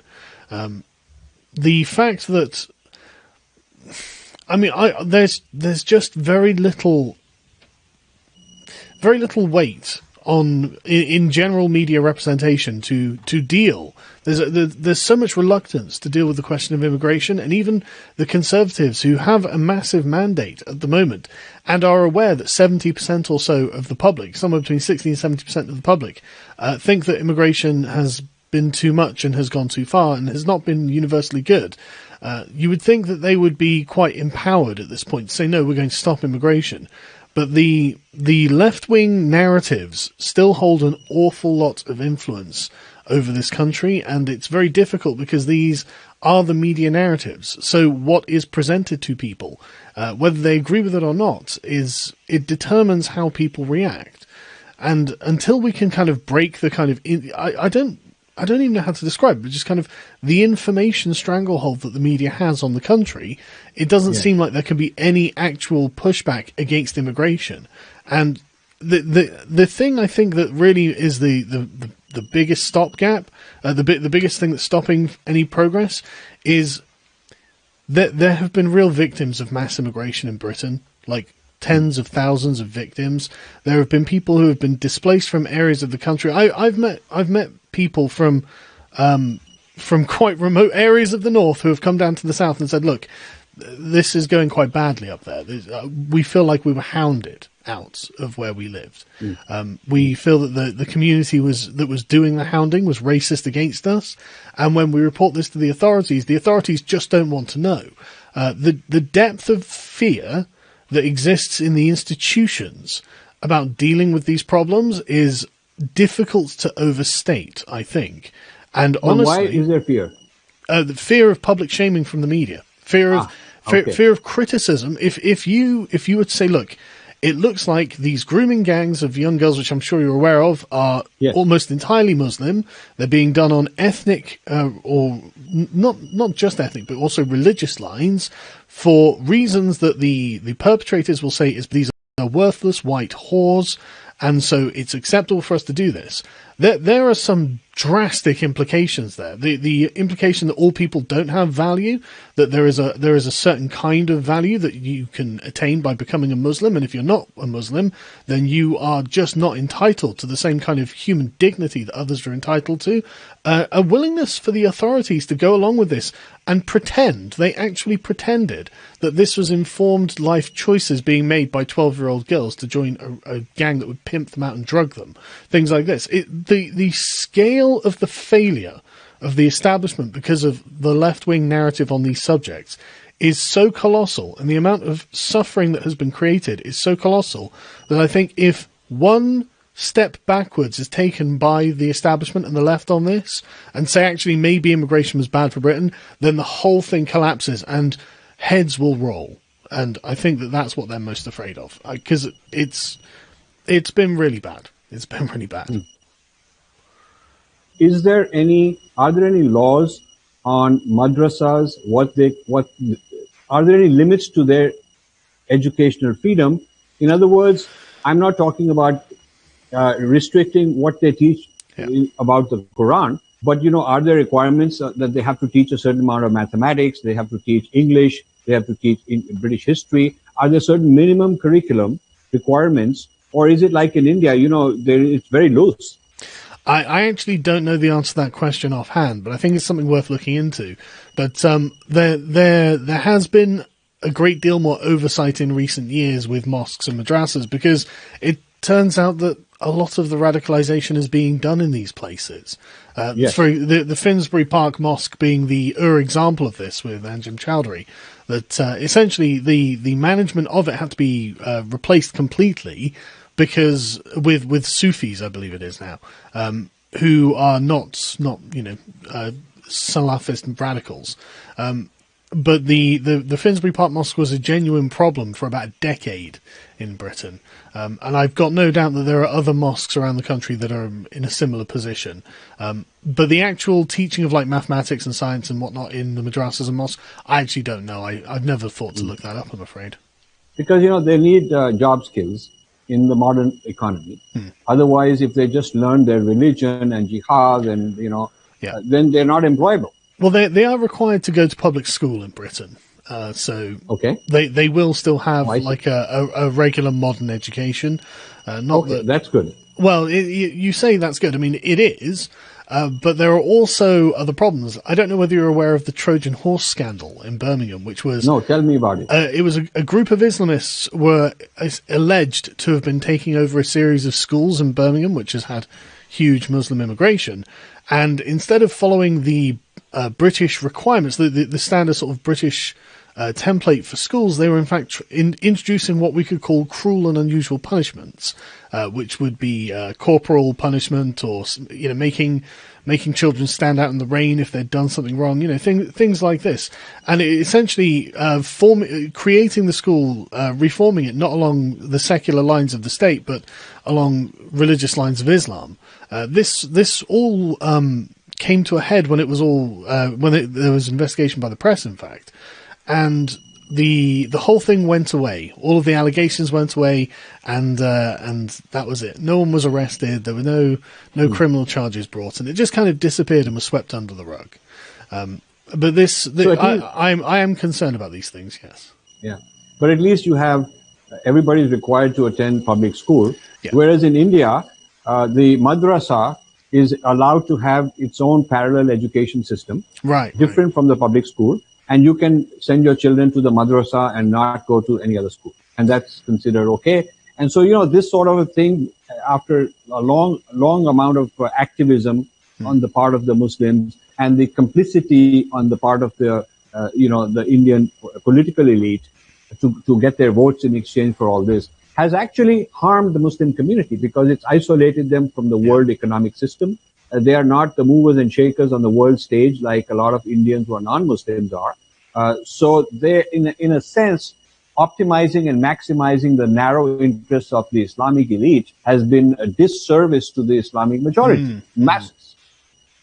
Yeah, no, so I completely agree. I think that's an important point to make. It's not just it's not a monolith, and there are people within this community who, I mean, if all you have ever studied is the Quran and you have absolutely no practical life skills outside of it that can be used in the world market, then what do you do? What are your opportunities? Something I think people don't realize enough. That is there Arab funding coming into Britain like there is into India? Is that an issue? Yes, that's definitely an issue. There has been talk of banning foreign funding for mosques in Britain, that has materialized into nothing because, again, Islam is just a subject that is untouchable in this country at the moment. It's so difficult to force through that conversation because at every point you have some incredibly white, limp-wristed leftist who will just screech names at anyone who wants to have an actual and true conversation about what's going on. And it's just impossible to actually get this done while these people have any kind of cultural influence. And that they do. They really do. And it's really difficult. Do you think that all this could be part of a white guilt kind of thing? That there are people who feel that, okay, we got to compensate. It certainly is for them. And that can actually be a disservice for everybody. Yes. There is, I mean, everyone knows what the British Empire was. And I mean, there are good parts about it and there are bad parts about it. But these people have decided that because essentially that Britain won the game of empire, then we're most culpable for anything that any empire has done. Even though I think that Britain actually has a better track record than most when it comes to that sort of thing. Not that I'm saying it was good or bad or anything like that, but it's not something I think we should be able to condemn modern Britain over. But there is always some kind of reference to the past oppressive colonial nature of Britain, as if that's a justification for anything. But yes, I think a lot of it does stem from that. I think they feel that they've been handed I think they feel that they've been handed superiority, and I think they want to get rid of it because they think that's unfair. And when I say superiority, I just mean a kind of the historical traditions that the British have, not like, you know, like individual superiority or even racial superiority or anything like that. But I think they're just looking at like who when we come into the modern world of nation states and democracies, who controls most of the world and who is setting the rules, and it's Britain. But the rules are probably as good as they're going to get for these things. They're not. I don't perceive them as being especially unfair, and the alternatives would probably have been much worse. So I get frustrated about the fact that a lot of this is based on sort of guilt for the empire. I think so. You know, it's very interesting when I talk about decolonizing, which is a very popular topic in India. Oh yes. I tell him that colonization does not start with Britain. It starts with the Muslim invasion. Now, this is not normally accepted in India because they don't think of the Muslim invaders as colonialists, but they were. They came from the Middle East. They had a different language, a different religion. They plundered the. That was very, very hard power oriented kind of a conquest. So one of the educational reforms in India has to do with repositioning the history of Islam in India. Somehow the Muslim rule has been seen as sort of like they became Indian, so it's not really colonial. They became kind of like one of us. But they became one of us, you know, and as part of that, they installed their madrasas, they installed their mosques, they changed the language, they changed the horrific things that happened during Islamic rule must be taken into consideration when talking about colonization as a broader subject. Absolutely. I mean, I think most people are just unaware of the levels of brutality that Islam enacted whilst conquering into India. I'm fairly conversant with history, so I'm well aware. But the thing is, it's probably due to the fact that for most of the conquests of the Middle East and Africa, it wasn't that bad because it was Muslims conquering Christians, so they had no particular desire to extract any kind of cultural or spiritual, you know, revenge on them or anything like that. But obviously, when you get to India, you're dealing with polytheism, which is a high crime in Islam. So you can see the motive. Also, a lot of gold and wealth. Of course, of course. Huge amount. So it was a very easy way to justify looting a huge amount of wealth and taking it back in big caravans by just saying that this is all idolatry and we're smashing idols. Yeah, exactly correct. And it was much more brutal there than I would say it was in any other parts. But of course, you know, the brutality, wherever armies go, brutality follows. So we're always talking relative scales. I mean, you know, if you were a Spaniard or a Frank who is being conquered by the Umayyads, is it the Umayyads? The Moors going into Spain. It's, you know, relative. You wouldn't have enjoyed that any more than anywhere else. So it's all you know. It's all kind of nitpicking rather around what is a conquering ideology, and I think that this is something that the left is expecting people to not believe. Even though you can just read any amount of Islamic history and you see that Muhammad led armies, you know, they actually conquered empires. And then they install a two-tier system where the kafir, the dhimmis, have to pay just to have their own religious rituals and rites again, which again it's a form of soft power to incentivize people away from their own native religions and to join Islam. It's a form of oppression, and it was put there by the sword. And so you can't act as if Islam is made up of some victim class who are without agency and have no power to change the world around them. They absolutely have and have done and have been very brutal in some circumstances. So I personally do resent the idea that Muslims are victims. I don't see them that way at all. I agree with that. Absolutely. Yeah. So there's a lot in common. I mean, a lot in common in India's Islamic experience, and I think what Britain is going through, is going to become more and more similar. Is what I fear. I'm very interested in this actually, and I find it very fascinating that there's a remarkable consistency at such distance. Carl. I think the line got cut off. So can you repeat that whole thing? The whole thing was not very clear. Is the line okay? Yeah, you're back now. Is it okay? Now. Okay, we're back. Yeah. We're back. So let's. Yeah, I that's an important. Going on with it. Yeah, I just find it interesting. There's a strange consistency at both ends of the world here, because India is a very, very long way away from Britain, and yet the same effects are manifesting in in different cultures, different. No, is it still gone? It happened again.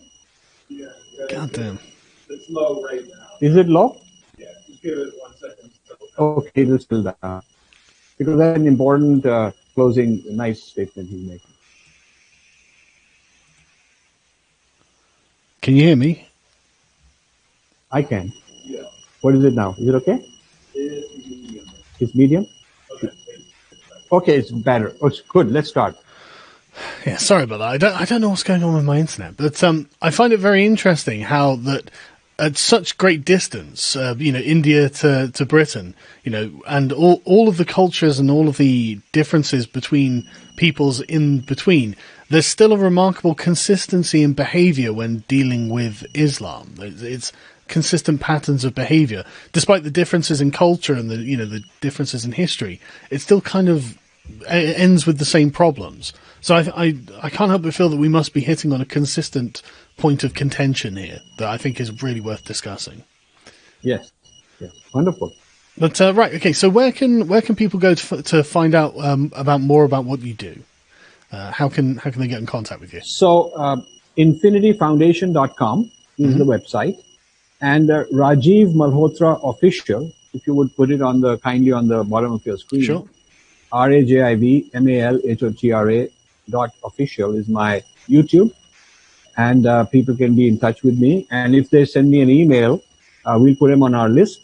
Mm-hmm. And I'd love to continue this conversation with you, because I think we've just started on many interesting topics. I'm going on writing about this. I'm going to write several more books this year. Mm-hmm. I've written several in the past, and we can talk about this more, because it's a subject that I devote my life 24/7 to talk about civilizations and the future of humanity. Well, I'd absolutely love to do this again sometime, and I think it is one of those things that is actually necessary, because when I see the left essentially courting quite hardline Islam identitarians, the people who are really pushing the sort of and I really think that for the left it does come down to identity rather than actual beliefs. When I see them courting these people, essentially I'm looking at someone who I think is riding a tiger. You might have control of it now, but I don't think you can have control of it for very long. And I think they should be a lot more careful than they're being in this regard. I think they think they can domesticate Islam, which good luck. But anyway, thank you, Rajiv. I really appreciate this, and I'll leave links to all of the stuff in the description of this video. Thanks very much for your time. Thank you very much. WBM 324 Talk Radio. Okay, so there's a shortfall of truth in the media, and there's a ton of information out there that the mainstream media will not get near. 9/11, banker occupation, the Clintons, safe and natural health information. The list just goes on and on. Enter the World Broadcasting Network.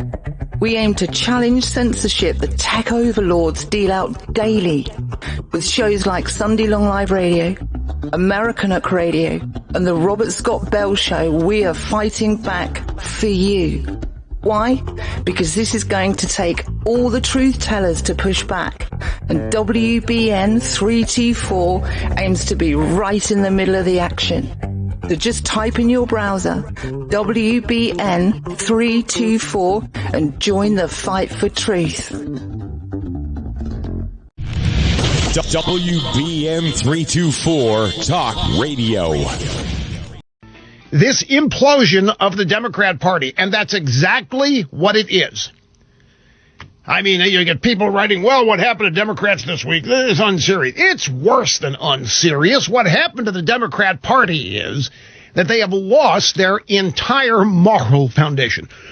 Excuse me, I got a cold coming on here, and I'm not going to worry about hitting the cough switch as often as they just bear with me here.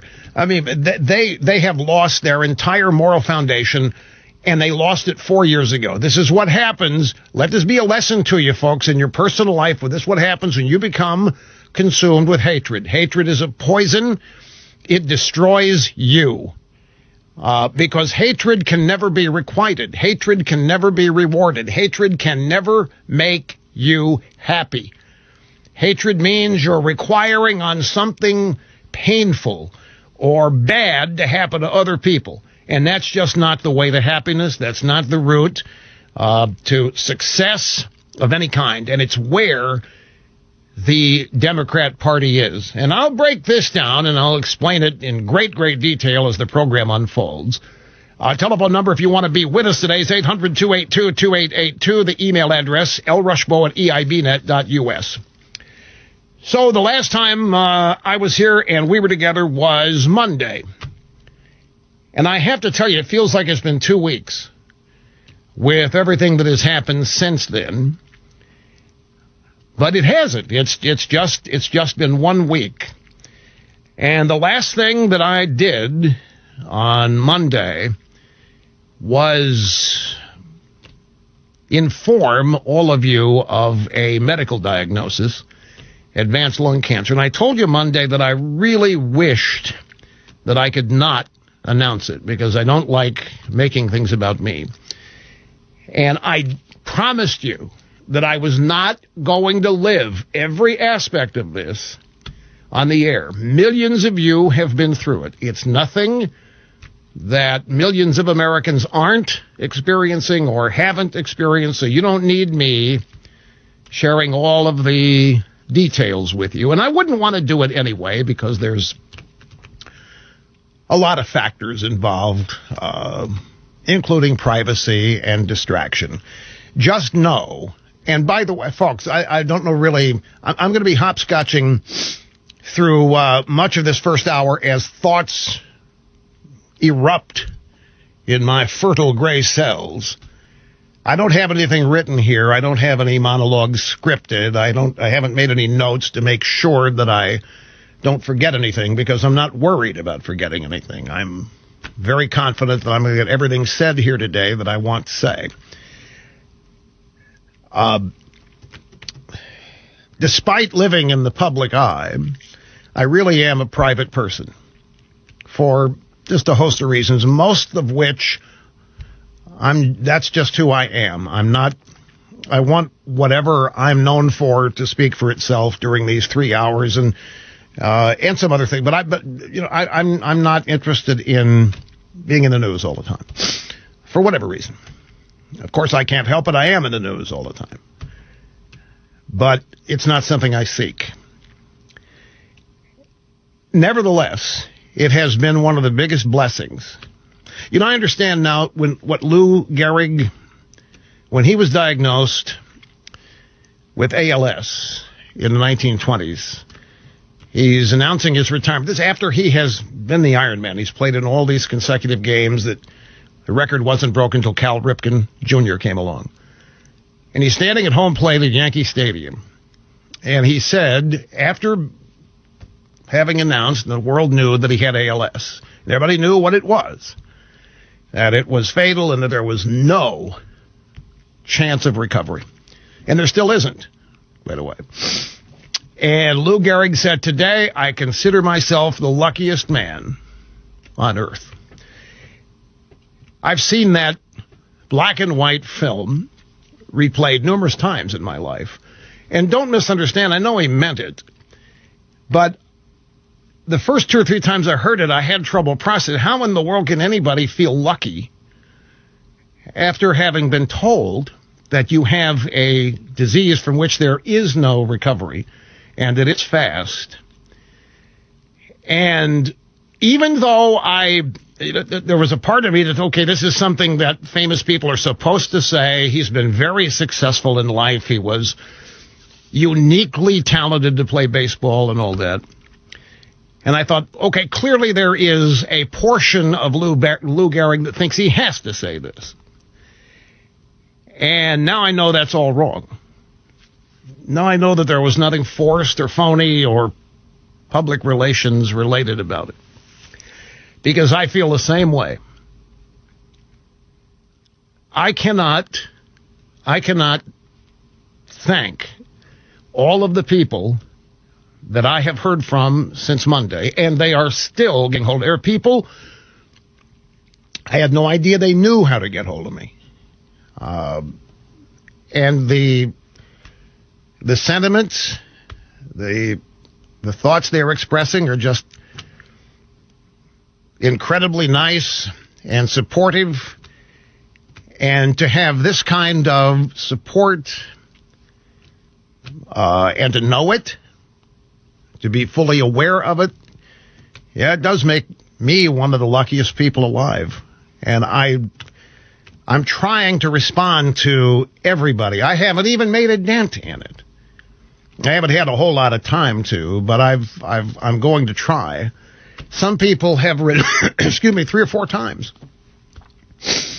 And other people are suggesting, hey, I know this treatment, I know this hospital, I know this treatment place, you need to call it. I thank you for all of that. I just am inundated with so much love and support, more than I ever knew. And it's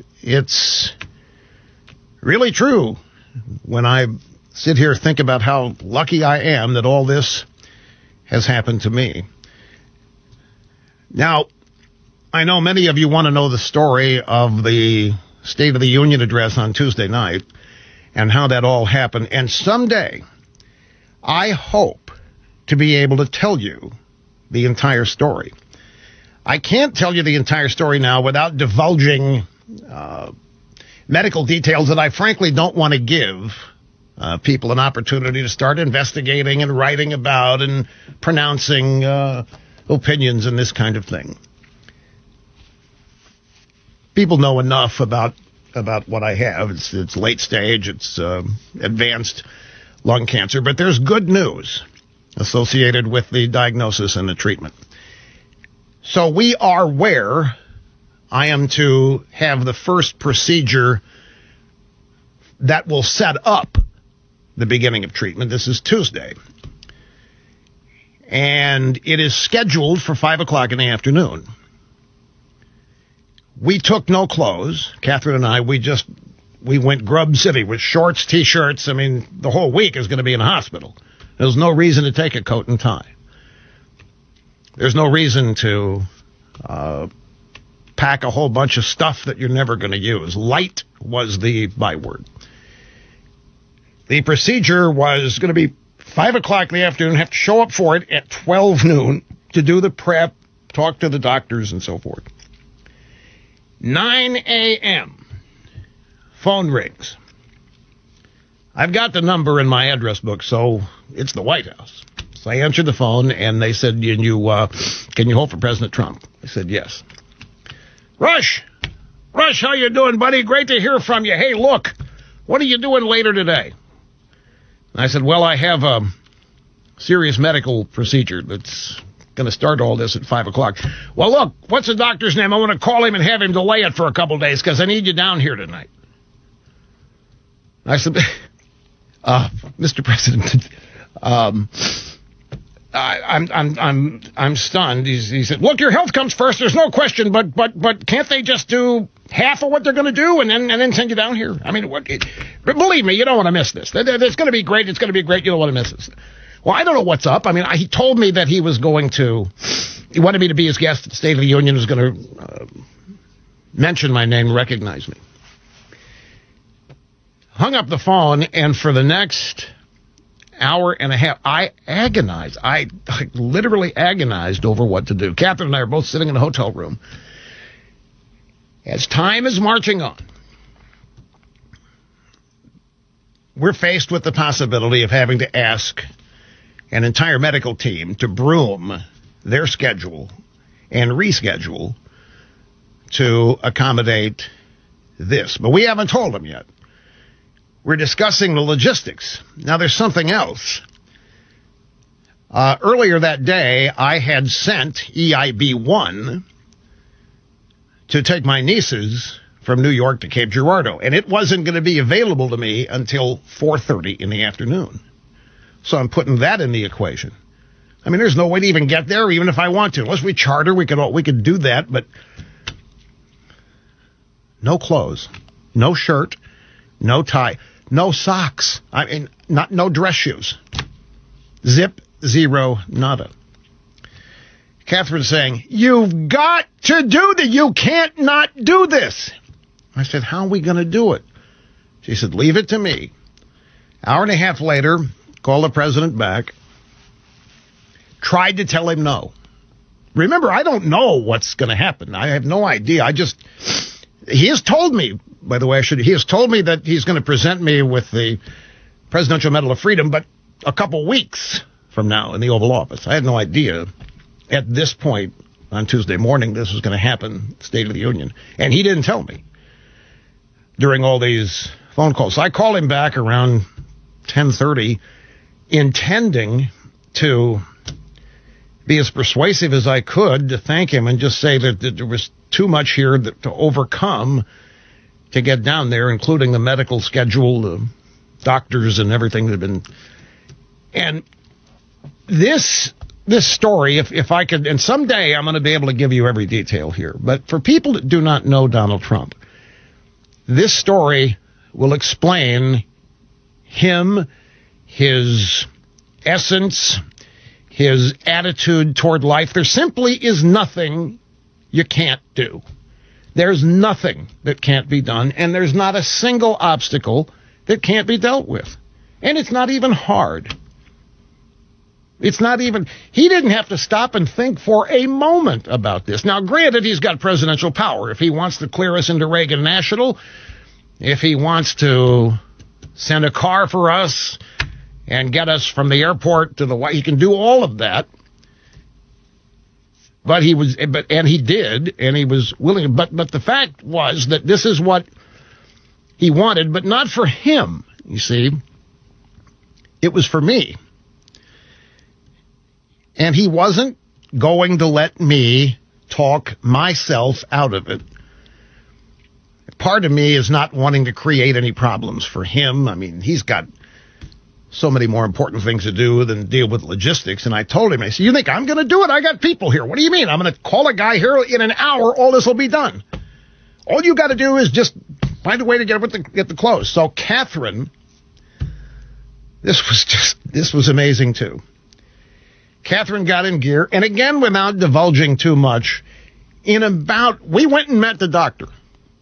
We kept the appointment at noon to discuss what was going to happen, sign the papers, get as much of the procedure out of the way as we could, and then to tell the doctor, hey, I have been summoned to Washington. Can this be moved to tomorrow?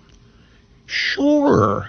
It's not a problem. In fact, show up at 5:30 tomorrow morning before anybody else gets here. We'll get it started. We'll get it.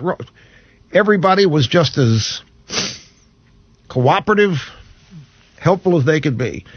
We get back from the meeting with the doctors, about 2 hours, and in our hotel room is 15 sport coats, different sizes, 4 or 5 different ties, a bunch of shirts, different sizes. And all I had to do was try on various things and find an outfit that fit. I did have a pair of slacks because it was cold where we went, so I wasn't wearing sets and shorts with me, but I did wear slacks. And the slacks come from a suit, but, I mean, we were looking at even sending the plane down to Florida to get my suit and a tie, but I couldn't because it was on the way to Missouri. So, anyway, Catherine arranged for a bunch of stuff to be delivered from local retail outlets, including for her. She had nothing either. Nothing that would be suitable for the House chamber. Pardon me? Yeah, it was stuff off the road. What are you going to do? There's no time for a tailor. There's no time for a seamstress. Yeah, that's why there was 15 different sport coats, Mr. Snerdley. It's why there are 4 or 5 different shirts, different neck sizes, sleeve lengths. I told him what I wear, but you never know. From manufacturer to manufacturer, brand to brand, nothing's consistent in clothes. There was only one of the whatever it was, 10 or 15, only one that fit. Only one that I could button. The sleeve length was perfect, but only one that I could button. What do you mean? You're used to what over here on the other? You're used to off the. Look, I don't have a tailor either. What do you people think I have? Somebody makes my suit. When's the last time you saw me in a suit? It was in December, and that's an off the rack suit. I haven't bought a suit in 10 years because I don't like clothes shopping. Precisely because nothing does fit off the rack. I got better things to do to sit there and be measured 3 or 4 times to get it right. And if that was what was somewhat miraculous about this, is that Catherine got enough delivered that something worked. And when I saw the ties, these are the dullest ties. I don't wear invisible ties like this. I said, I'm sorry, but this is how they interpreted what you said you want. Turned out to be perfect. The tie turned out to be the perfect color for what was to come later. Anyway, I got to take a break. There's still a lot to this story, and there's more than I can tell you today about Donald Trump and who he is and why he's unbeatable, folks. He's indomitable. There's these clowns. The Democrats, they still have no idea what they're up against. They haven't the slight. There's nobody in the Democrat Party. There's no American politics that even comes close to the personality and the overall attitude towards life of Donald Trump. It's incredible. I got to take a break. We'll be back. Winning minds, winning hearts on the EIB network.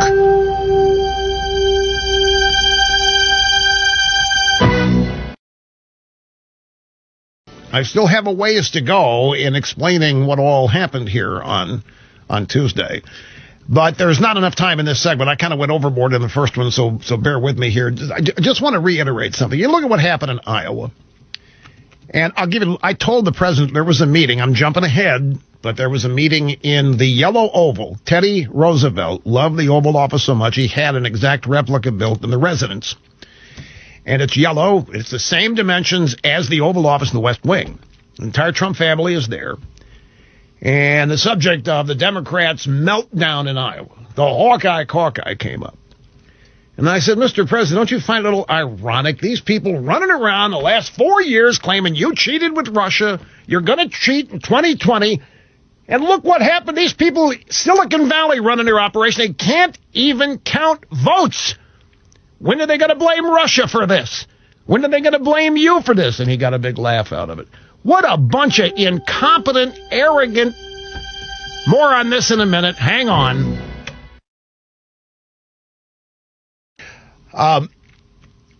This experience that Catherine and I had... And look, folks, I've known Donald Trump for years.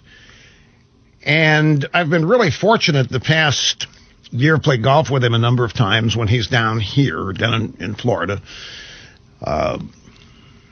And I've gotten to know him personally. I know Donald Trump. When I saw him come down the escalator, I've known Donald Trump from the moment he got into this.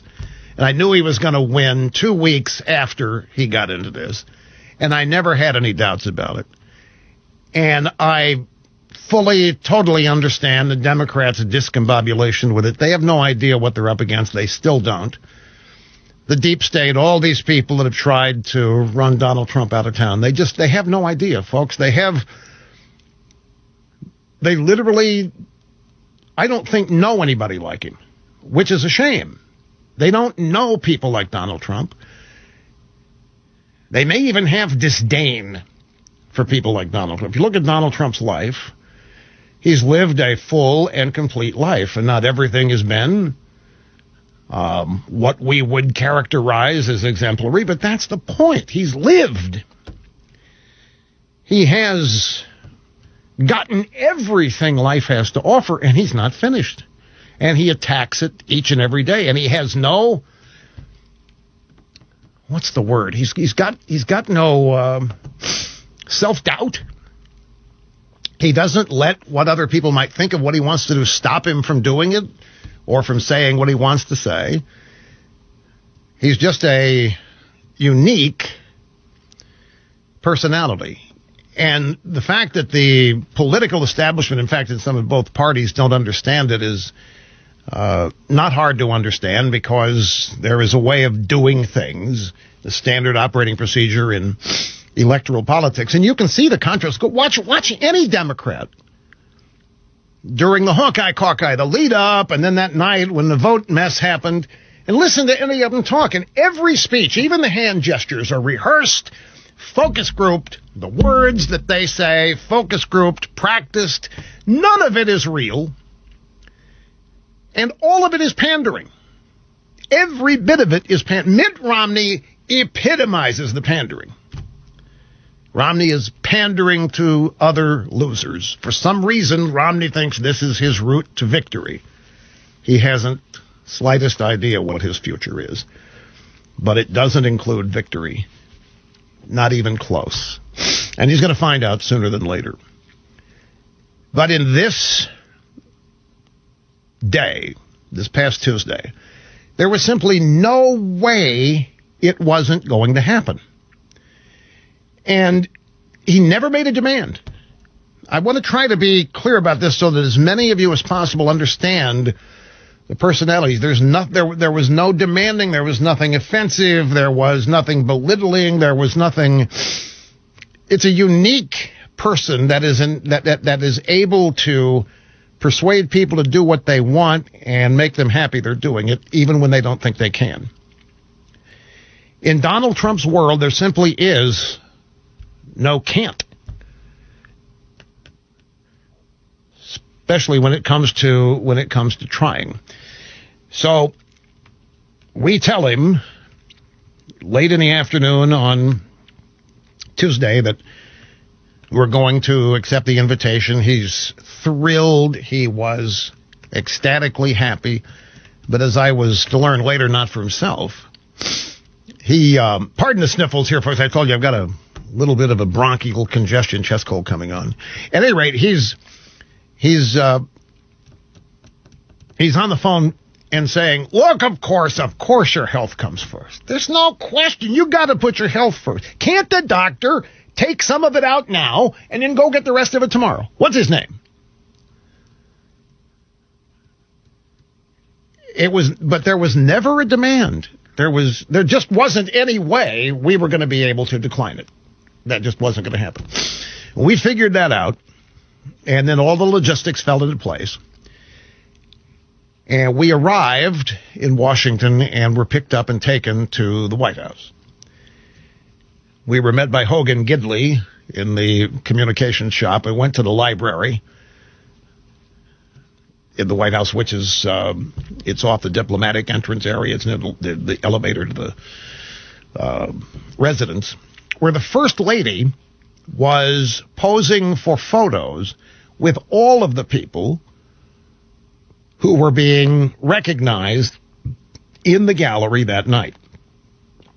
And we were last in line on purpose because after we posed for the photo with the First Lady, we were then escorted to the residence to meet the Trump family in the Yellow Oval. Again, that is a room in the residence. It's not far down the hall. If you keep walking past it, you'll run into the Lincoln bedroom and the Queen's bedroom. And it's the exact dimensions of the Oval Office in the West Wing. Teddy Roosevelt loved that room. He had it made for the residents, the exact measurements with the predominant color being yellow. Hang on here just a second, folks.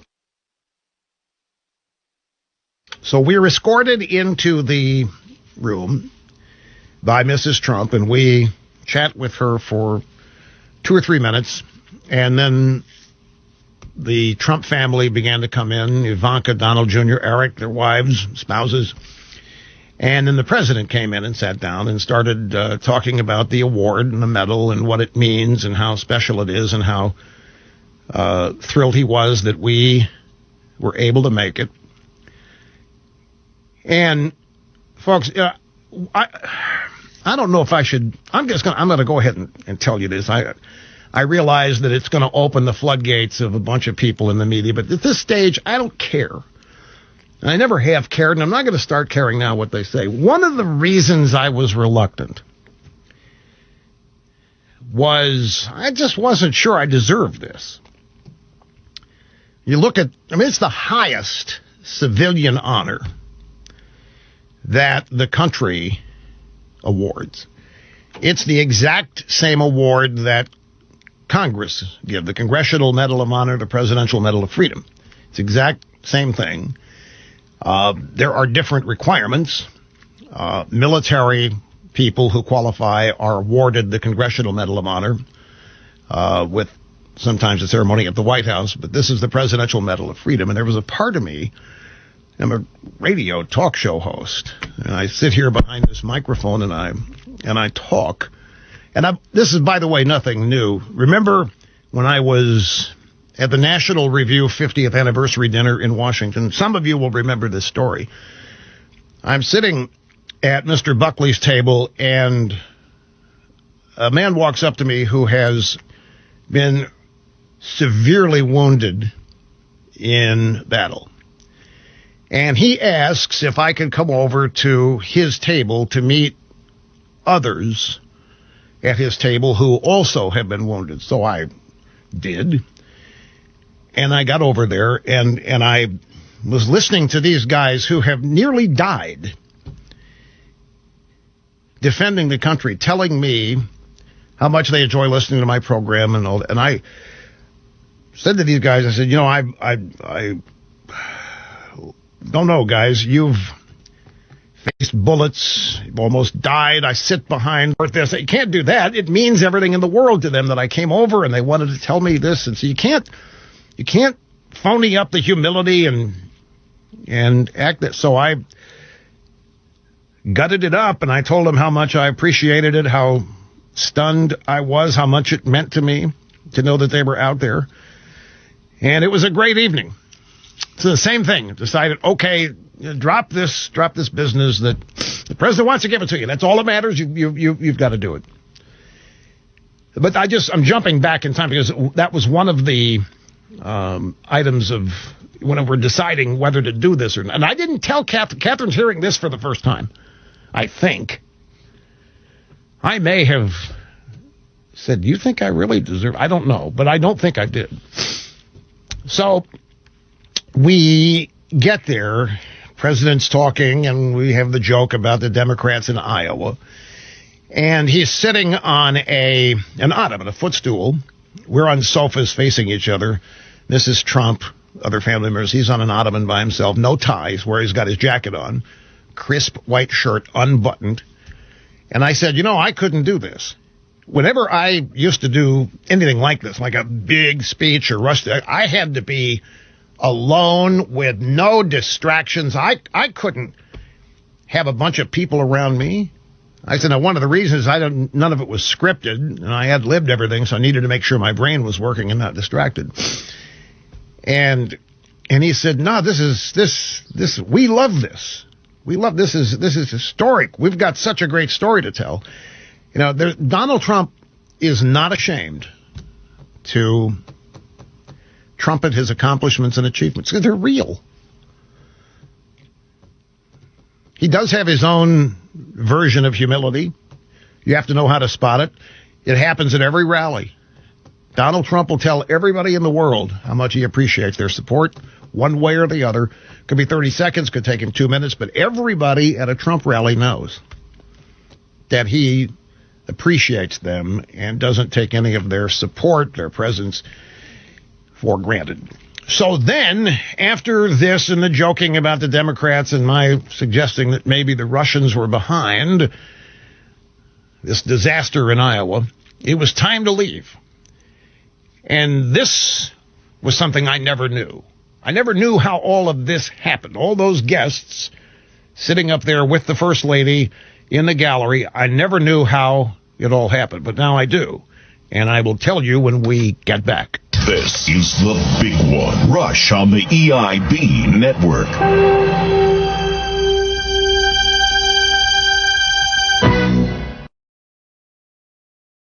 Buses, minivans that they're very nice. Don't misunderstand minivan. They put all the guests in. And the guests are the tail end of the caravan. It is a massive caravan. More SUVs I've ever seen in a row. And we left the White House about 8:15 to get over there, and they hustle you in to the gallery, and you sit down. And I've never been in the gallery. Oh, yeah, I have in the Senate, never in the House. I have seen the House chamber from floor level. You're not allowed to go out there if you're not a member. And it was pretty full. Then we got there at 8:30. And all the Republicans are they're looking up and they're waving thumbs up. It was, I don't know, it was so inspiring and gratifying. And there was just if you can imagine an envelope or like a wave of warmth that just swept over me sitting there. Every Republican congressman, every senator, looking down there, and then to see the Democrats not doing a thing and they're dressed in all white and so forth, and it was just a moving night, and sitting there, can't believe we're there, can't believe it happened, can't believe it all came together, and then it happened. Almost every American family knows the pain when a loved one is diagnosed with a serious illness. Here tonight is a special man, beloved by millions of Americans, who just received a stage 4 advanced cancer diagnosis. This is not good news, but what is good news is that he is the greatest fighter and winner that you will ever meet.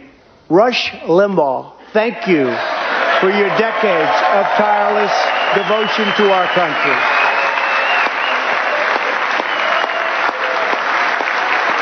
This is the House chamber, the State of the Union. My mom and dad would not have believed it. That kind of thing was not possible. And Rush, in recognition of all that you have done for our nation, the millions of people a day that you speak to and that you inspire, and all of the incredible work that you have done for charity, I am proud to announce tonight that you will be receiving our country's highest civilian honor, the Presidential Medal of Freedom. Now,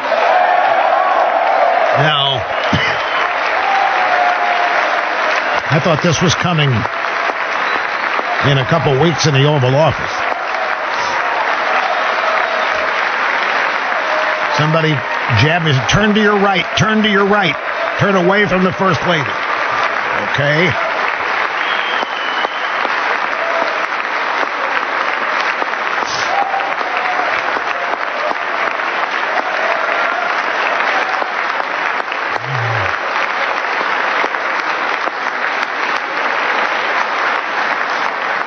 I will now ask the First Lady of the United States to present you with the honor, please.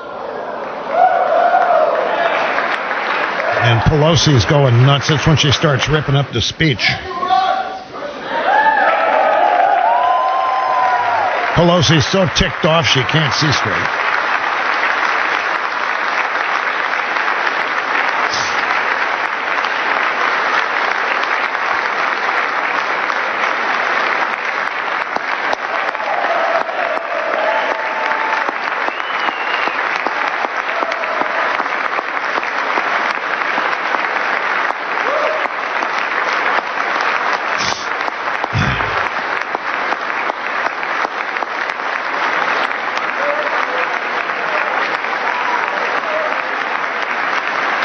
You have no idea what this is like.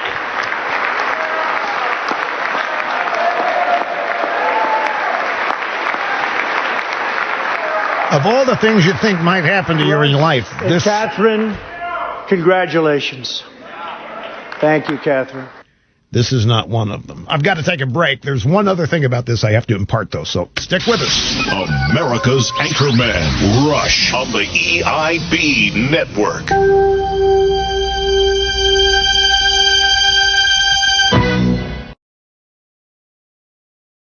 Of the Presidential Medal of Freedom, that is it right there.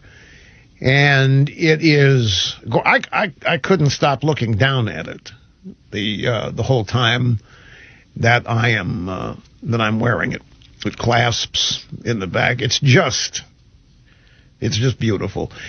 Excuse me, Brad. Do you have the black and white photo? We've also got one more photo to show you that'll also be at RushLimbaugh.com, and we're looking to get it. There it is, black and white picture taken from below the second floor with the Medal of Honor in color. And it's, folks, it was such a joyous occasion. It was so unbelievable, and something for which not only me, but my family will be eternally grateful for. It's very, very special moment indeed, and I thank again the president and his family. Vice President Pence called after we left the Capitol and were on the way back to our super secret location, and where we spent the rest of the week. And one thing, do you remember later in the evening there was a young mother and her, I think it was two kids sitting just to the left of the First Lady. And we met her, she was in line in front of us for the photo with the First Lady at the White House before we all got in the bus to go over to the Capitol. And she was so sweet, and well, I don't want to say she looked sad because I don't want to mischaracterize her. She may not have been sad, but she clearly is there with her kids. Her husband is away in Afghanistan. She's in the gallery because he and she are going to be recognized. She has no idea the president has flown her husband back, and he's waiting outside the doors to come down the steps. And when the president announced that, I mean, the place just erupted, and her face lit up, and her kids were the happiest you've ever seen. A couple of kids, Sergeant Williams, and he came down the steps and he hugged his two kids, and she was beside herself. I mean, this call it a show if you will, but it's more that this is the kind of thing that has deep meaning to people, and the thought, the idea to do something like this, to extend this kind of honor to people defending the country. I maintain that this is another example of the essence of Trump and his administration, and how he has an absolute bond of connection with the people responsible for making this country work. And as we were walking out, I met Sergeant Williams and posed for a photo, and I jokingly said, I said, "You guys have a place to stay tonight." And I was wondering, she didn't know he was coming, and so she looked at me and she nodded, said, "Yeah, we do." But that moment when that was announced and he came bounding down those steps, and the look of joy on his kids, heart melt city. Anyway, let's go to the phones. People have been patiently waiting, lining up since the program began. We'll start with Elliot in Wilmette, Illinois. Thanks, Elliot, for holding on, and welcome to the program. Hi. Thank you for taking my call, Rush. My very, very best wishes for you. I'm very pleased to speak with you. My question has to do with the State of the Union show. From the party we were in, we could see from your surprise, we could hear you saying to yourself, "Keep it together, keep it together, keep it together."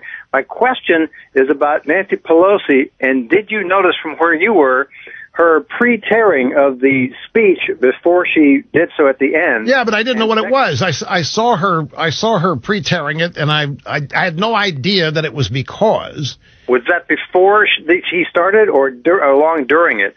And what? And secondly, no, it was that will do. To the Democrats. No, it was before, because clearly she didn't have the strength to rip it from scratch.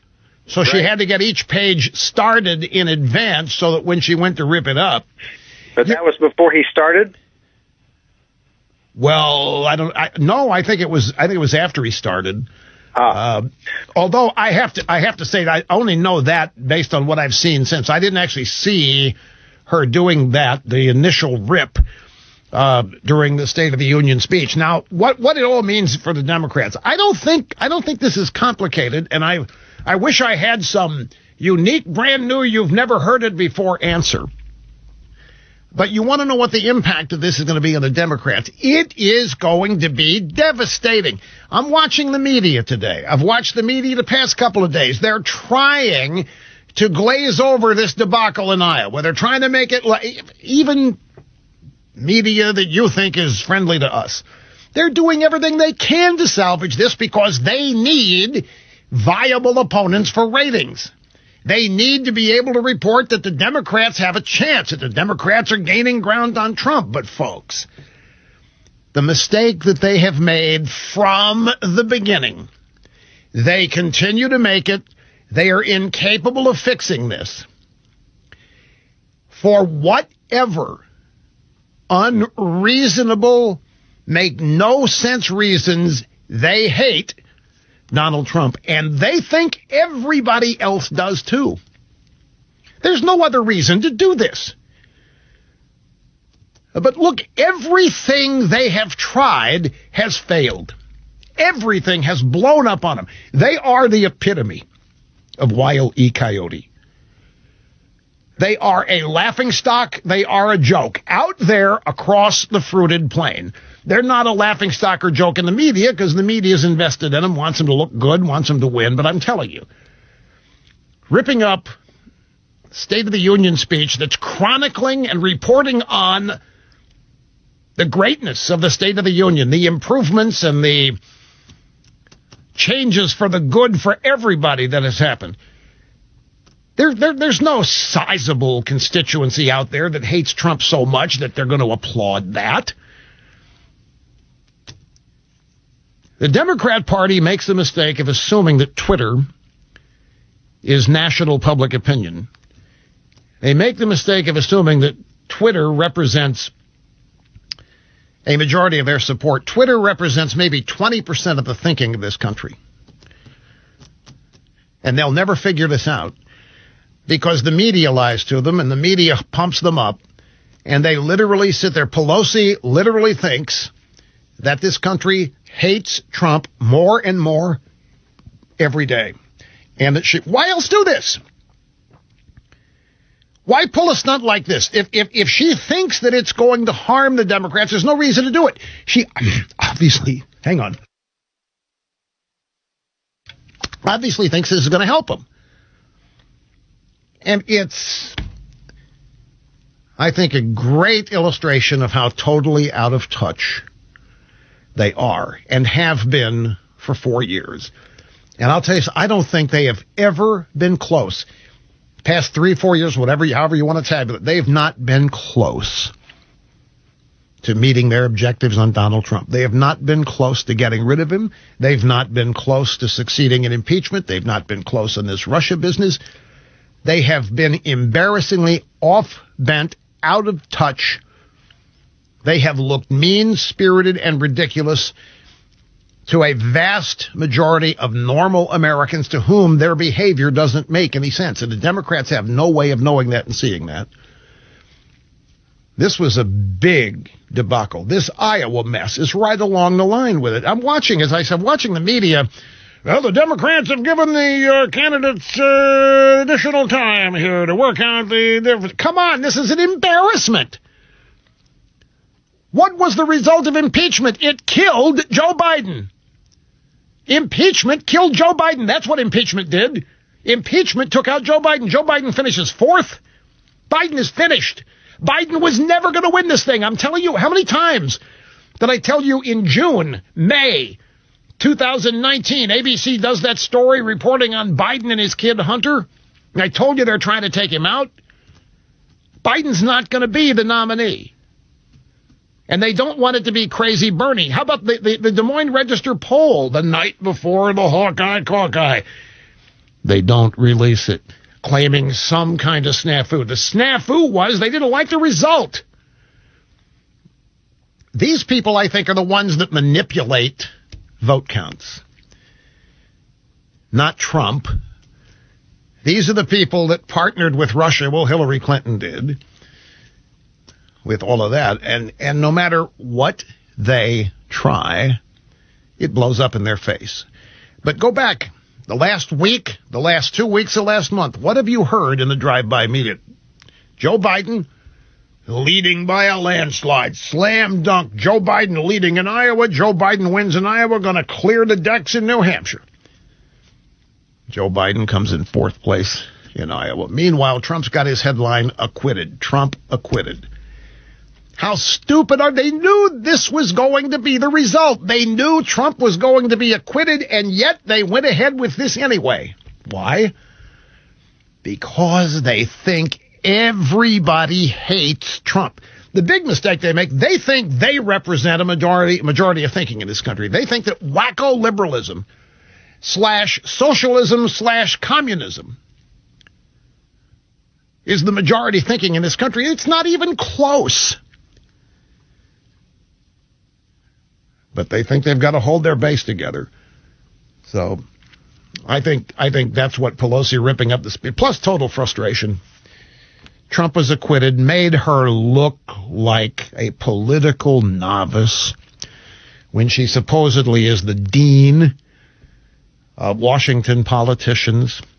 Anyway, I appreciate the call. This is Elizabeth in Columbus, Ohio. You're next. It's great to have you. Hi. Hey, Rush. It's good to hear you on the radio. Thank you, sir. Ma'am, I'm sorry. No problem. My question for you is, I wonder what lessons you think the Republican leadership are learning from watching the Democratic implosion. Well, if you look at the Republican Party, is pretty unified behind Trump. Well, I think they've had the benefit of not being in the spotlight, but, the rise of Trump was really because, and I think on both sides, Republican and Democrat, there was a large portion of people that feel very frustrated with not being heard. And, I think that's what led to Trump winning the Republican nomination. He wasn't their guy. And Republican base put him in there almost as a, referendum, I think, in some ways against the Republican leadership. No question about it. Well, so what have they learned from that and from watching the Democrats try to deal with the same, divisions in their party? And how are they going to take that once Trump is out? Well, I don't know for sure. I don't know for sure what they've learned, but I'll tell you what they should have learned. They should have learned. They look at Trump's approval rating. Look at the economy. Has the highest approval rating ever. Trump's approval rating as president. After all of this, Elizabeth, after all this impeachment, after all of the Mueller investigation, which was a perjury trap, after all the Russia stuff, after all, Trump's approval rating is at an all-time high. And I think one of the lessons that I see being learned by a whole lot of Republicans is they don't have to be afraid of the media anymore. If Donald Trump is demonstrating one thing, it's you don't have to be afraid of what the media says about you.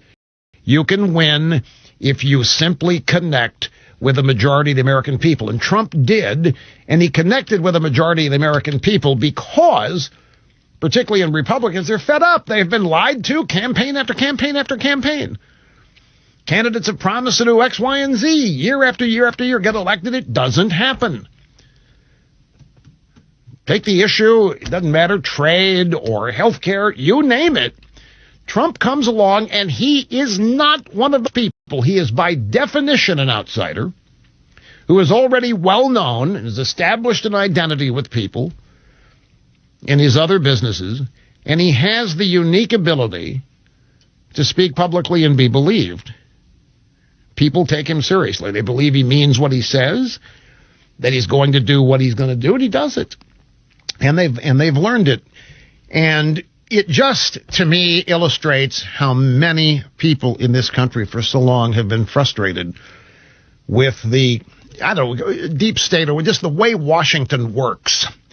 And the way Washington works is, it's all about them and their families and their kids. It's really not about you, except every election. They make it look like it is. There's some exceptions here, but most of Washington, look at the ambassadorial corps that testified against. By the way, you see Trump might be getting rid of Vindman. Right on, dude. Lieutenant Colonel Vindman. Oh, say, can't get rid of him. Get rid of all these saboteurs. Trump's approval rating will go up to 60% if he does this. Well, we know who the whistleblower is. He has been outed publicly to mention the moment I mentioned his name. But it's nothing about Trump. Trump doesn't go back. He'll slam them as they fail, but he's going to keep moving forward. He leaves them in the dust. All they can do is cry over spilt milk and bellyache and whine and moan. And Trump is just out maneuvering them. He's out dancing them. He's zooming and speeding by these people on his agenda, on his approach with the media. And so it's amazing to me that they still haven't figured out and don't seem to care who he really is and how to stop him, which is fine and dandy with me.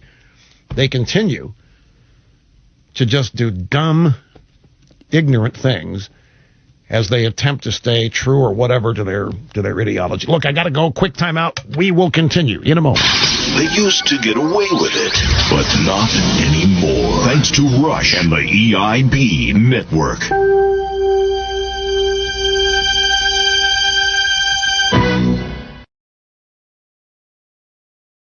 President leaving the White House on the way to helicopter to Marine One to get on a flight down to North Carolina, and he was holding something in his hand.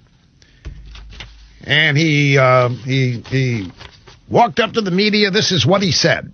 So I just got this. It was just handed to me. This is the D.C. Circuit, and we just won the big emoluments case. I think it was a unanimous decision. This was brought by Nancy Pelosi and her group. It just came out a few minutes ago. So I'll be reading it on the helicopter, but it was a total win. This was brought by 230 Democrats in Congress on emoluments.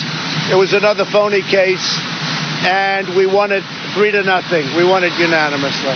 I mean, it's just another slam dunk.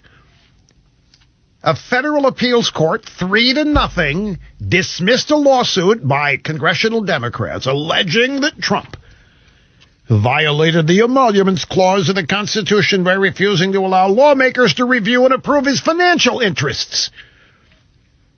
And as CNN says here, the ruling is a major triumph for the president, who's intensely sought to keep his business affairs in private.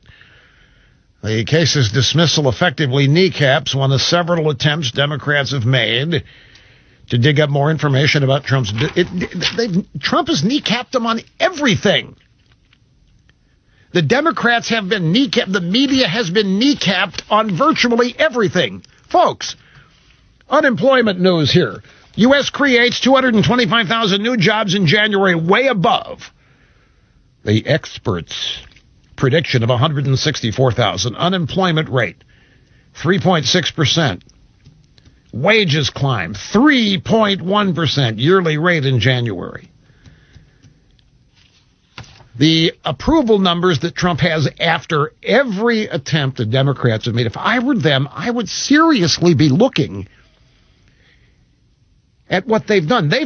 You've heard me say, they've launched every weapon they know destroys Republicans. They've thrown everything at Trump that has gotten rid of any Republican they've wanted to take out for as long as I've been doing this. And not a one of them has even come close.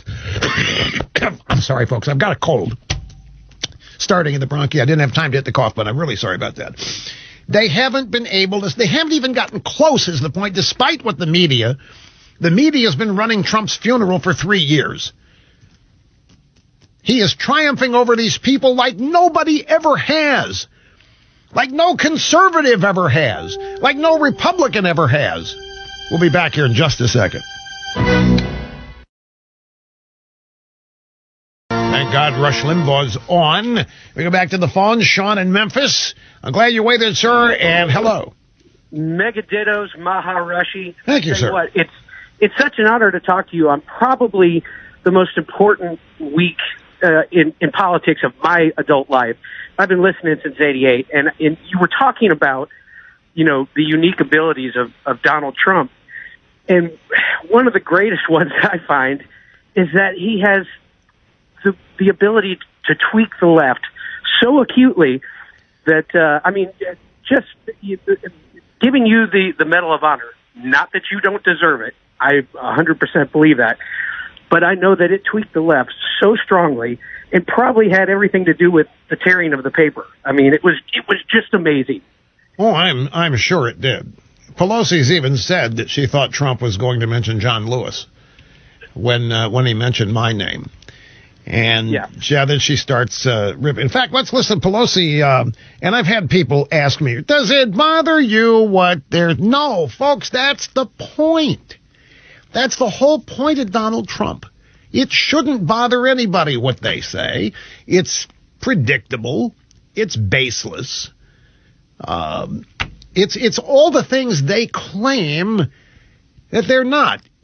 These are the people that engage in insensitivity and racism and bigotry and all this stuff while claiming they're the paragons of virtue and attacking everybody on the conservative side as all the isms and so forth. I've always thought that it was a testament to my effectiveness.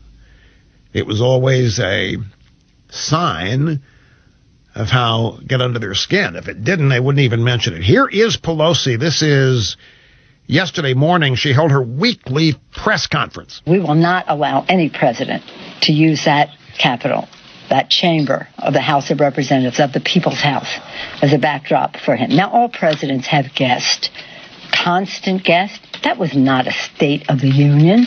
That was his state of mind.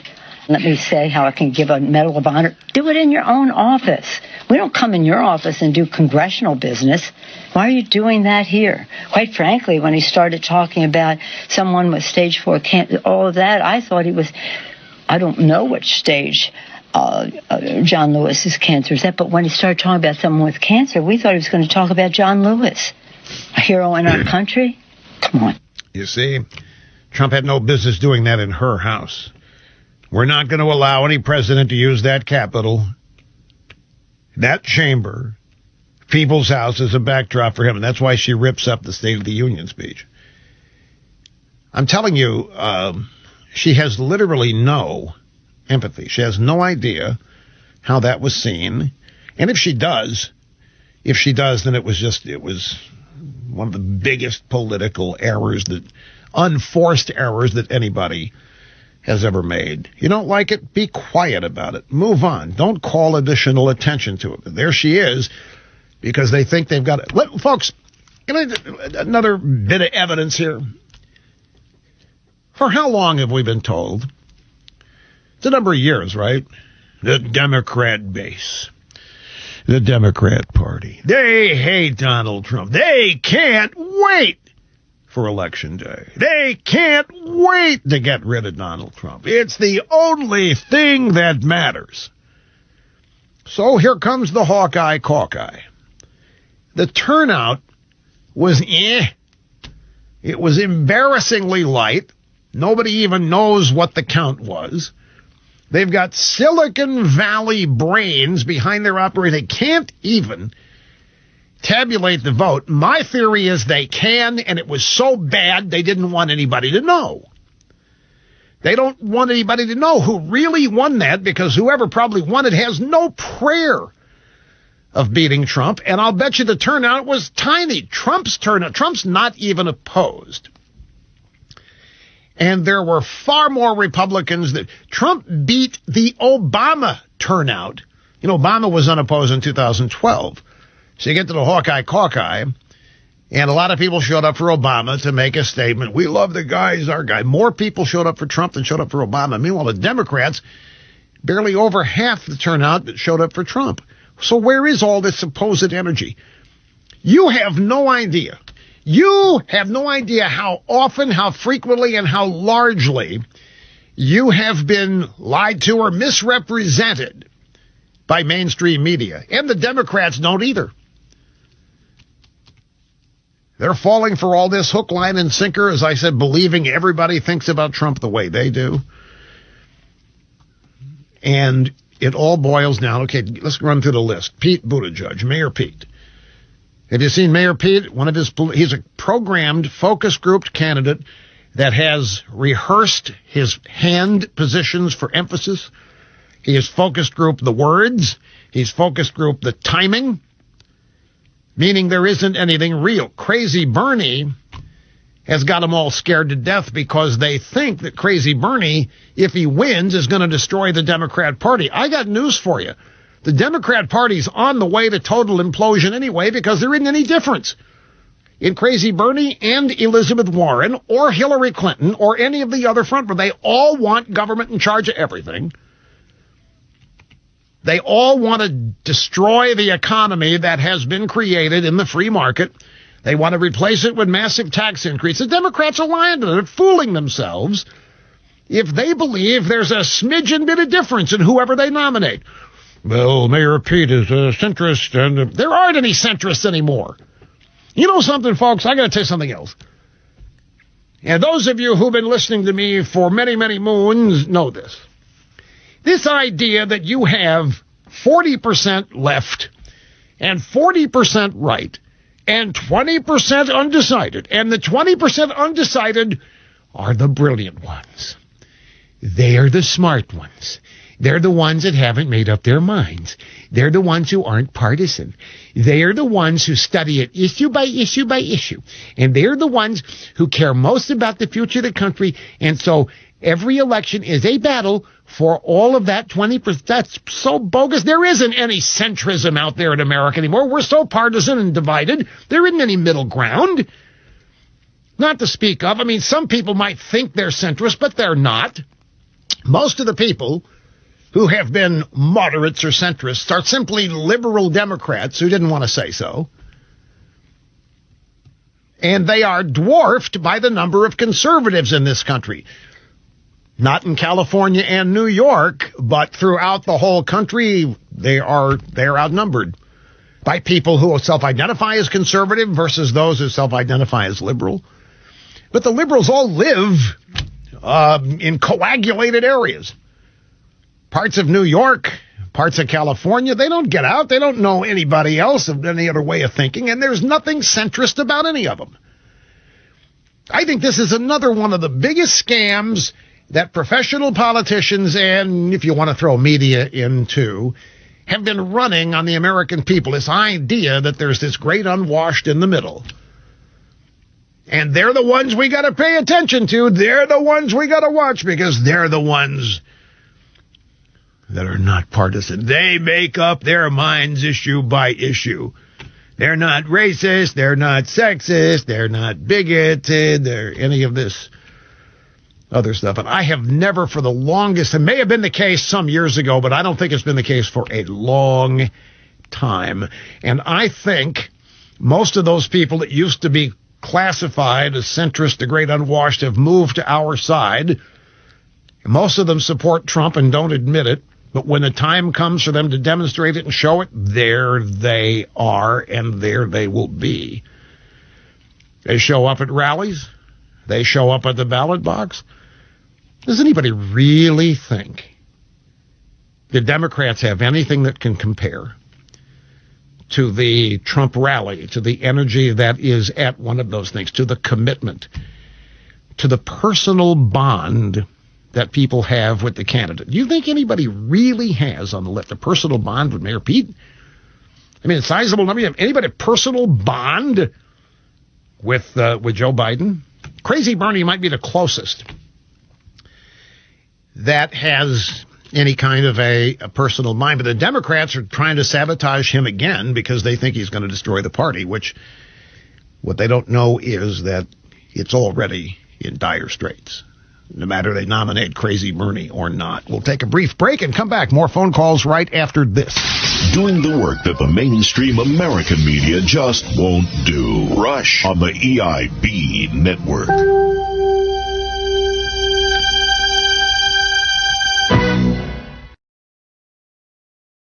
CNN's got some angry military writer, some woman who says this is bogus, this is reunion porn. Reunion porn. This is not what everybody thinks it is when they look at it. There's often no follow-up, and the administration don't care what happens to these people after they leave the House chamber. They may have nowhere to stay. This is reunion porn. Okay, CNN, keep at it.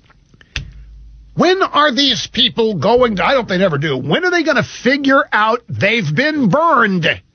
When are they going to figure out none of this stuff is hurting Donald Trump? It's only hurting them. They can see their audience dwindle away. They can see the respect that the audience has for them dwindle away. Why even want to step on something like this? Why want to step on a military family being reunited by calling it reunion porn because Trump doesn't really mean it? Because Trump doesn't follow through. And I was there. I saw this. I shook their hands. I walked out with them. They were deliriously happy. I pointedly asked them if they had some place to stay. I was going to get them a hotel. I don't know. I mean, she doesn't know her husband's coming home. I don't know where they live. But I was going to get them a hotel room. Then I stopped and no, the president's obviously the administration's taking care of that, so I didn't say anything. But that was my concern. I mean, the last thing in the world that it occurred to me is to find a way to rip and criticize them, but they just keep on, and I don't know what, I don't know who they think they're reaching and what they think they're accomplishing. Anyway, let me get back to the phones. This is Will in Rhinebeck, New York. Great to have you, sir. The EIB Network. Hello. Russ, thank you so much. It's great to hear from you. Mega dittos, mega prayers. I've been listening to you for about 15 years.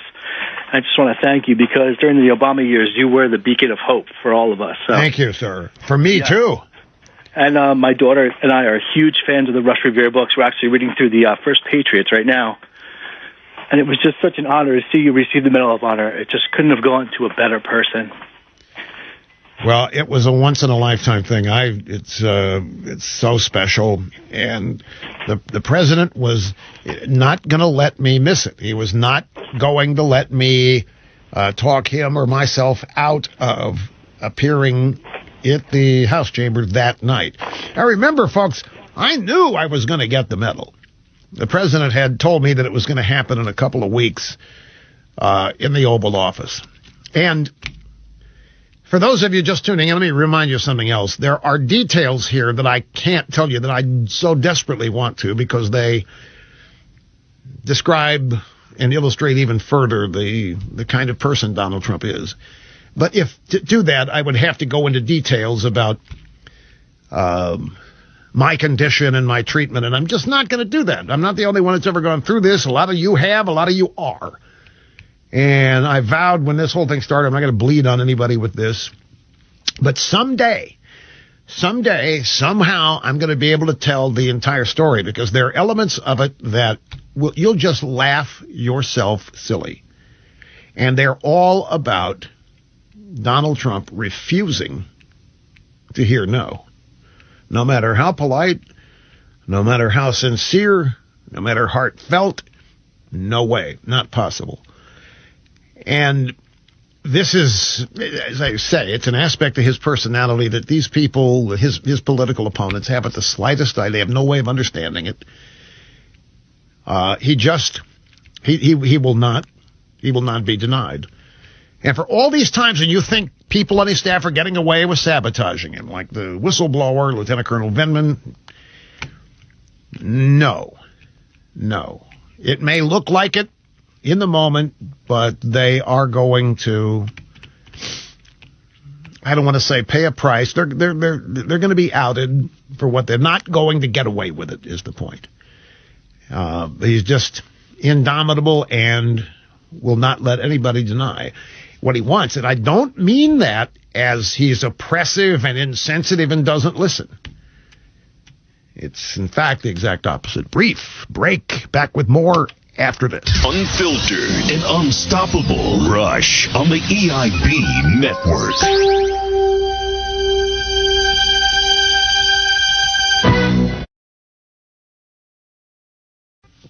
Much more meaningful than anybody knows.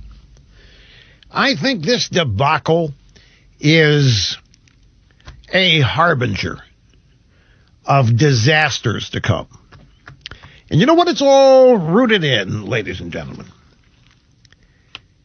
The Democrats really cannot do elections anymore because they can't stand the way people vote.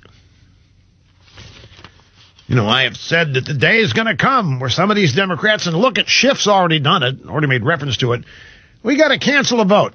The vote, we can't trust the ballot box, Schiff said. Can't trust the ballot box to do what we Democrats want. Meaning, we can't trust the American people to elect us. They just can't stand that people vote in ways they don't like. So look, Hillary loses, and they've tried to tear the country apart for 3 years. And I'm not telling you anything you don't know. I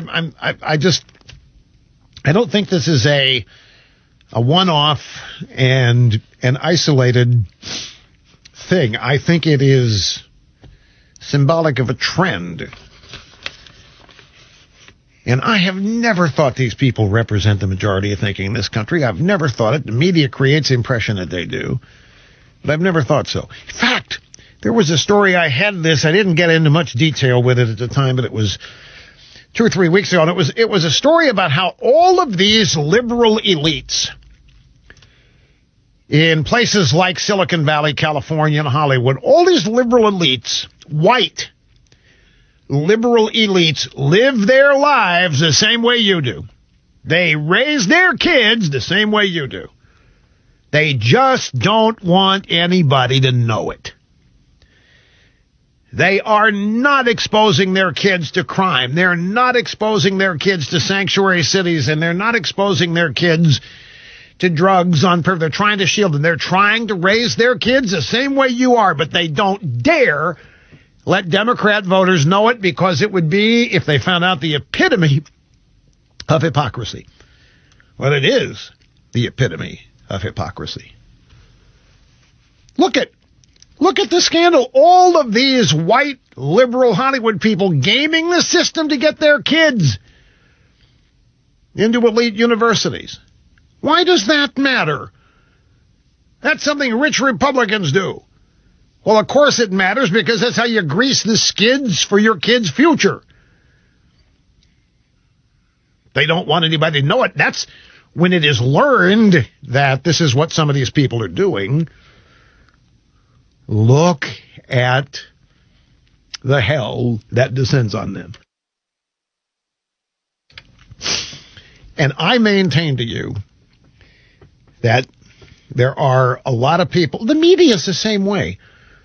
The media living in Washington, their kids go to the finest schools, their kids do this and that, they try to keep their kids, they're not exposing their kids to all of the crap they're telling you have to be understanding and fair, but they just won't admit it. So here we are in Iowa. They can't do elections because they can't stand that people vote in ways they don't like. Hillary loses. They've tried to tear the country apart for 3 years. Now Bernie is peaking as the winner. They have to jigger the votes against him. They can't stand that voters won't do what they want. Rather than try to get themselves aligned with voters, do what voters want, try to win that way, it's exact opposite. The Biden campaign, if it ever was anything, is falling apart. And I'll tell you something, I don't think Biden ever has been the real leader. Cut me a break. We really going to tell people, Joe Biden hasn't ever gotten anywhere in a Democrat presidential primary in his life. Why all of a sudden is Joe Biden leading this primary? I don't believe he ever has. I think they're doing everything they can to tamp down crazy Bernie. So, the Plugs campaign's falling apart. Women of color are fleeing Pocahontas in droves. Mayor Pete supposedly surging. Really. And then over here, Michael Bloomberg, the guy's all of 5'4", doesn't stand a prayer because I don't care how much money he spends. Hillary's being coy about running. Mitt Romney, you want to hear a rumor? Some Democrats are thinking about drafting Mitt Romney as their presidential nominee. And, of course, Romney would sign up yesterday for it. Romney would do it yesterday. So we will just have to see how it all shakes out. A new high. 90% of Americans are satisfied with their personal life. 90%. This is Gallup. We haven't had a result like this in I don't know how many years, decades. And it's amazing when you have your pick of a job, your wages are going up, energy costs are low, taxes are less, you feel safe, we're not at war. 9 in 10 Americans satisfied with the way things are going in their personal life.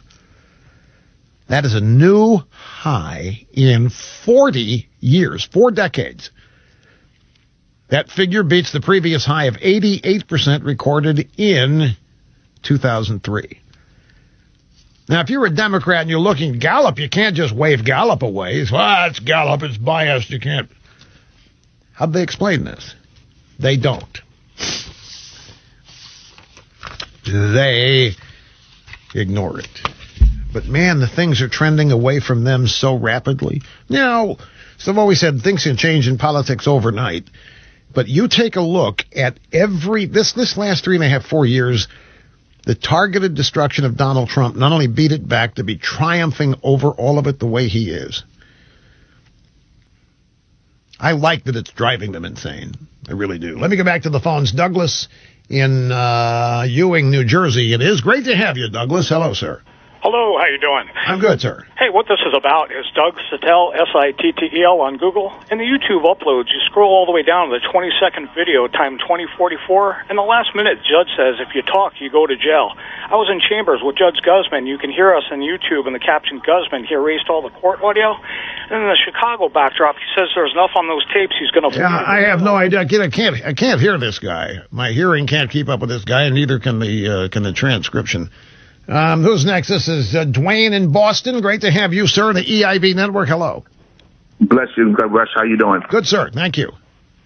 The reason why I called, I've been listening since high school. I'm 54 now. My mom gave me a book of yours in high school, and I was talking about it online the other night after you got your award. I'm African-American Christian, but I'm conservative, so, I'm automatically a pariah in certain circles. But I was talking about how me and my followers need to keep you lifted up in prayer and cover you and your family and your wife and stand with you while you go through, because I believe you'll come out on the other side victorious. And while I was doing that, a guy started going in on me and my mom. My mom's been dead since 2010, but he said, "Oh, your mom gave you a Rush book. Did she give you what's the Karl Marx book as well?" Or a Jim Crow book, too, and your mother got buck tea. They just started, it was crazy. Karl Marx book? Yeah. Who the hell, Karl Marx book? Exactly. And what Jim Crow book? I never heard of a Jim Crow book. What's a Jim Crow book? There is none. Who wrote the Jim Crow book? The guy was just an idiot, and then, of course, people would retweet it. And first I started to delete them. I said, no, I'm going to let people see how ignorant and stupid these people are, right? Because I guess what really pissed them off was when I said that Rush is a gift to this generation. And some people won't get it until some time goes by, but he's a God sowed a seed in the earth named Rush Limbaugh, and they just went crazy. I guess I'm not supposed to speak up and speak my mind because I'm a black. Well, isn't it kind of fun to drive them crazy? I love it. Yeah. I love it.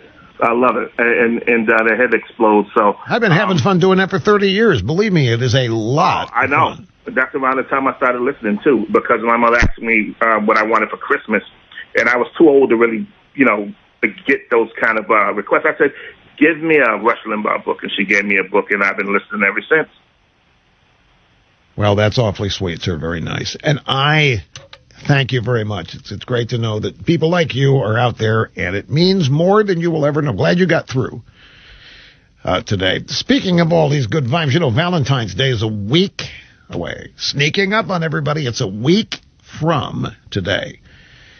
And Valentine's Day is one of those occasions where roses are expected. I know a lot of people say, you know what? Precisely because they're expected, I'm not going to give them.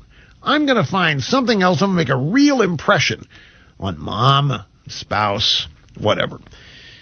My advice would be not to do that. I mean, you can give something else, but don't forget the roses. You know, they work every time they're tried, especially on Valentine's Day when they're expected. In fact, I would try to find the nicest bouquet you can. And one of the great places to look is 1-800-Flowers.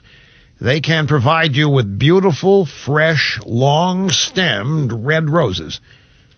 1-800-Flowers picks these roses at their peak. They ship them overnight for delivery to your intended on the date that you select, whether that's next Friday or earlier in the week. Doesn't matter. You choose the date. They will get it there. Now, here are the financial terms. 18 red roses available for $29.99. Or you can update to 2 dozen red roses. 18 plus 6 would be 24 for those of you in real it is. 2 dozen for just $10 more. 18 red roses, $29.99, or 2 dozen of these babies for just $10 more. Go online right now, 1-800-Flowers.com. When you do, you'll see a radio icon in the top right corner of your computer screen. Click on that, tap on that, whatever you do. Type in my name to get this special pricing. Use your phone or your computer either way at 1-800-Flowers.com. My name as the promo code, and that's do not forget to do this. It's a week away. You might think you can put it off, and many of you will. But just don't forget it because it's magic. They work every time they are tried. Roses. America's beacon of freedom. Rush on the EIB network.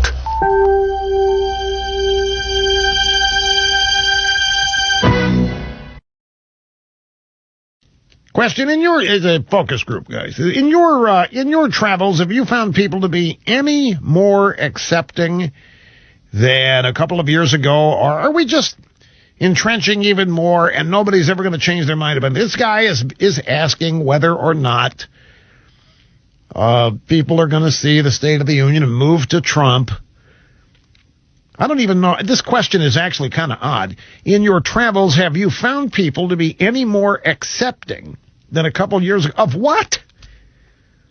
Or are we just entrenching even, accepting of what? Nobody's ever going to change their mind about anything. That's exactly right. There is no great unwashed. There is no great centrists. There is no great undecided. There aren't any great this or that. This is something the left is always counted on to put them over the top. Here's what Luntz had to say. Our group actually thought that Donald Trump was not inappropriate. They did not think that he was overly partisan. They thought it was a campaign speech for 2020, which obviously it was. But I'm afraid that the people who report the news are actually missing what the voters themselves are saying. We had 2 undecided voters. They moved towards Trump after the speech was done. Exactly right, because they weren't undecided. Just telling Luntz they are. We're not undecided. How can you possibly be undecided in the atmosphere in America today? But I'll go with what Luntz says. If he wants to say that they were undecided and moved to Trump, fine and dandy. Now, Tuesday night, CNN, this is the actual night of the State of the Union, after the speech, Van Jones, the Obama green jobs czar, weighed in. Warning the Democrats, what he was saying to African Americans can be effective. We got to wake up, folks. There's a whole bubble thing that goes on. We say, well, he said S-hole nations, therefore all black people are going to hate him forever. That ain't necessarily so. What you're going to see him do is say, you may not like my rhetoric, but look at my results, look at my record to black people. And if he narrowcasts that, it's going to be effective. That was a warning to us, a warning shot across the bow of Democrats that he's going after enough black folks to cause us problems. Yeah, exactly. But, you know, Van, if I may, I'm really trying to be helpful here. You guys are so off the beaten path. If you think Trump, when he talks about S-hole countries in Africa, if you think that somehow is going to harm him, do you realize that There are a whole lot of people in this country who are fed up with sending money to a bunch of S-hole countries or countries that are not allies or countries that don't do anything for it. And they may be communist countries, they may be socialist countries. And so Trump comes along and calls them what they are, and you think that's going to hurt Trump? This is where you got... They think they are the paragons of virtue. They never say offensive things. They never say things that are going to bother people, upset people. They are the paragons of virtue. It's just the exact opposite. They are accepting. They are supportive of these kinds of outfits that have no interest in the United States' best interests. And Donald Trump does. And by the way, he owns it. There isn't anybody in American politics who can claim that they have American interests at the forefront anywhere near as much as Trump does, especially liberal Democrats. Now, here's Nia Malika Henderson, who's a commentator on CNN. She weighed in after Van Jones. Then you look at some of the things they are doing on the ground in some of these communities. I mean, he talked about opportunity zones, and I've been talking to some of the Republicans black Republicans who do work in the administration, and they're doing some real work and reach out to some of these African-American communities. Right, and so I think these people see what is in front of them. They just don't ever believe that Trump can pull it off because they think that they have successfully maligned and impugned all Republicans forever. That we're all racist, sexist, bigot, homophobes, and so forth. But you look at the black and Hispanic unemployment rate, you look at the approval numbers Trump has, these people are being blindsided.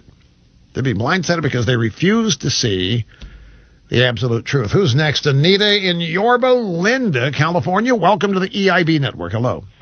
Thank you. I just want you to know we're holding you close in our prayers. Thank you. Thank you very much. Appreciate it. You're welcome. I have a question. I need you to clarify a memory for me. My husband thinks I'm crazy, but years and years ago, and I've been listening to you for a good 25 years, I remember, or I think I remember, Chris Matthews as a guest host substituting for you on your show. Now, did I dream that? Nope, that actually happened. He was a guest host a couple times. Oh, thank you. You are absolutely correct. Do you know what year it was? This is back in the days of Chris Matthews. He was a good friend of mine. Chris Matthews, I will tell you this little story. Many of you have heard it. It was a 1993 White House Correspondents' Dinner, and Clinton tells a joke about me being a racist for defending Janet Reno when she was attacked by John Conyers, as Clinton said, a black guy. He held the defendant because he's being attacked by a black guy. And Chris Matthews came up to me at the end of the night. You cannot let the President of the United States get away with calling you a racist. In this room and on national TV, you can't do it. That's absurd. He was outraged by it. Now, he probably agrees with Clinton. Who knows? These are the people that have gone through the massive transformation. Folks, I'm very proud of something, and I know it's true. I haven't changed. My core beliefs have not changed in 31 years. You have no reason to ever doubt what I believe about things. I'm talking about core beliefs. There might be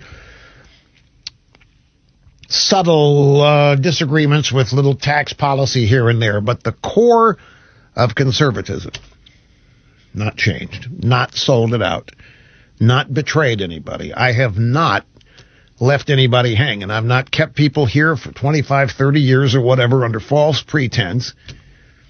And they are the Democrats, the left, they're the ones that are constantly changing, becoming more and more radically liberal and socialist. And I think they make the mistake, like I've been saying, they assume the country is moving in that direction with them, and they are so wrong. Do not doubt me. They are so wrong. Be right back. Don't go away.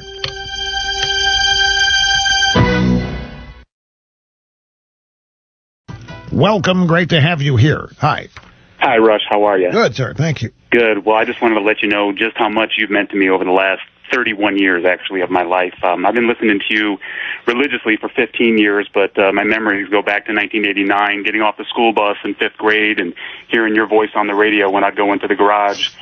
And my dad always had you on, and that was one of my fondest moments of him and I in relationship is when we would hear your voice on the radio. And you just mean so much to me and to him. And in many ways he was unable to kind of express the way he would feel towards me, and trying to express his love for me, and with politics being the glue that kind of kept our conversations together.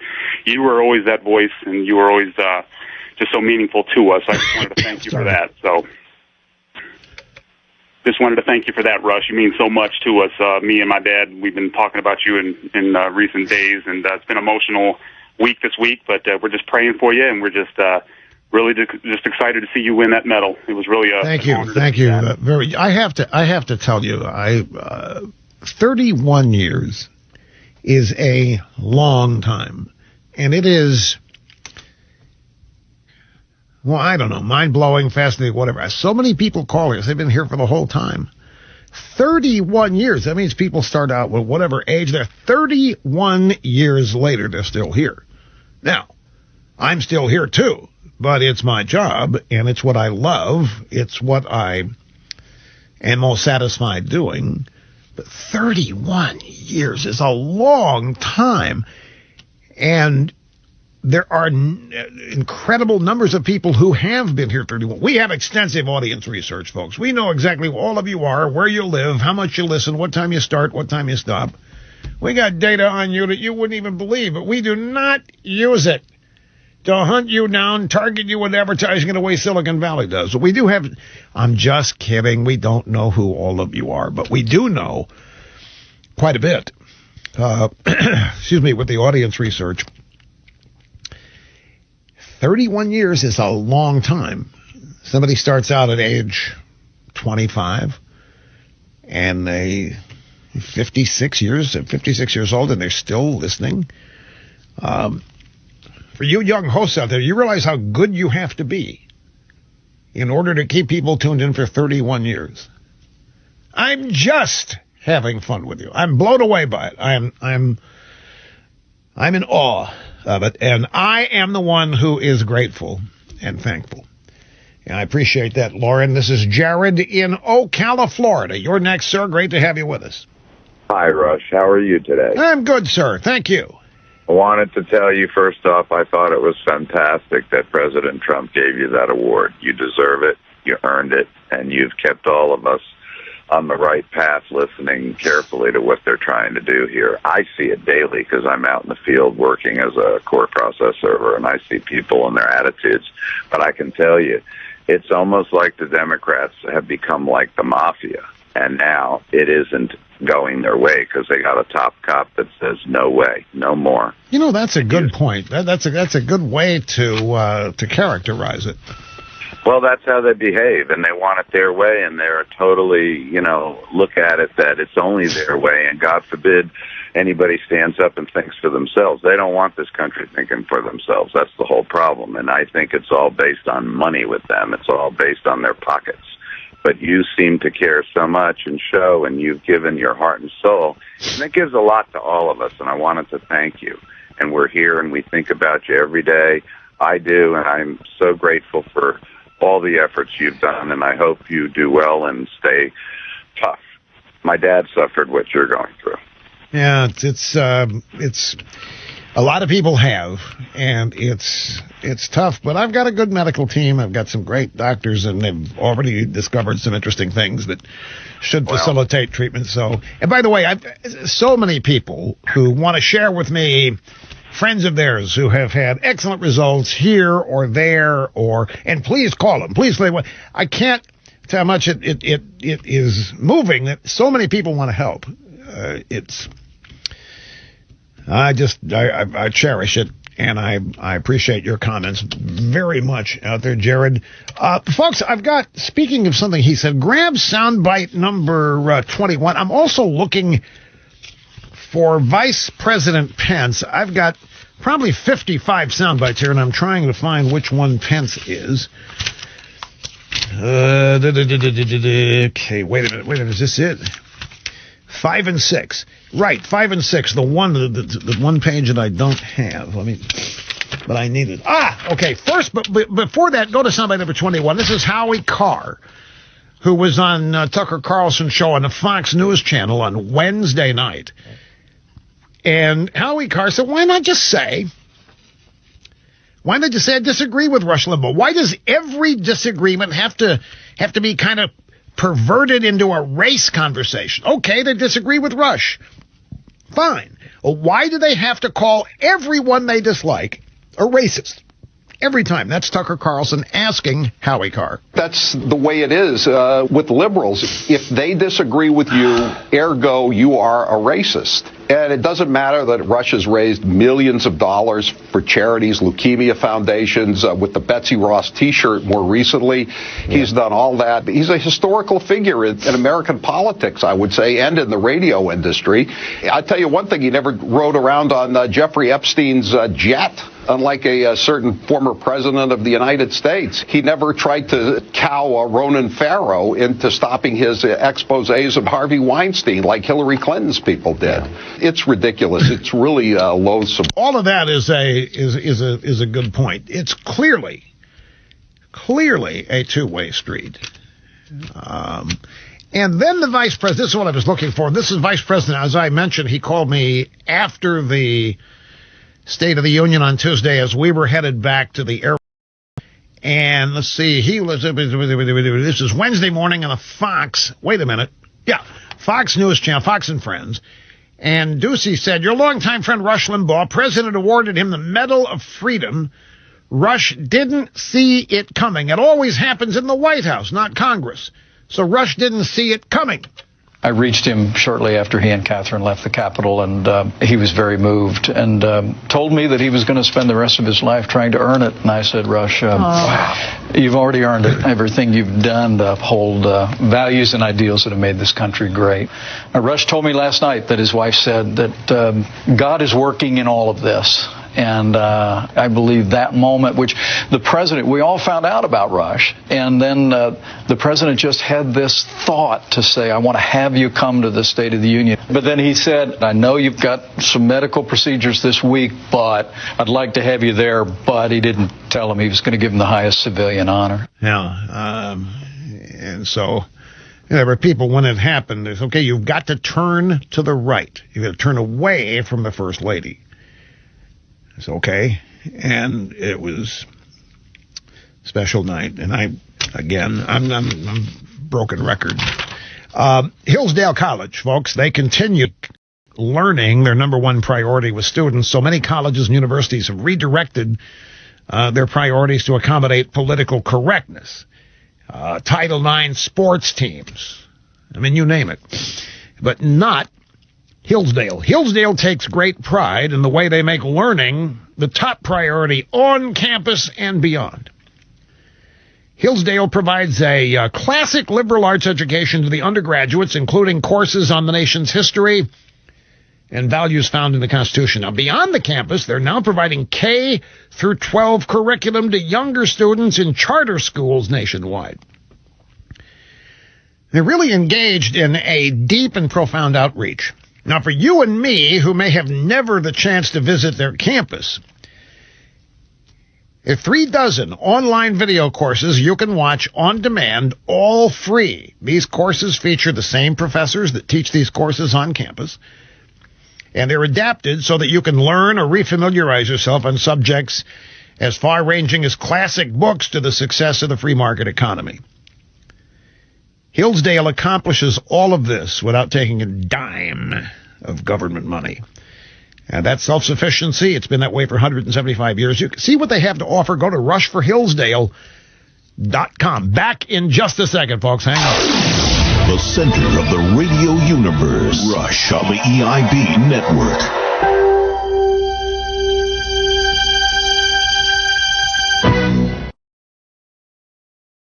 It is unrelated to anything else, and I probably got it while I was away doing something else. You just can't avoid the cesspool sometimes of, not cesspool, but the cauldron of all kinds of people around. So that's all it is. It's not anything related to the diagnosis. Sage in Boise, Idaho, 14 years old. Welcome to the EIB network. Hello. Hello. Thank you for taking the call, Mr. Limbaugh. Thank you for all the great work you do for this country, and congratulations on your award. Thank you, sir, very much. I know it's a lot. It really is. Yeah. Okay, so my question was, who do you really think has a chance for the Dems to get nominated. He's gonna get nominated because they don't really have anybody. I've heard Biden, but really, even then, he came fourth in the caucus. It isn't going to be. But let's just get this out of the way. It's not going to be Biden. It was never going to be Biden. If impeachment took anybody out, it's Biden. The impeachment made public the story of Plugs and his kid in Ukraine. The media doesn't think anybody's smart enough to pick up on it. They think they've discredited Trump enough and Colonel Vindman and all these people and the whistleblower. But believe me, people fully... This guy, Biden, has run for president how many times? He's a plagiarist, for crying out loud. Ever heard of Neil Kinnock? Biden has never survived a first round in a presidential primary, and he's not going to now when he's 104 years old. Look, I'm trying to be nice here. It's easy to be dismissive here, but Plugs...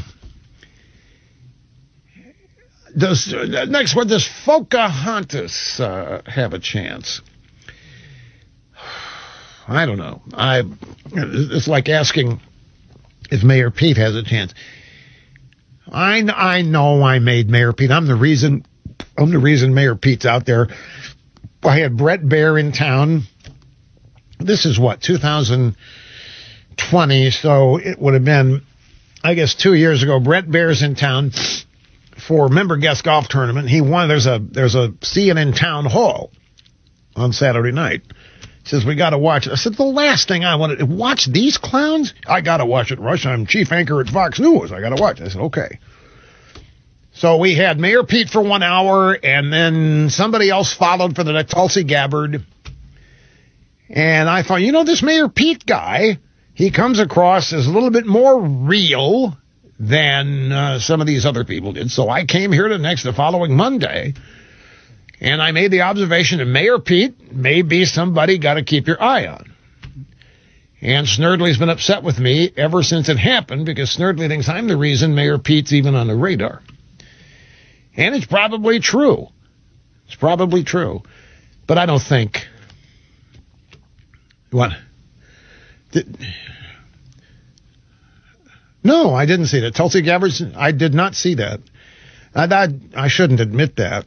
I haven't. Tulsi Gabbard sent. No. Classiest. I didn't. Well, I've never ripped Tulsi, and I've defended her. Hillary, the Democrats calling her a Russian agent. I mean, how cockamamie. But that's nice to know. She's from Hawaii, where there's a resolution. City Council passed a resolution to arrest me if I'm seen in public in Honolulu, because something I said 5 years ago. I forget what it is. So if that happened, I'd call Tulsi. I said, can you handle this for me? I'm sure. Who's next? This is Joy in Erie, Colorado. Is that right? Welcome, Joy. Hi. Rush, you are so, so loved, and pray for you every day. Before I get weepy, I'm going to get right to my question. With everything going on in Iowa, they clearly have an agenda. They will have an agenda in November. I'm worried about fraud and the clown show that may occur in the election then. What do you think? What can we do? Do we have precincts? Is the Trump team ready to handle this? I think the Trump team is so far ahead of the Democrats in their fraud that they don't even have the slightest. I think Brad Parscale and the Trump reelect team are already running rings around. Look, Joy, the evidence of the past 4 years, and it's been the case that everybody thinks that Democrats never lose, that they're smart, that their strategy is always a step ahead of us. Oh, my God. We're waiting for the next scandal. In fact, aren't you? Are you waiting for some new scandal to drop that Schiff claims he's just discovered? Oh, yeah, every day. Every day I know it's coming. But has any of it worked? No. But I still worry about him. I worry about him every day, and not that his support will wane or anything like that. I just worry what they're up to, because they're dangerous, and people, They are, indeed. They're completely dangerous, but their arrogance, their upset people don't vote the way they want people to vote. I guess my point to you is that none of them are going to outmaneuver or outsmart Trump or his team. Believe me, everybody in Trump's team is very much aware of how these people could run fraudulent voting operations. I mean, look what they did to him. They're the ones that partnered with Russia. They're the ones that put together the Steele dossier. He knows everything they're capable of. But unlike other Republicans, Donald Trump knows how to smoke them. Trump knows how to defeat them. The most powerful name in talk radio, Rush, on the EIB network.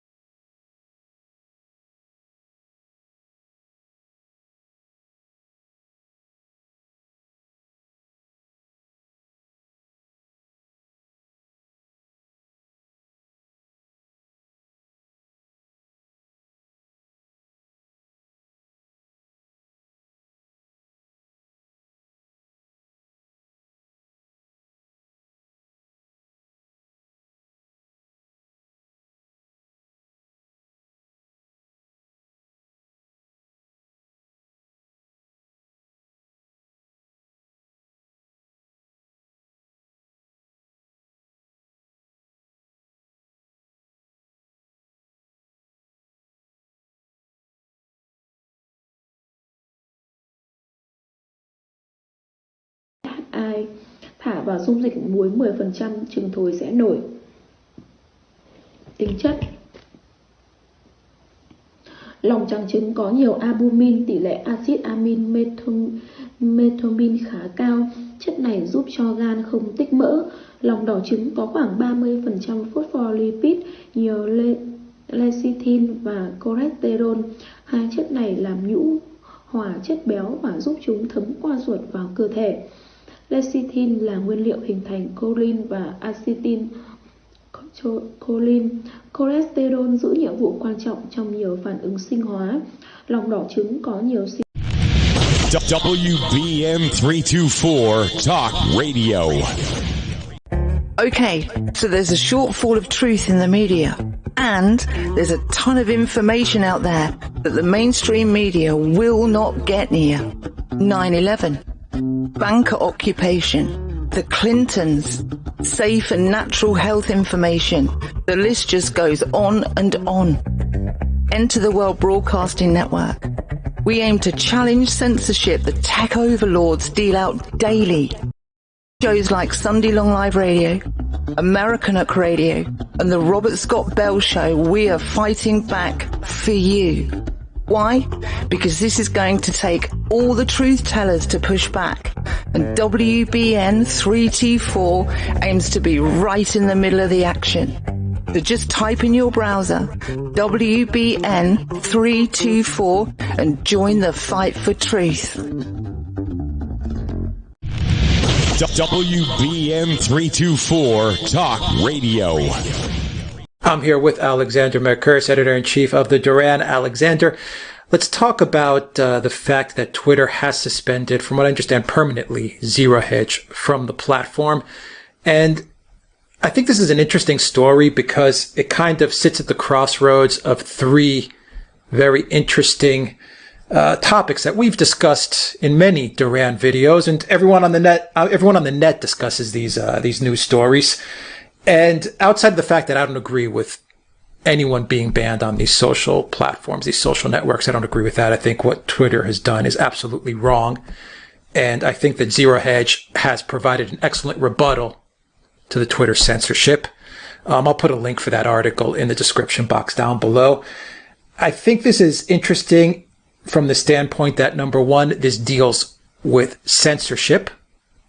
You're censoring voices. In this case, I would say a libertarian, maybe conservative, depends how you want to define Zero Hedge, but definitely a financial site that does cover a lot of news stories in a very alternative fashion, and they're a very big site. I read them a lot.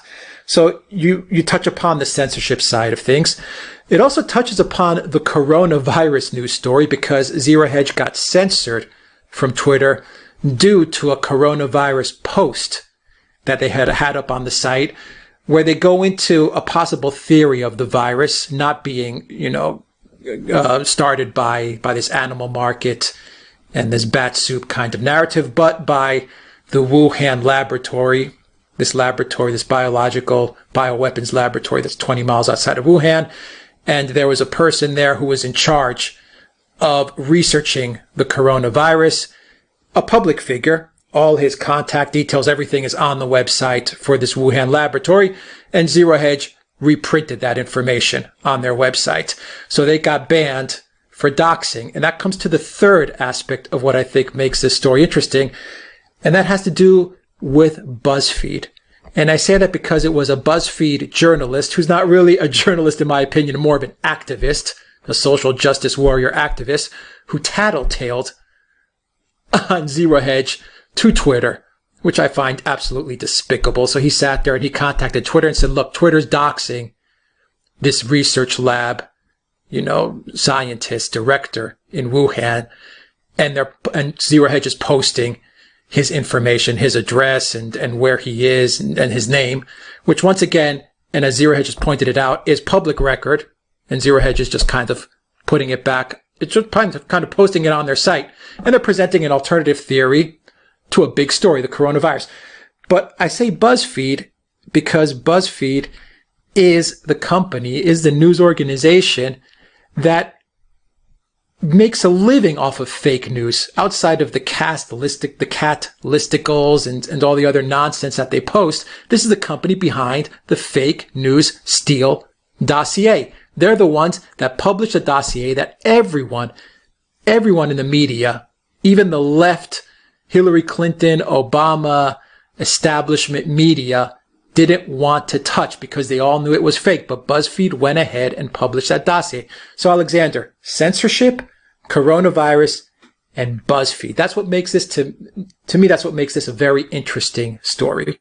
Well, I entirely agree. And I have to say, I'm absolutely shocked, by the way, that one media organization should work to try and ban another, because that's what BuzzFeed has done. I mean, they've campaigned to ban Zero Hedge. Now, Zero Hedge, by the way, in my opinion, is an outstanding site aggregator. It gets sites, gets stories from all sorts of places.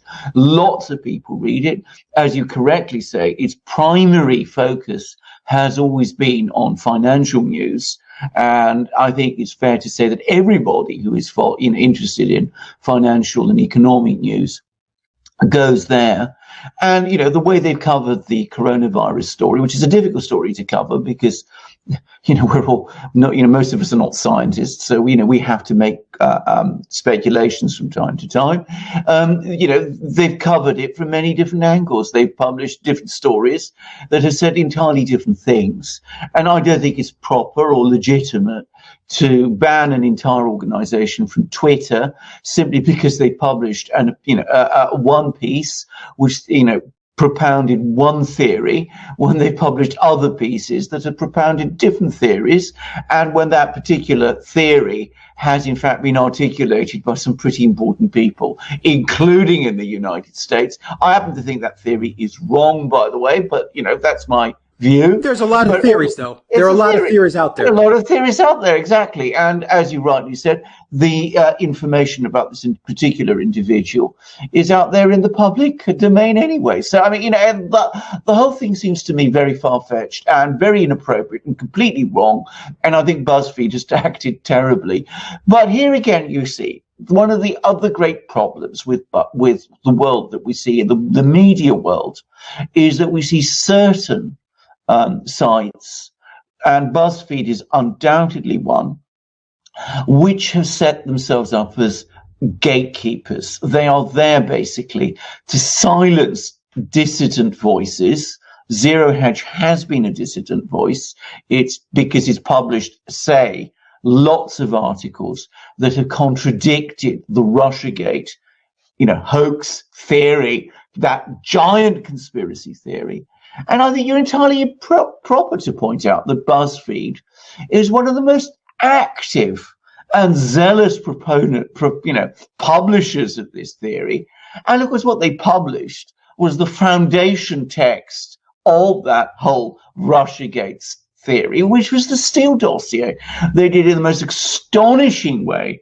They did it shortly after Donald Trump had this very difficult meeting with the intelligence chiefs, with James Comey and Van Brennan and all those people, Clapper, who presented him with all this utterly fake material from the Steele dossier.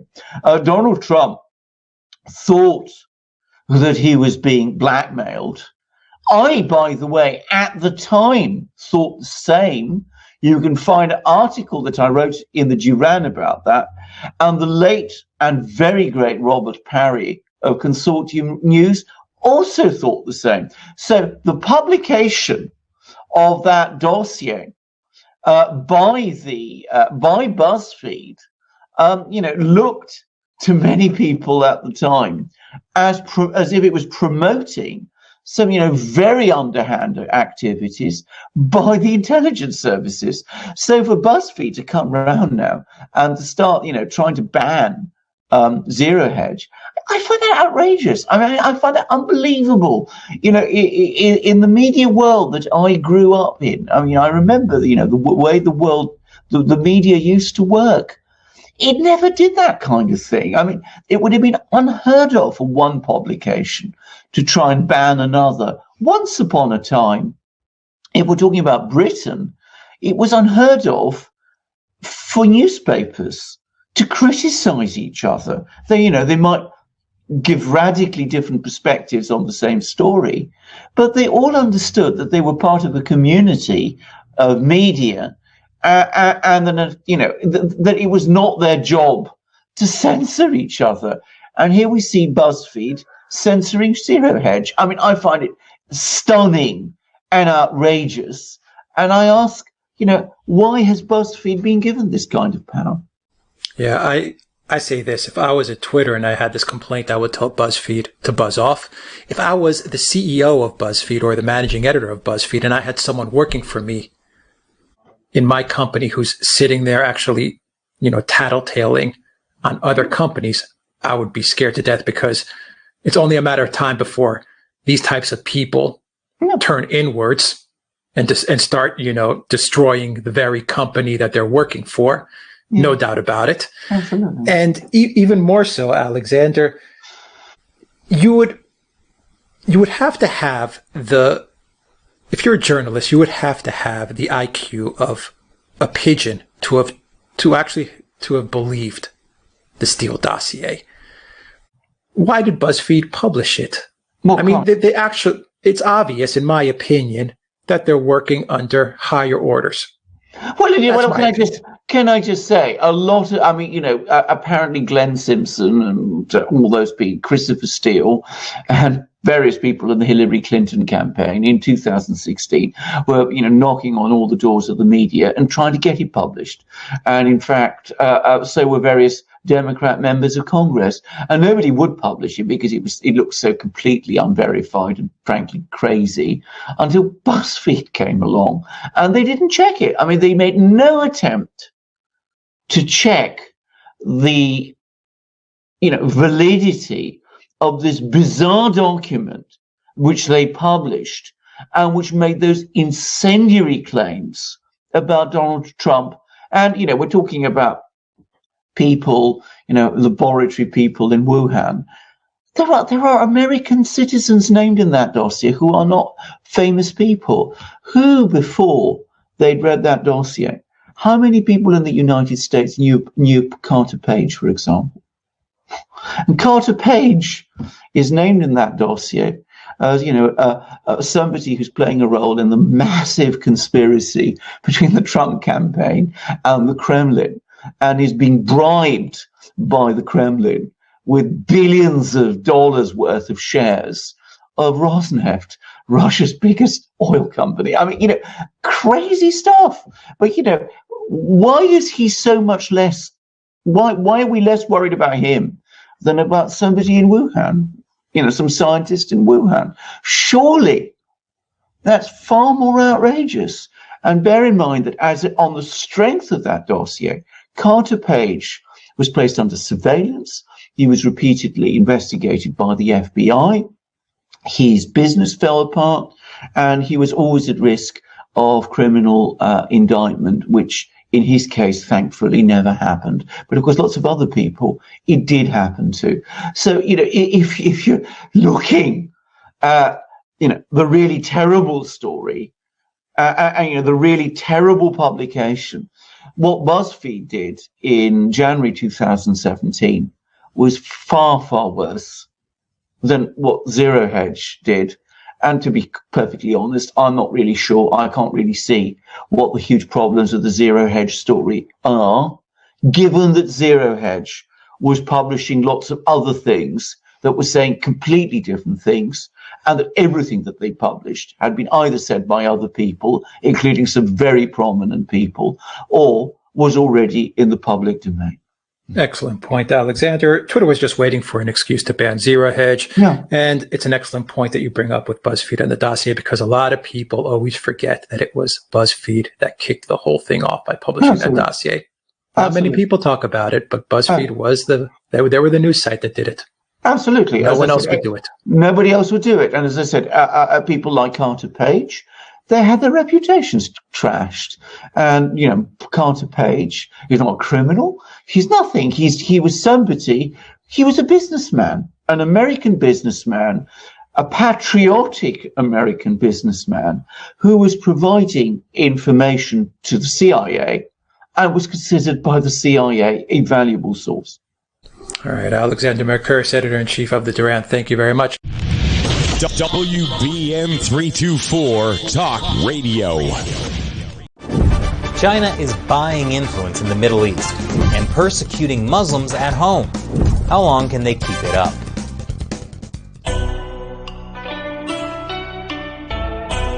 This is China Uncensored. I'm Chris Chappell. The Middle East, the place everyone wants to be, despite, history. Now there's a new player operating in the Middle East, China. The Chinese Communist Party sees the Middle East as a strategic place to challenge Western democracies, but the party might be biting off a little more than it can chew. I sat down with Nasser Wadadi, an expert on Middle East relations, to find out more. Thanks for joining me again. Thanks for having me. So, the West has had such a fun time in the Middle East. Is China joining the party? I think that's the understatement of the last 2 centuries, right there, Chris. Yeah. And I think that the Chinese government is trying to get a foothold in the Middle East, but it's almost too cute, because yes, because their thinking is that they can. Their way in is to keep a good relationship with the rulers, who none of them mostly is democratically elected, and their representativity of the public, of their people, is highly questionable. And with total disregard to public opinion. And they think that they can, that's what we're seeing unfold. Like, they're signing trade deals with countries like Saudi Arabia, the UAE, Egypt. Now they're trying to get a foothold places in that Iraq. Don't always get along with each other. Places that are not the most stable in the world, and definitely not the most democratic. And their thinking is that we can sign deals without having to get involved in any of the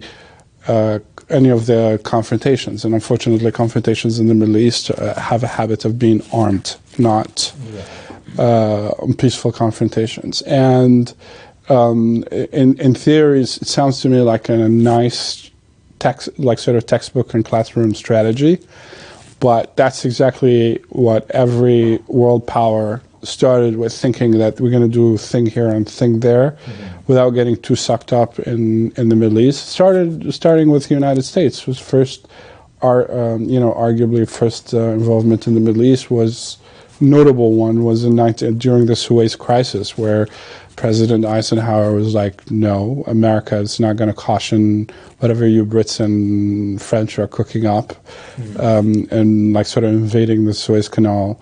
And then only 2 years later, the U.S. had its own small mini invasion to Lebanon in 1958 that no one remembers. And that was basically, I'll fast forward all the way, you see that like sort of the Middle East has a habit of sucking people in. So is it like a rite of passage for a rising world power to get involved in some Middle Eastern quagmire? I mean, again, the Middle East has things that the rest of the world wants and needs. There's oil, obviously, and energy, which is capital for the Chinese and the Chinese economy. But also there's the geostrategic location, which is whoever kind of dominates in the Middle East gets with the package access to things like the Suez Canal, which is a vital artery of world commerce, like doing trade with Europe around the Cape of Good Hope in South Africa is not a practical proposition. What would take you through 3 months to get to China via shipping lane can get to China to the Suez Canal in 3 weeks. So it's a strategic position. And not to mention that the Middle East is increasingly becoming a market of its own. With huge purchase power, particularly in the Gulf region. So the Middle East is not just, it is a lot of headaches, but also there are some benefits. The Chinese, they can talk themselves into whatever exercise or strategy they have. But sooner or later, if you buy parts of the Middle East, you're going to own it. So you think the Chinese Communist Party sees control of the Middle East as a stepping stone in its rise to power and challenging the United States as a world superpower?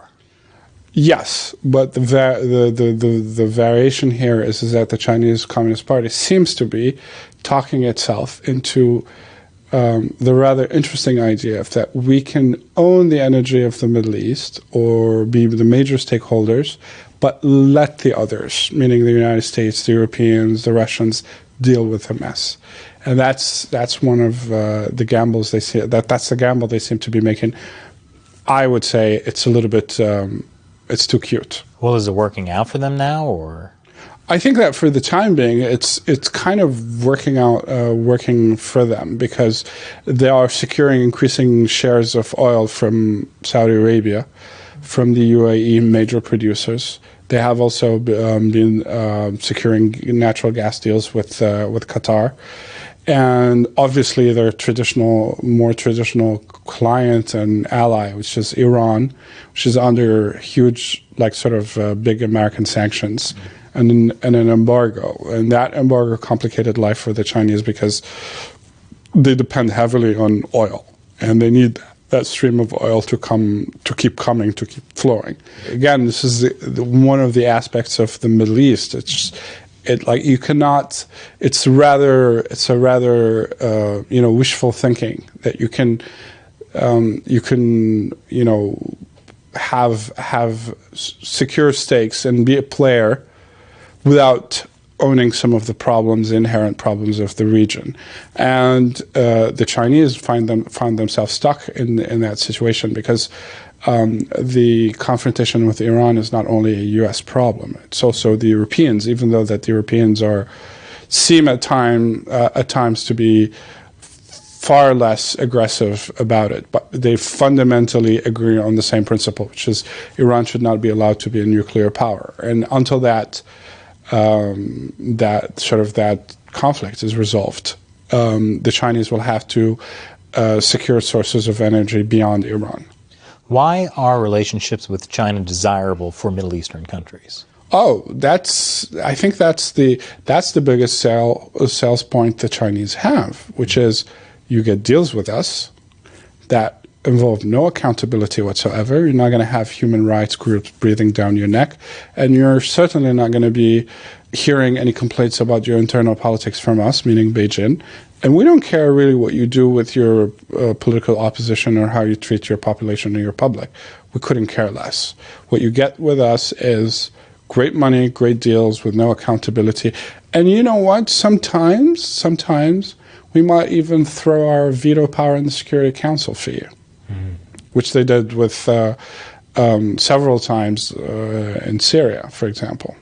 Even though that Syria is a little bit right now is a big pile of ashes. There's not money to be made as it is, but there could be. And China has been sought by the Syrian regime, and even the Russians trying to talk them into taking on some of the reconstruction work that needs to be done there.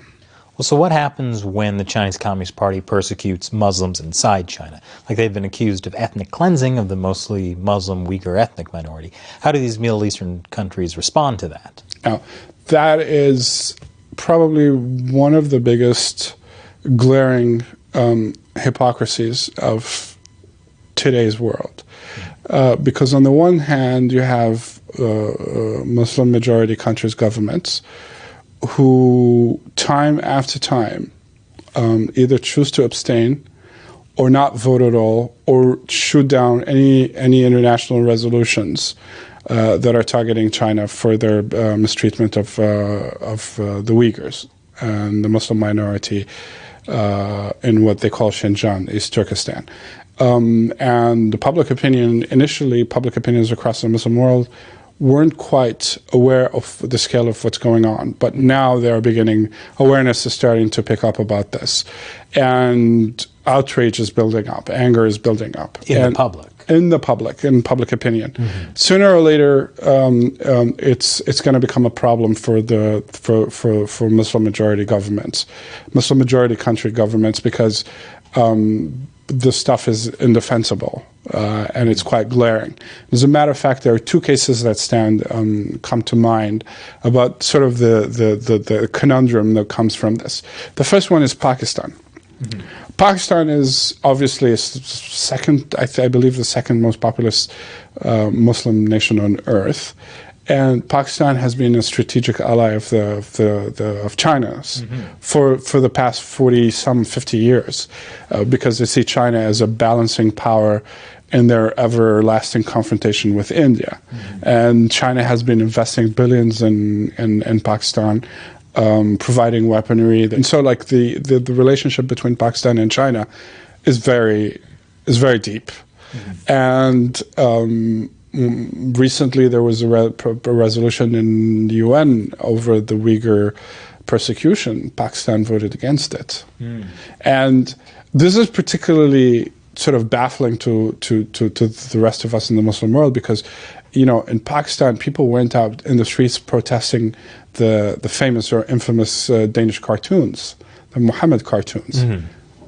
Mum on the Uyghurs, not much. Why is there the silence? I think that it's a combination of the Chinese obviously have made it known that they expect their allies and friends not to get involved in the story. But I think also internally in Pakistan, the Pakistani government would rather not this become a public opinion issue. Because currently Pakistan is cash-strapped. They have massive economic problems. And they're constantly like months away from defaulting on their foreign loans. So they need mass cash injections.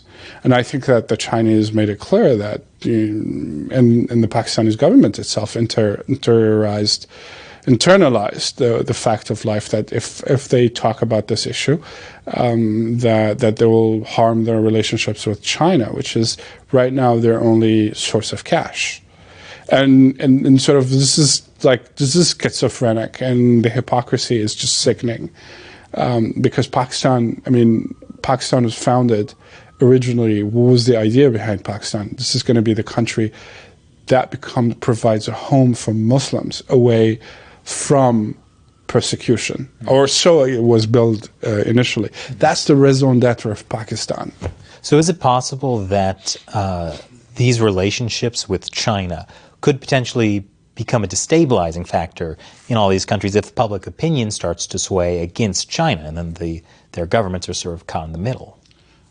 I think that is likely. The likelihood of that is only increasing with time. As more is known about what is going on in China and the way the Muslims are being persecuted, the more that's going to become a factor. And that's the second case that I was going to point out to, which is Turkey. Turkey historically has a relationship, and again, let's remember, like, what is Xinjiang original name? It's East Turkestan. Turk. And Turkey historically, even before the Erdogan government, before the Islamists takeover of Turkey, even under nationalist secular Turkish governments, there was always this ideology that looked to all of these Turkic speaking peoples that stretch all the way to China as some sort of brethrens or cousins. And there's a cultural influence, and there's a sense of a common belonging. And that is one of the reasons that pushed the Turkish government at one point to be vocal about what is going on in what is being done to the Uyghurs in China. I mean, they took a lot of refugees, and they keep on settling refugees, but at some point even Turkey had to watch how it's talking about the issue publicly, because China expressed sort of displeasure with it. And so Erdogan had to do a U-turn and sort of tone down his language. And again, what is at stake is billions and billions of dollars in trade and commerce with China, and that's what is terrifying this issue. This is where the Uyghur issue in Turkey became very sensitive, because it's not only one of religion. We're Muslims and Muslims, but also there's an ethnic dimension because they are Turkic. And so it became a public opinion issue in Turkey, and it's a soft point, a weakness point for Erdogan if he doesn't look tough enough on China, which he had to back down from. And that is likely to happen in most Muslim countries as Uyghur advocacy steps up, and it is stepping up. There was a famous incident of a German of Turkish descent, soccer player, Mesut Özil, tweeting about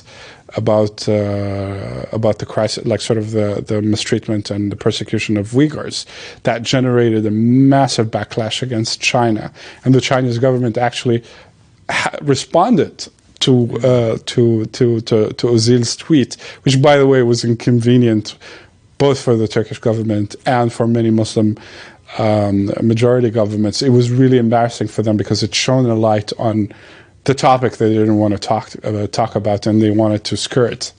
So what is the public opinion of these Chinese relationships outside of even the Uyghurs? I think that the public opinion in the Muslim majority countries in the past, I would say starting sometime in the last decade, used to view China as this far away kind of friend who didn't meddle in internal affairs of countries, and people were interested in China, rather superficial things some people might call soft power, like Chinese culture, wanting to travel and see Beijing. And I remember a time where actually the Chinese government itself was pushing an angle showing that China had Muslims, and that was a sort of rapprochement point, a meeting point. It was a sales point to public opinions around the Muslim world. Of course, that changed because those Chinese Muslims that were shown were actually the Uyghurs. That changed. Yeah. And the second thing is that historically China was part of the non-aligned bloc, which was sort of a bloc of 50-some countries that was founded in the 60s, and the idea was like these are third world countries that are rising, and that didn't want to be caught up in the Cold War confrontation between the Western Bloc and the Soviet bloc. And that's how the Chinese influence started seeping in Muslim majority countries in the Middle East and North Africa, even in West Africa, and that was punctuated with like aid that came generally in the form of construction, like of infrastructure, ports, stadiums, roads, and occasionally offering like scholarships to people to go to study in China. But all of this was pretty mild and toned down.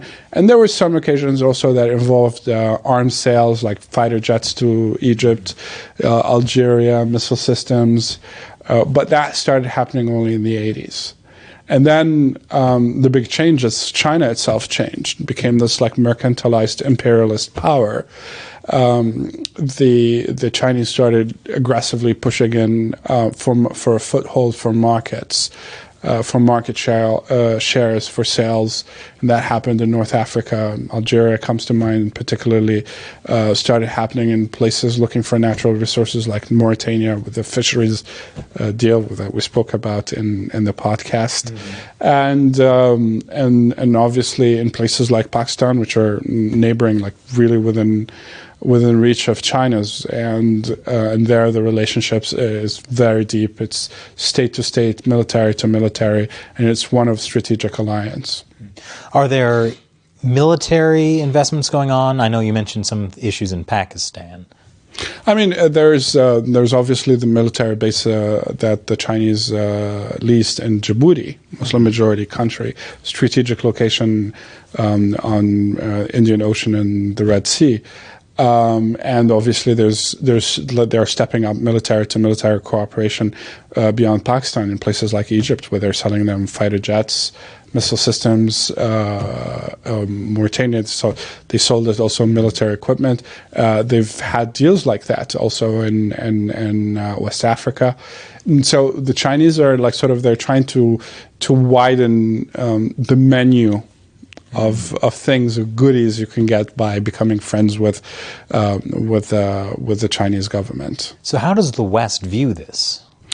I think that the Western world is of two minds about all of this, because the Western world, as we're going through this new era of division, of lack of clarity of purpose, when it comes to Chinese influence, there doesn't seem to be a unified front in the Western world, meaning the United States and its Western European allies, and each one on to their own. Like in places in the Middle East and in Africa, there isn't like a joint strategy between, let's say, the major traditional stakeholders, the United States, France, Britain.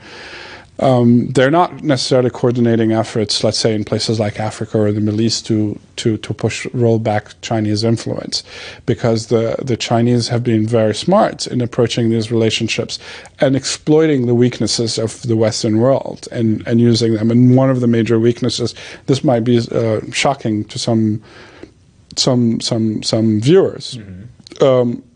As much as we could record an entire episode with me criticizing the Western world for its uneven and at times immoral behavior when it's dealing with these countries. That criticism stands. However, the difference between China and the Western world is that in the Western world, these are democracies that have representative parliaments and have press, a free press. You don't like the policy of the United States, let's say, vis-a-vis Iraq, or vis-a-vis Iran. Like the American press is flooding, literally, with op-eds and interviews and opinions from the people who are feeling the brunt of U.S. policies. You're not going to get that with the Chinese. There are parliaments, there are norms. You can sue dictators. You can go after them, and there are legions and legions of cases where this happened. With the Chinese, you're not going to get that.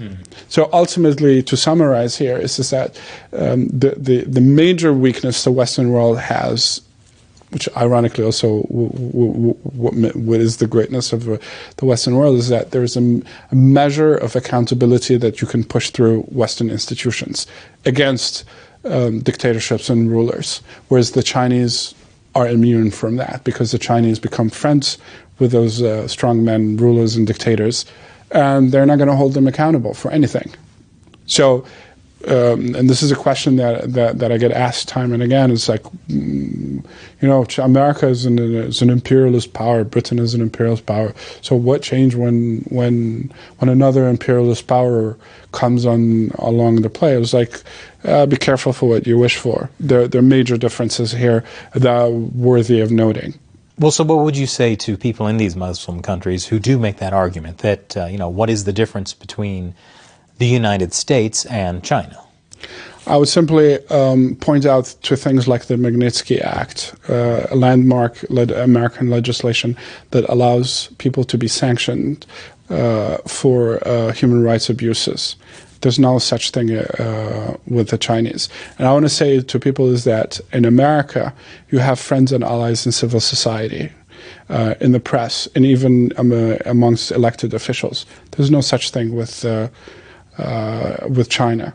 And that is also holds true of the Western democracies in Europe. My warning is this: if you think that China is going to be your friend and that it just finally is going to liberate you from Western imperialism, you are wrong. China is actually a lot worse than the Western countries ever could be. And the difference is a fundamental one, is that China is not trying to export freedom and democracy. China is trying to export its own authoritarian model. And you, the people, we, the people who live under dictatorships, are going to be the biggest losers from that. Wow. Well, thank you for joining me. That was very interesting. Thank you for having me. WBM 324 Talk Radio. Not the first time, and almost certainly, Sadiq Khan, not the last time, we'll be talking about a terror attack upon the streets of our city. The difference is, of course, that you have some responsibility for running it and the rest of us don't. What happened? Well, I'm actually angry about the incident yesterday, but also when you add it to the incident in November, what worries me and makes me angry is we've got an example of somebody who has been convicted of terrorist-related offensive. Somebody who the police had arrested, who'd been charged and prosecuted. And this was clearly an incident that was both preventable and predictable. And but for the knife injuries being 1 inch on either side, but for the brilliance and speed of the police, but for the excellence of the medic staff, we could be having a conversation today about a number of people having lost their lives as a consequence of a terrorist attack that need not have occurred. Some listeners may not be aware that before going into politics, you were a lawyer, so you're probably better placed than many politicians to answer my next question, which is, could he have been... The bit that a lot of us don't understand is, if he was sufficiently suspicious to have been tailed by MI5 watchers, how was he not sufficiently suspicious to have been left in jail? And were the hands of the authorities tied by the legalities of the situation or not? You've got to go back to a package of changes made by the government over the last 10 years. So the first thing is this, James. You need to make sure judges have the tools to give the right sentence for somebody found guilty of a serious offence. And because the government wanted to save money and reduce the prison population, they removed an offence the judges had called an indeterminate sentence to protect the public. And when was that? What year was that? That was in 2012 when David Cameron was the Prime Minister. So that means judges have less tools to give the right sentence. The second part of the equation... And forgive me, you're politicking slightly when you say they did it to reduce the prison population. Oh, that is the reason why. But if I asked David Cameron why he'd done it, would he say that? He would, because he cut the MOJ budget by a huge amount, and they thought that actually, because there were lots of people in prison, thousands on an IPP, they were taken at places that should be given to others, and they did want to reduce the prison estate.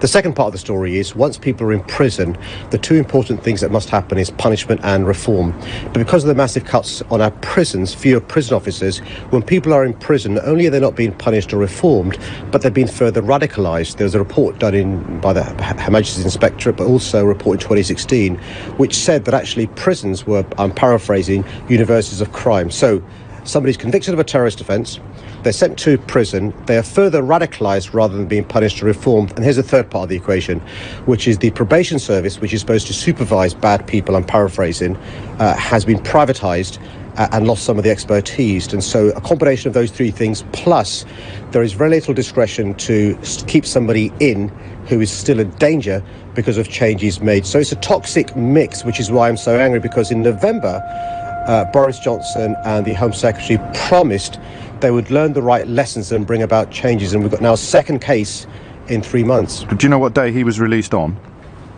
January the 23rd. And the important point is here, the authorities, not just the police, but probation and the prison authorities and the whole team of people who look after people, clearly must have thought he was a danger, which is why, even though he was released, he was put under supervision. And I make this point, he wasn't just put under close supervision, he was put under supervision by a team who were armed.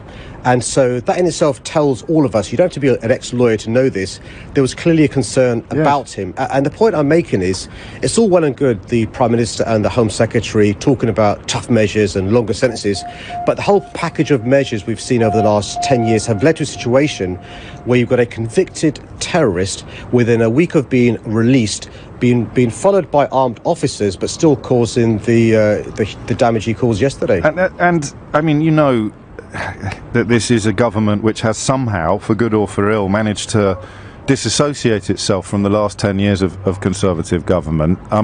You're on a hiding to nothing, aren't you, if you're trying to sort of pin this retrospectively on the Conservative cuts programme? Can I just say, I was a member of Parliament for many years, and between 2010 and 2016, when I stopped being an MP, I would regularly be in a lobby voting against these changes, and in the other lobby were Conservative parliamentarians, who include, by the way, Boris Johnson and Priti Patel. So look, I'm not. This is not just me saying, listen, this government's responsible. It's me saying, let's work together, a Conservative government and a Labour mayor, to make our city safe. One of the things we can do is give judges the tools they need to give the right sentence. Another thing we can do is reverse the cuts in the prison service, make sure that people who go to prison are both punished and reformed, which means being de-radicalised, which means being rehabilitated. Which means spending money. Which means spending money. And by the way, just to clarify, but if I had been working in that prison as a guard, or indeed as on the rehabilitation side of things, and I had genuinely believed that this man was still a serious risk to the public, there would be nothing that anybody could have done to keep him in jail. There are very few tools at the disposal of the parole board and the governor. What would happen is this, though, James, because of the fact that prison officers are fewer now and they're not skilled up and haven't got the confidence, they may not have spotted this guy has not been de-radicalised and had become in fact radicalised. In this case, we know they were aware. But here's the other problem. There's a report done in 2016 by Mr. Ian Aitchison, and he talked about how in our prisons, officers and governors haven't got the confidence to take on people like this man. But also, we had a case last month in Whitemore Prison where two prisoners had been radicalised and almost were successful in killing a prison officer. So the idea that people who go to prison are punished and reformed isn't happening. They're being radicalised more so. And so, yeah, there are limited tools at the disposal of the parole board of the prison to keep somebody in, and that's because of government changes over the last 10 years. But secondly, we need to make sure in prisons, rather than them being simply warehouses to store people, they're places to both punish and reform. 30 minutes it took the ambulance to get to the first stab victim. Is that par for the course in London now? Well, firstly, James, we've got to make sure we give accurate information. That's not true. The ambulance were there within 4 minutes, I think, or 3 minutes. What happened was you've got what's called a hot zone. That means that, for very good reasons, although emergency responders often risk their own lives to keep us safe, they're advised by the police to stay outside the hot zone, but they were there literally helping those who had been injured. And I'll tell you this again, but for the response of not just the police, but the LAS and the ambulance service and the medics, I suspect we could have seen two people very seriously injured, be a fatality, but for their work. Just to park the partisan politics, if the Home Secretary makes a speech later today or tomorrow about substantive changes she intends to make to the system, what would you applaud most enthusiastically? What I'd applaud is giving judges the tools they need, in addition to giving prisons the support they need to rehabilitate and punish, but also to look at the whole way we deal with people who are convicted. Let me give you one amazing stat, which is, forget terrorism for a second, half of those who leave our prisons will reoffend within a year. Half. Now, adding to that convicted terrorists, why are we surprised that somebody convicted of a terrorist offence who is released from prison is reoffended. It's because prisons aren't working. And so, look, I'm looking forward to working with the government. What about the idea that radicalised extremists can't be rehabilitated in the way that other criminals can? Some can, and I've met people who've been de-radicalised, both extreme far right and also so-called Islamist. Yes. You can do, but it takes hard work. It takes skilled staff. It takes the word that you've just used before, resources and investment. And actually, we published a report last week in relation to violent crime, which talked about the economic cost of violent crime. So there's actually an economic case in invested in prevention, because I'm telling you this, the terrorist attack yesterday is costing us millions and millions of pounds. As I speak to you now, there's a cordon around that incident in Streatham. There are a couple of dozen police officers because there's a forensics team working there. And just imagine the cost over the last 24 hours. Just imagine the cost of not just a surveillance team following this guy around, but there are armed surveillance team with an intelligence cell nearby. So there's actually an economic argument for the government investing in the resources in prison, in changing the brought in probation, but also in giving our police the support they need in terms of additional police officers, including counter-terror team as well. Marilyn Sadiq Khan, many thanks for your time. WBN 324 Talk Radio. This has to be the absolute worst week for Democrats in a very, very long time. Everyone, including Bill Maher, is saying that this is Trump's best week ever, and the Democrats literally can't stop panicking. I gotta admit, I'm tired of doing this past week of videos where I keep talking about the panic they're going through, but they are. From Democrats confronting Nancy Pelosi in the House, actual congressmen, yelling at her for tearing up the speech, voters announcing they're quitting the party, to people now likening Trump's firing of certain staff as the Friday Night Massacre, trying to make it seem like it's the Saturday Night Massacre of the Watergate scandal, but Trump is winning. And some of the comments being brought forward by people on the left, it's just nuts. They can't stop freaking out, and for good reason. The debate's a mess. The economy is great. Trump's approval rating is up. And we just heard from James Carville the other day saying that the party, he said, we are essentially out of our minds. They're complete disarray. Steve Bannon appeared on Bill Maher the other night, and they're now saying Bill Maher got trounced and torn to shreds. Bannon said, you had 4 years to figure this out, and you didn't do it. So yeah, they keep panicking, and I don't know what else to say. Because the comments I'm seeing in response to this latest story, that Vindman was escorted out of the White House and fired, and so is Sondland, it's nothing but panic. They say, Trump's coming for your family. He can go after anyone. It's the Friday Night Massacre. Calm down. It's not the end of the world. You started a fight you couldn't win, and this is what happens. This week is just getting worse and worse for the Democrats, and I can only imagine it's going to continue to get worse. To try and claim otherwise would be a lie. So let's get started and go through all of these things where the conservatives are winning. And I'm just going to say it this way. I think what we're seeing is the right, the Republicans, conservatives, whatever, absolutely dominating the culture war. It's not just about Donald Trump. It's about the economy. It's about cultural politics. It's about the comedians coming out and making offensive jokes. It's about the rise of conservative media and the collapse of left-wing digital media amid mass layoffs. I don't know how else to frame this, but this is at least what I'm seeing. And I got all the sources to back this up. Let's get started, though, with Trump's moves against those who testified against them. The story from Huffington Post. Alexander Vindman's brother also booted from White House after Trump acquittal. You see, it wasn't just Vindman, it was also his twin brother. But before we get started, make sure you head over to timcast.com/donate if you'd like to support my work. There are several different ways you can give, but the best thing you can do, share this video. I often try and say that breaking echo chambers is one of the best things we can do by sharing this video. I got to admit at this point, there are probably too many people who are so entrenched and refuse to accept this insane defeat and Trump's constant winning. They probably don't want to watch it. But I also would make a bet there are a lot of people that are completely disillusioned by the constant failures and defeat. Earlier today, I did a segment talking about the Democratic debates we saw last night, where they tried claiming once again that the economy is bad. Yet according to Gallup, only 10% of the population of the United States thinks that the economy is the number one issue. Why? Because the economy is really, it's going great. And most people are experiencing this firsthand. Those people might they might be now a bit disillusioned. Why do they keep telling me things are bad when things are better than ever? There was one story where Democratic voters in Boston said they recognize how great everything is going, but they're concerned about climate change. Well, unfortunately for Democrats, they're on the debate stage saying the economy, an issue that most people are actually good with and thank the president for. So perhaps these people need to hear a dose of reality.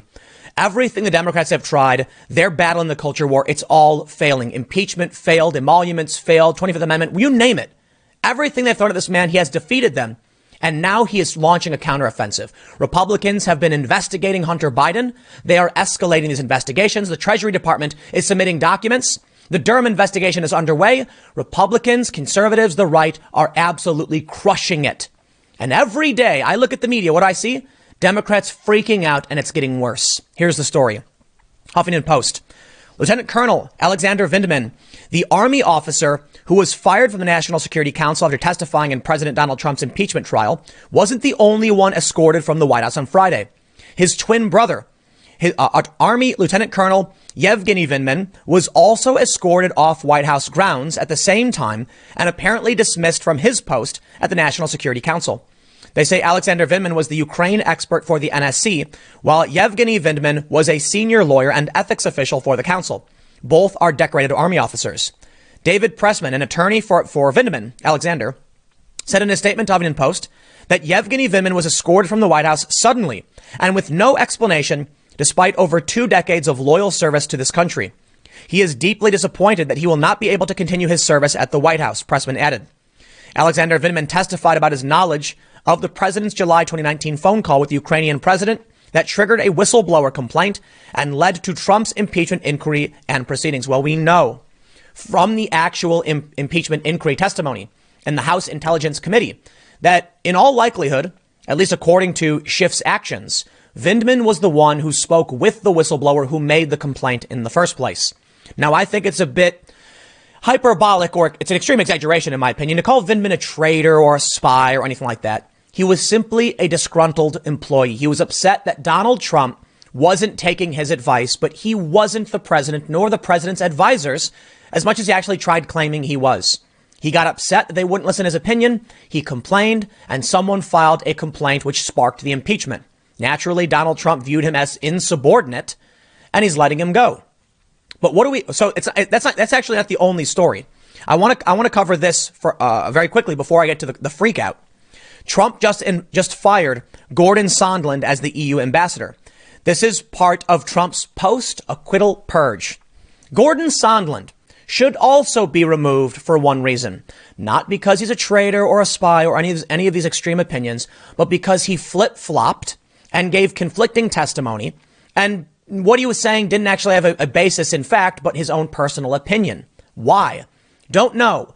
But that compromise is probably bad for security. And if Trump can't trust his ambassadors, then it makes sense he needs to bring on someone who he can trust. Does that mean Sondland did anything wrong? No. It just means the boss needs people he can trust. It doesn't mean it's retribution or revenge. It literally means Trump is the one who sets foreign policy. He's the one who was elected, whether you like him or not. And I am very critical of much of his foreign policy. But that's the way this country works. If you want to change it, change it. But don't act like these people are immune because they testified in an inquiry panel, not a criminal trial. But that's exactly what we're seeing now. This tweet from Joyce Aline, a U of Alabama law professor for MSNBC, apparently, contributor. Vindman's brother was fired and walked out alongside him. Understand, Trump can now come for anyone who gets in his way. He can retaliate against family. The people who wouldn't do the right thing for its own sake should know that that day can come for them too. It seems trivial to mention at this point, but retaliation against a witness is a federal crime. There was no criminal trial. There was an impeachment trial. But the Democrats did not accuse Trump of any actual statutory crime. So I think it's a bit of a stretch to say he's retaliating against witnesses. And look, I question Trump's judgment on a lot of things. There's a lot of things going good with the country right now. But let's be real.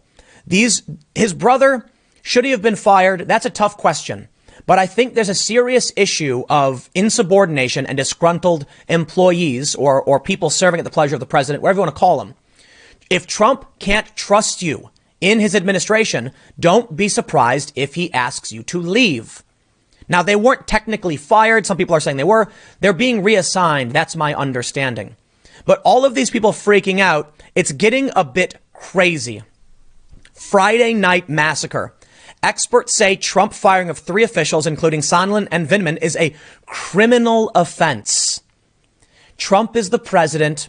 If you are working in the administration, he chooses if you can work there. It's not criminal for a president to say, I don't trust you. I don't think you'll do a good job. It's time to go. What's the argument now? That anyone who ever complains about the president is immune from being fired? That's completely insane. Several other presidents have purged tons of appointees and employees. They get in and they say, all these people brought in by the other guy, they got to go. That's a part of the political process. That when the American people vote for someone new, that person is going to set policy, and that means dramatic change. It's actually a good thing to remove people who you think might be in too long. Otherwise, you'll get an actual deep state. One of the biggest concerns we should have are permanent appointees who exist in these positions of high power in government without being elected. So if Trump is going to make some moves and fire some people or reassign them, I don't see it as a big deal. I think people are freaking out. They can't stop panicking. Seriously, Friday Night Massacre? You all need to calm down. But I get it, man. I got a lot more. Donald Trump and the Republicans are just sweeping the victories in. Trump said you get tired of winning? I gotta be honest. I am actually tired of Trump's winning. And I mean that not as a joke, because the past several videos I've done have been about Democrats quitting, Democrats panicking, Democrat, party collapsing. Panic. I don't know how many videos I've made talking about their panic, but I kid you not. It's, people in Congress saying, what are they doing? Why are they getting these papers on Hunter Biden? Oh, no, they're investigating us. It's people saying, oh, geez, Trump is retaliating against families. It just doesn't stop.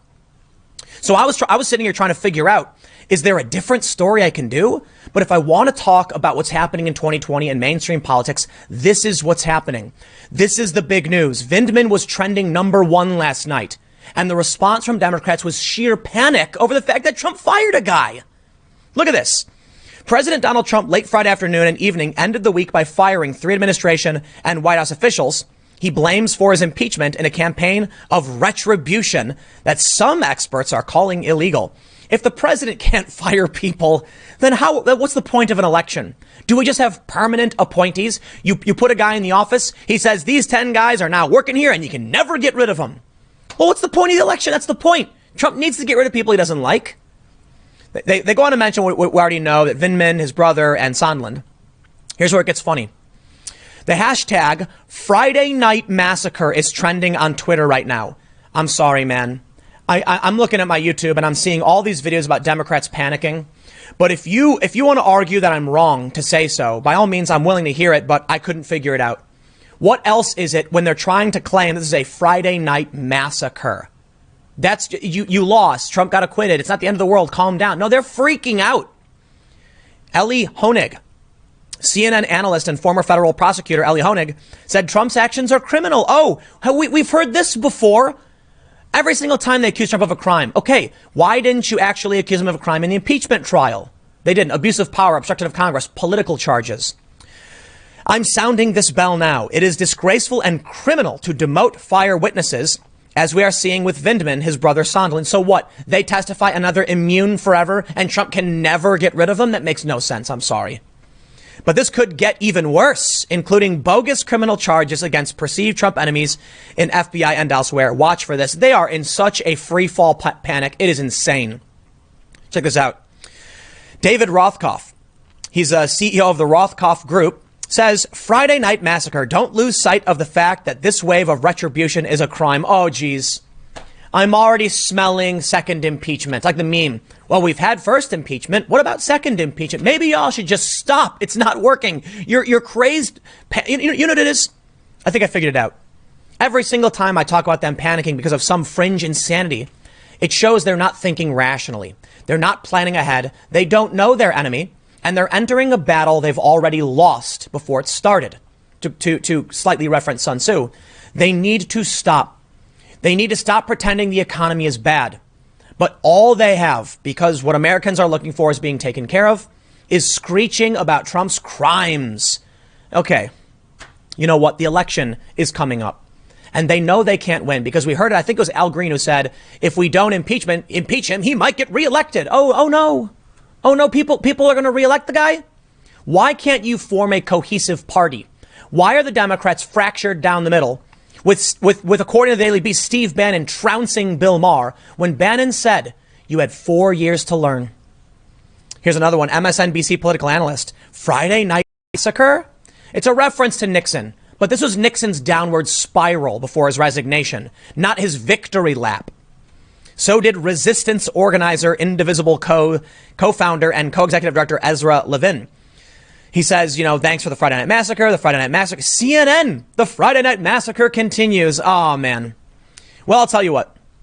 Romney faces party scorn, isolation after impeachment vote. He is ostracized. I'll throw a little criticism this way. I think Romney was wrong, but I do think the Trump supporters better be careful because people keep calling y'all a cult. And if you demand everyone step in line or else, I think it's hard to actually argue against in certain circumstances. Look, Romney made, in my opinion, the wrong decision, but it was kind of irrelevant. Fine. OK, we saw Democrat defectors. Jeff Van Drew actually quit the Democratic Party.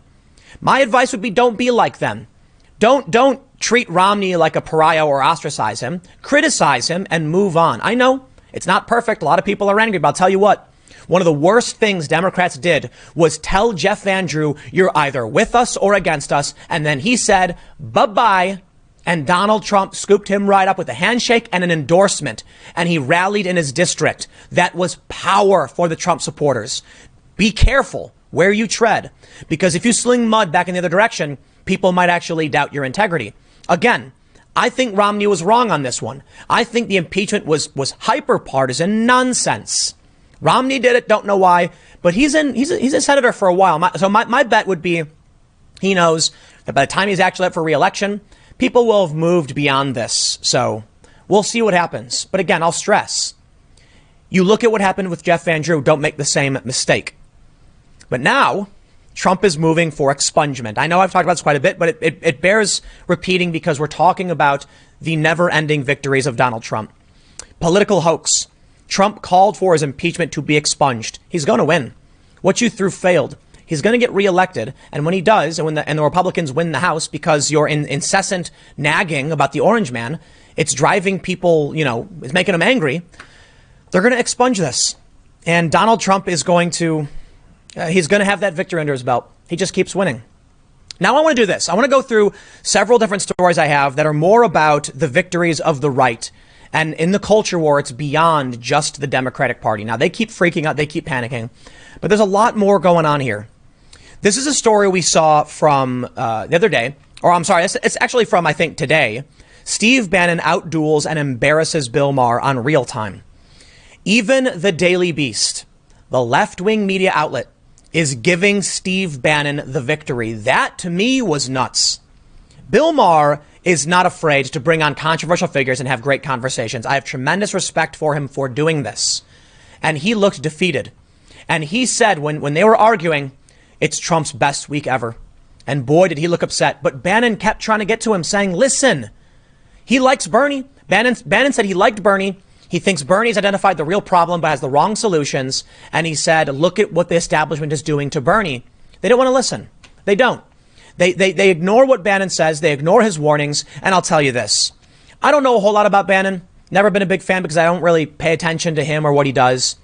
But I feel similarly that when I say calm down, stop freaking out, try and come up with a cohesive strategy, they don't listen. When I make videos pointing out that these people are freaking out, calling it a massacre, as if it's Watergate, it's not. It's a problem you created and you lost and you keep losing. They get mad. They accuse me of being partisan. Look, man, I'm fairly ambivalent. I wouldn't vote for Trump, but that's the problem. They demand you be a partisan. It's entirely possible moving forward that, Republicans lose when their time comes. And you'll hear me saying similar things to them being sore lose. But for the time being, this is how the game is being played. So let me just stress. When I was covering Occupy Wall Street, they loved what I had to say. When I started talking about their failures and defeats, that was the Obama administration. When I started talking about their failures and defeats, they started getting angry about it. You had your victories. Now you have your defeats. It's a weird, weird world. That simply for pointing out the economy is doing really, really well, journalists won't talk about it. That makes me right-wing as if my opinions are right-wing. That to me is nuts. I covered this earlier, but it needs to be shown in this context. John Lettieri said, maybe in light of yet another strong jobs report, reporters will push leading presidential candidates who claim the economy is fundamentally broken to produce some stronger evidence. That's what I mentioned earlier. Only 10% of Americans believe economic issues are the most important. So every time you hear a Democrat say wealth inequality, they say the economy isn't working for you, it's broken, it's only working for the 1%. I mean, they're just lying. I guess they have nothing left. That's literally it. Well, here's the more bad news. The rest of this is going to be about how conservatives are just sweeping up the field. You know, in my opinion, they've won already. Maybe Trump will be defeated. I don't know. But I'll tell you this from the Wall Street Journal. Iowa Democratic turnout prompts concerns about voter enthusiasm. Some in the party wonder if state has become more conservative as turnout falls short of the 2008 record. Maybe it's preemptive, but this is a bad indication for the Democrats about what's coming next. They were supposed to rally record enthusiasm to compete with Donald Trump to defeat him. I thought this country was upset and hated the man. I thought his approval rating was below 50%. I thought all of these things, and I thought maybe I'm in a bubble. And most of America really, really hates Trump, and they're going to come out in droves and sweep the field. Then Iowa happened, and there was no record turnout. There was first-time caucus goers were actually down. This projects something very dire for Democrats going forward. I think with a strong economy, good national security, and Trump, trying to lower drug prices and trying to do some things in terms of at least selling some of his healthcare plans, not perfectly, mind you. He's made comments about Medicare that James Carville was freaking out about. But Trump has tackled core issues that matter the most. And I think as much as you might go on Twitter and hear that the Orange Man is bad and it's a Friday Night Massacre, the reality is the average American doesn't really care because they got cash in their pockets and they're having a good time. That means they're not going to come out to caucus. In fact, some people couldn't even stay the hour. This was the craziest thing to me. Not only was voter turnout bad in Iowa, some people who showed up left early because they couldn't give the hour. I'll just leave it there. I was going to swear, but I'll stop. No, they couldn't even give an hour to represent the person they wanted to win. They couldn't do it. That's how little they actually cared. And then they went home. That means come election time with these projections, it's going to get real bad. Here's another little bit. Maybe I'll wrap this up soon. From Gallup last month, the U.S. remained center-right ideologically. I think it's fair to say that the conservatives and the right are dominating the culture war right now. I don't know why. I don't know what it is, but I think it's that, there is no real Democratic Party. They've fractured, they're split. You say the word Democrat, and who are you even describing? A Bernie Sanders socialist or a Joe Biden, corporate centrist or whatever you call him? I don't know. I have no idea. And so I've had people tell it to me when I say Democrats panic. Who are you referring to? Typically, I'm referring to establishment crony types, including the politicians and people in media, people like CNN, who totally smear Bernie Sanders and Donald Trump. The establishment elites is typically who I'm referring to. So I think AOC, Ocasio-Cortez, when she said Joe Biden and I wouldn't be in the same party, she made it clear. She's not a Democrat. In fact, Bernie Sanders isn't even a Democrat. He's an independent. He's not even registered. That's my understanding. Let me wrap it up with one last bit. It's only going to get better for conservatives. It's only going to get better. August 26, 2019, Axios. Conservative media thrives, grows broader under Trump. That's right. Daily Wire being one of the biggest media outlets on Facebook. And they tried accusing Ben Shapiro of some stupid conspiracy, that he was using fake pages and he was manipulating. No, get out of here. I'm not going to listen to it. That's just nuts. And now we have this. 7,800 people have lost their jobs so far this year in a media landslide. That's right. Left-wing outlets, Huffington Post, Vice, BuzzFeed, etc. Well, they're losing staff. Conservative media is growing. It's on the rise. It's doing better and better and better. Left-wing media is failing. Trump is winning. He won. The last thing the other day was not only did he just get acquitted, but he won the emoluments lawsuit 3-0. All the judges sided with him. 20%, this is my understanding, 20% of federal judges were appointed by Trump. He is sweeping up the field. Conservatives are getting everything they want. And now I'll do this. Here's the very last bit. They're trying to get Donald Trump's tweet about Nancy Pelosi deleted. Blue check marks. I'll tell you what. This should be the nice little bow tie on the end. Panic mode, 100%. Demanding Twitter and Facebook delete a video that just shows Nancy Pelosi tearing up the speech. They claim because emphasis was added to show the various things Trump was saying, that means it's manipulated video. Well, I'm sorry, but Facebook and Twitter are siding with the president. It was Nancy Pelosi's fault she tore that up. And of course, the only thing they can do is freak out and fail. A variety of blue checkmark Twitter users saying, it's edited, it must be removed, it's edited. But then we get this. The communications, presumably someone working on communications for Facebook, in response to someone calling the video deliberately designed to mislead and lie to the American people, Facebook employee said, sorry, are you suggesting the president didn't make those remarks and the speaker didn't rip the speech?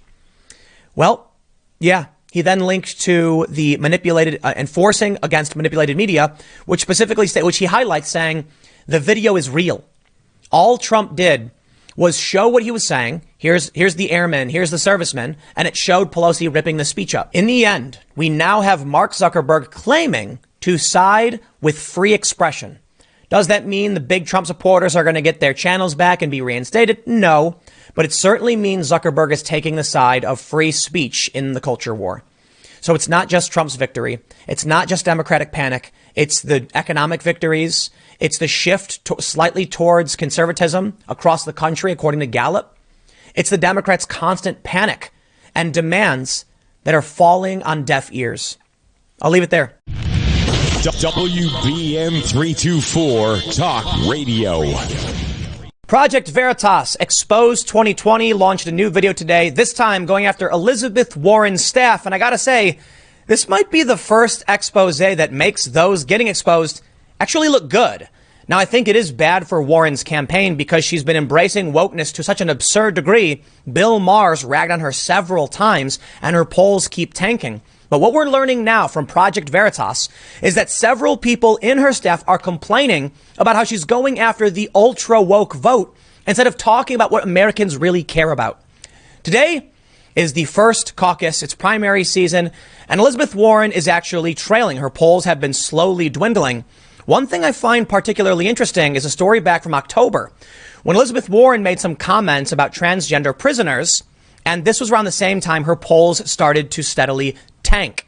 I don't know if she got woke and went broke, but it seems to me that Warren's own staff are now upset that Elizabeth Warren did, in fact, with her blossoming and rising campaign spiking very, very high, she decided to go broke. You know who else did this? Was Kirsten Gillibrand. She was one of the wokest candidates. Well, the New York Times wrote an op-ed saying the wokest candidates are the weakest. So why is Warren doing this? I want to say, I don't know exactly.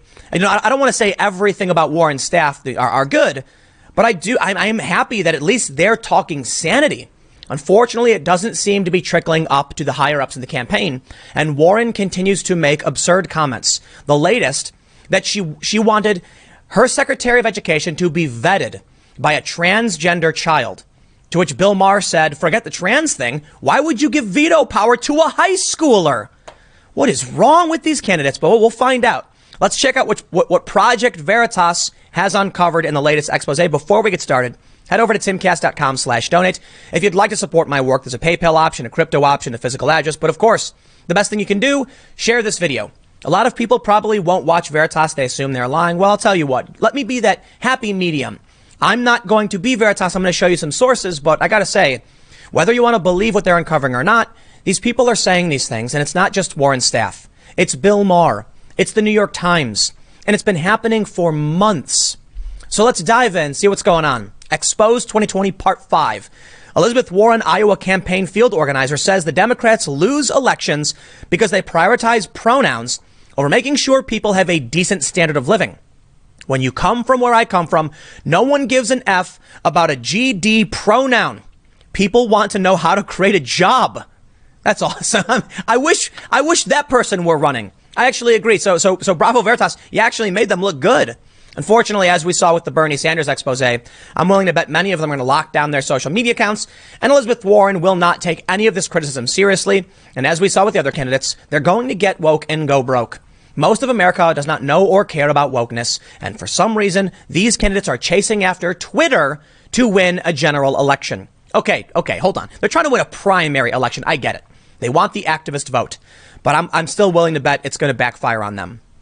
They say, Iowa field organizer, Warren campaign, and Angel Alicia, at the end of the day, we've become the party that has prioritized pronouns rather than putting food on the table for working families. And it's like, that's why we lose. Man, I'm so happy to hear this. This is like a weight lifted off my shoulder. Thank you.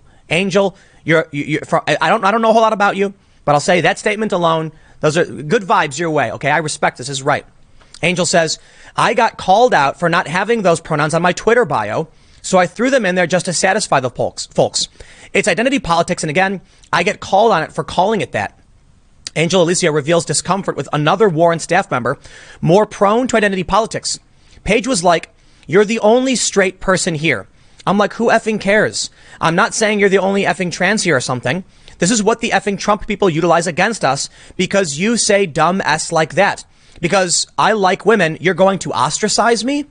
Yes, that's what we've all been complaining about. I'm glad to see that at least some people are pushing back on this. Regular Americans agree with Angel. Please tell us how to improve the economy. Well, Donald Trump did that. You know what, man? This is going to be a really Bill Maher heavy episode because he's talked about this so much. He recently did an interview with Megyn Kelly where he said people hate political correctness so much they will take it from the mouth of a werewolf if they push back against it. And then Megyn responded, that's what they like in Trump. He's a fighter and that's the package he comes in. Man, I feel bad for Angel.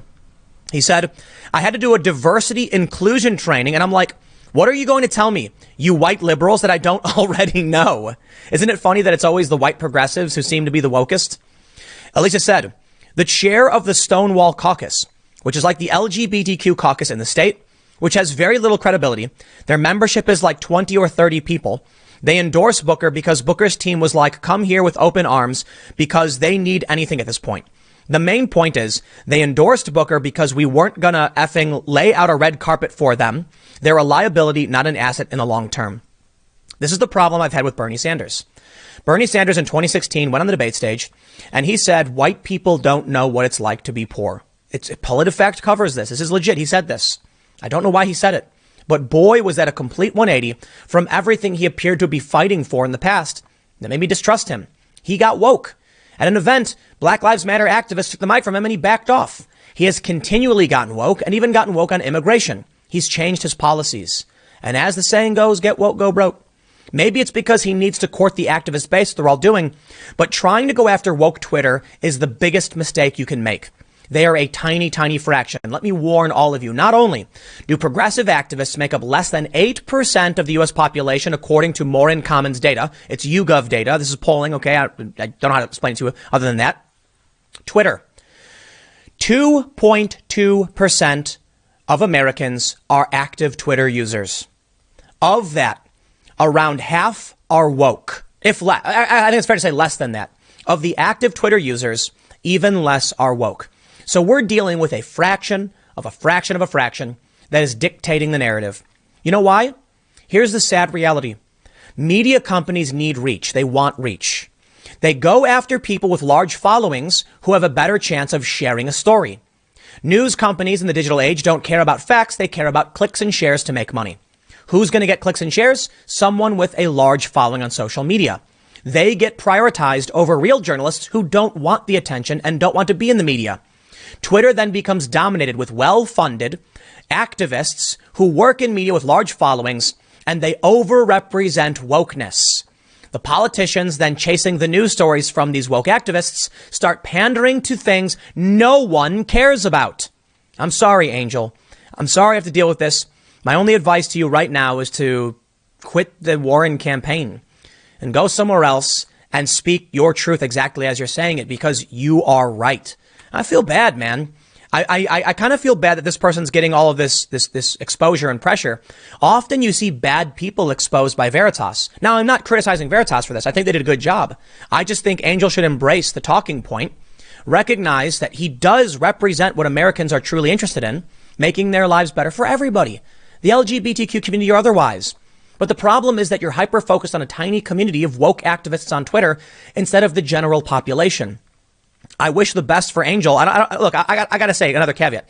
I don't know exactly what their politics are. I mean, they work for the Warren campaign. But I think Warren deserves praise in some areas. I mean, back when she started spiking in the polls, she was talking about going after big tech, and I was all down for that. Now, I got to be honest, she's a liar.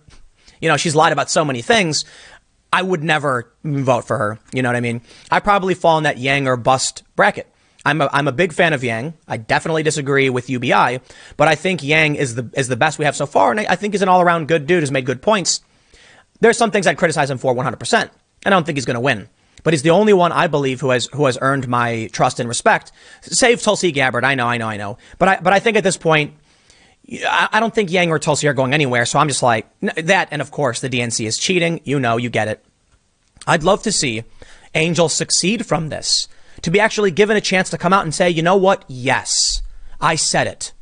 I hope it doesn't reflect poorly on him, because while it is an undercover expose, and I think Veritas is doing the right thing, showing there is dissent in the ranks, I hope that somebody who's actually speaking truth and calling out the insanity and actually fighting for what American people actually care about, how to create a job, I hope they get rewarded, not punished.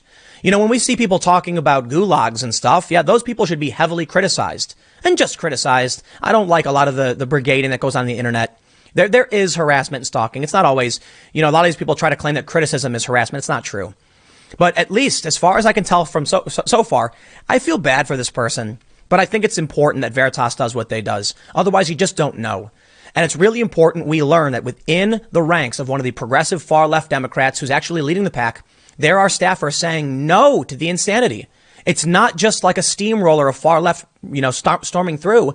There are people actually pushing back. They say this. An Elizabeth Warren presidential campaign field organizer, Angel Alicia, was secretly recorded admitting to his frustration of extreme political correctness taking place within the Warren campaign. Alicia works out of the Warren campaign Iowa office, says that although he cares about transgender people, Democrats are losing elections for prioritizing gender pronouns over economic issues. Thank you. We all, listen, I think it's fair to say everybody. Yeah, like the overwhelming majority. Okay, obviously not literally everybody, but 99% of people want everyone to pursue life, liberty, and happiness. That's what America is all about. We may disagree on cultural issues, institutional issues, but most people want to respect others' individual liberty. Not everybody. Look, fascists and tankies exist. We get it. Authoritarian leftists and the right, they're all around. But most people, most good Americans, most voters are probably like, hey, man, you do you. Even conservatives. We disagree on laws and we argue over things that we should and shouldn't allow. I understand that. But most of us want to focus on how to make our lives better. When you hyper-focus on the boutique issues, as Rick Wilson said on Bill Maher, boutique issues in a Walmart country, you lose. Angel Alicia believes that Elizabeth Warren and the Democratic Party are misguided when it comes to the American people's priorities. He also thinks that his fellow Warren campaign staffers are part of the problem. Please, Angel, please make a video, come out, speak openly about this. I seriously mean it. Please talk about this. Call out these people who are pushing this fringe ideology that Americans don't want. It's hurting the Democrats. The sooner we can expose the insanity due to the media machine, the better off all of us will be. Angel said, at the end of the day, if we're going to prioritize pronouns over making sure people have a decent standard of living, that's wrong. The journalist responded, you're right. Angel said, and when you come from where I come from, no one gives an F about a GD pronoun. People want to know how to create a job. So it's possible this person believes, you know, crazy things too. I don't know, Angel. And I think it's fair to point out, as I typically do, you know, a lot of people try to go after Veritas saying it's out of context, but that's not necessarily the case or the issue. Some of these people on camera bragging about, you know, in the Bernie exposés, like, dude, they're saying this stuff. We know they're saying this stuff. They try to downplay it, but no one's condemned the rhetoric. They've just ignored it and hushed it up.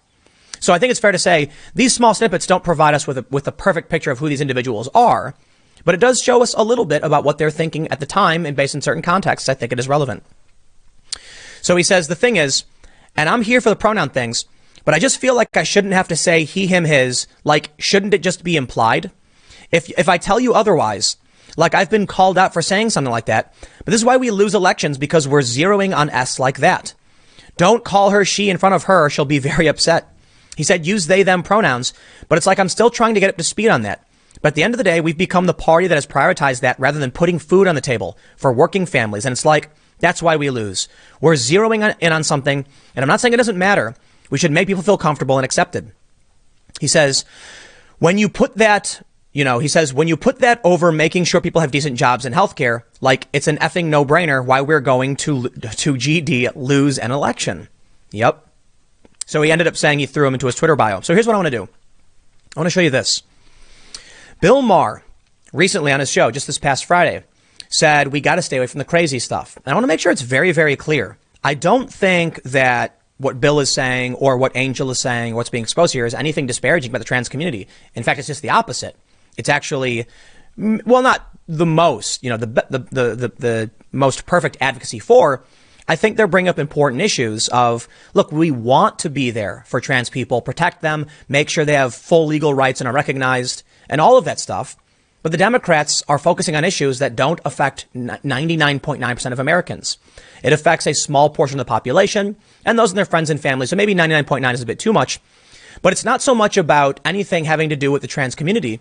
It's about the exploitation of the community by people who have nothing to do with it, who want to use those issues to gain leverage among the activist base.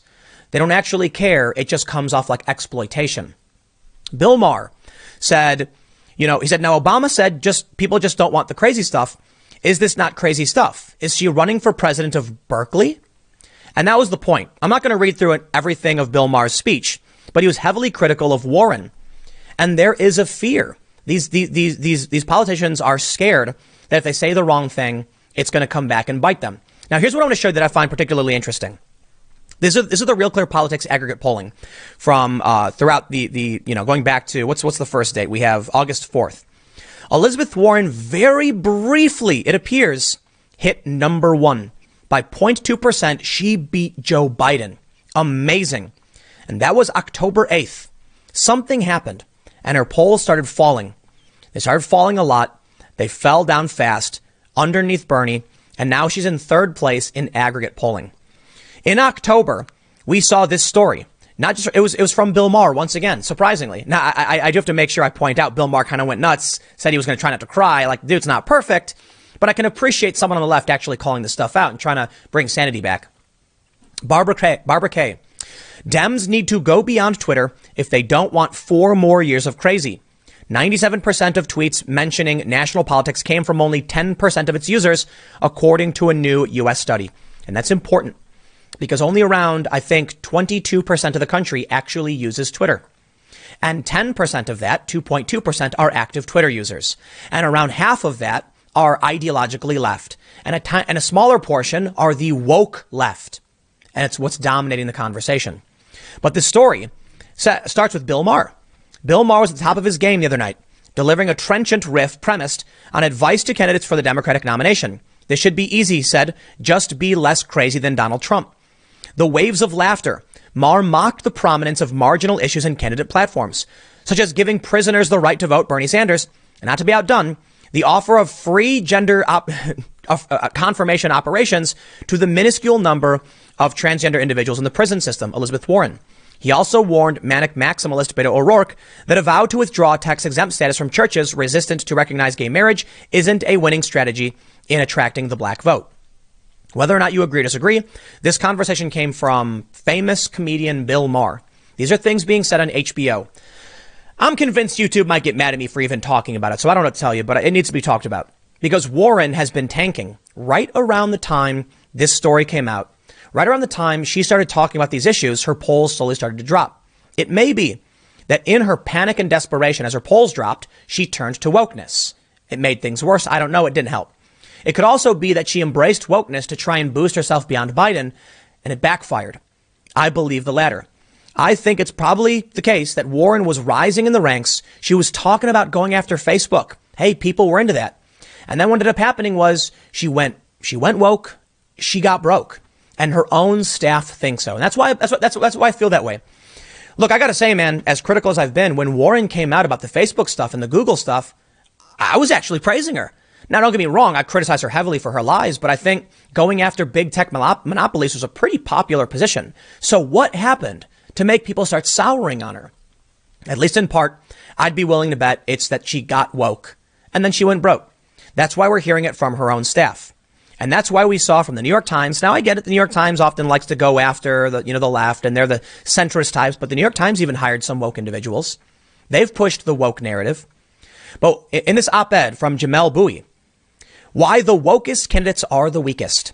If the fantasy that Democrats are all zealots were reality, the primary campaign would have turned out quite differently. In reality, Elizabeth Warren is failing. You see, Kirsten Gillibrand didn't make it. Check this out. They say this is an old story from back when Gillibrand was relevant in July. A white woman from Ohio asked Gillibrand about white privilege. Her answer was spot on. And as the New York Times said, the primary would be very different if wokeness really did matter to the average Democrat. The average Democrat voter does not care about the issues that affect small fractions of people. They want the candidate to be a big tent for issues that affect everybody. So by all means, put in your platform how you're going to protect the trans community. I completely agree with that. I think it's fantastic. Absolutely. But you need to make sure that when you're trying to tell people what you're going to bring them, it is something everyone can relate to. Otherwise, they wander around. And now we have a Democratic Party that is fractured as every different direction. I don't even know what half the candidates are actually campaigning on. What is Joe Biden's message? Seriously, do you know Joe Biden's campaign slogan? I don't know it. Does he have one?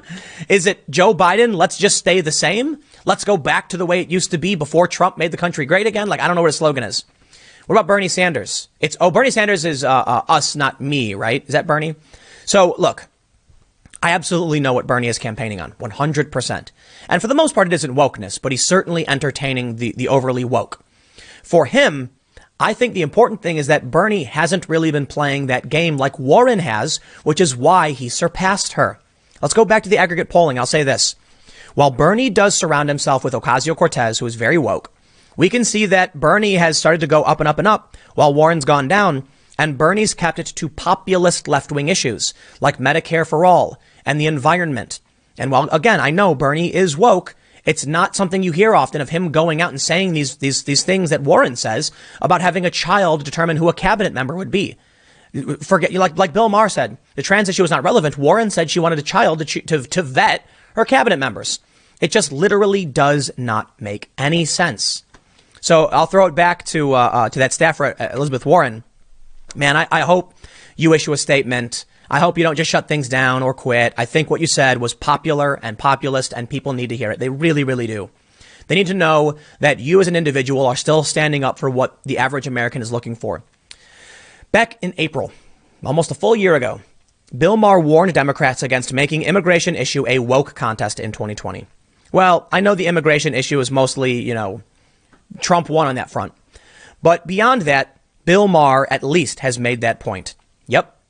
Democrats have started a woke contest, and it turned out miserably for everybody. Like the New York Times said, if the party, like the actual individuals who vote, were this woke, things would have been very different.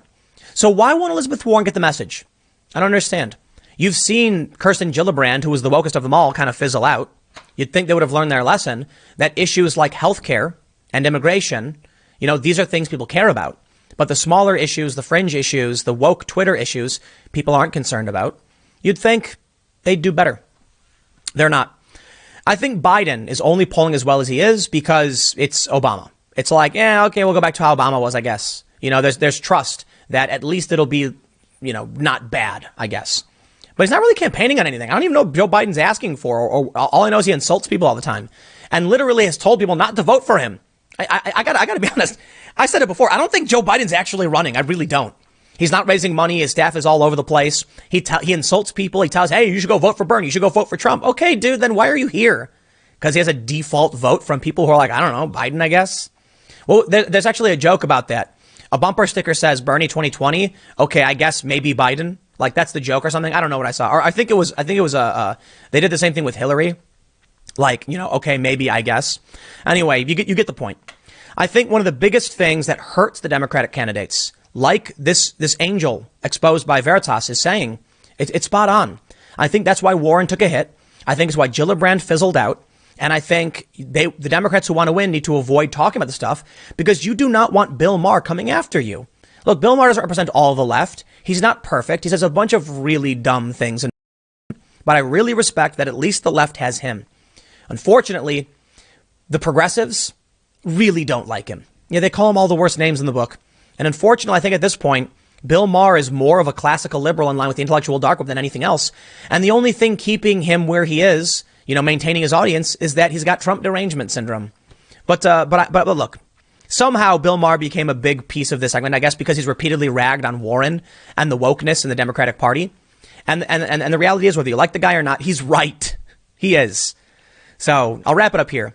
Much respect to Angel for calling this stuff out. I wish you would speak publicly. I know not everybody could, but at least you're saying something to some people. At least, even if it's just someone who's talking to you about the campaign, you're willing to speak up.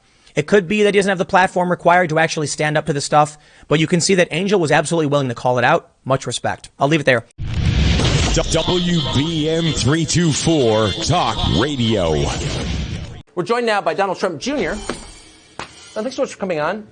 So what do you think the lesson of impeachment is, other than obviously we owe Ukraine everything we have? But beyond that, what's your takeaway from all this? Well, listen, I think the obvious lesson is that the do-nothing Democrats are going to just do that.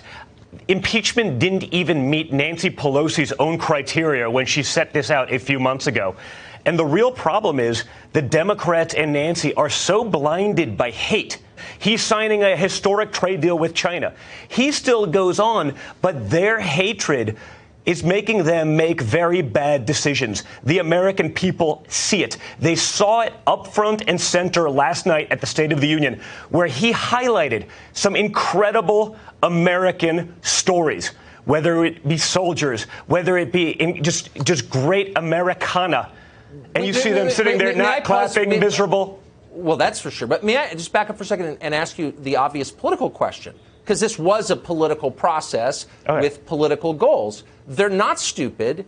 It was clear from day one that this was likely to be counterproductive. They wanted to hurt the president. They helped him. Why did they do this? Because Nancy Pelosi has been pushed into a corner by the far left of her party, right? She's not the brilliant tactician that everyone says she is. She's been bullied by a progressive left that has absolutely lost their minds. But the American people have not lost their way, Tucker. They get it. They have seen through the nonsense. They see that the impeachment hoax they've been pushing for 3.5 years now is just that. It's a hoax. OK, they couldn't do it with Russia collusion. This is just version 3.0 at this point. They've lost that battle. The American people want to see them getting in there, fixing maybe infrastructure. We have plenty of things that we could do. Infrastructure would be a great one for my father because he's actually a builder, not a politician. He would do incredible things for America with that. But they could tackle drug pricing. They could tackle any number of things. But your viewers cannot name one thing that they've even attempted to tackle other than to resist Donald Trump and his record of success. And it's not even it's not even sort of interesting mission for a political party. I want to ask you about the vote today. So let's say you devoted your life as a businessman to buying companies and then firing a lot of people and offshoring a lot of the company, and you got rich doing that. Whatever, a lot of people do that. Private equity, fine. But would you be in a position to then deliver overwrought moral lectures to others? Well, no. And the gentleman, the senator who did that, it's sort of ironic when you look at even his political career. He's flip-flopped for political expediency on every major conservative issue that he says he believes in now that he's in Utah again. Just go look at the record, guys. It speaks for himself, whether it's his track record on life. The reality is this. He has come to Donald Trump for his endorsement, for money when he was running. He blew his chance bigly. And he's so bitter about it that he cannot let it go, Tucker. He cannot do the right thing. He cannot do what the people of his state want.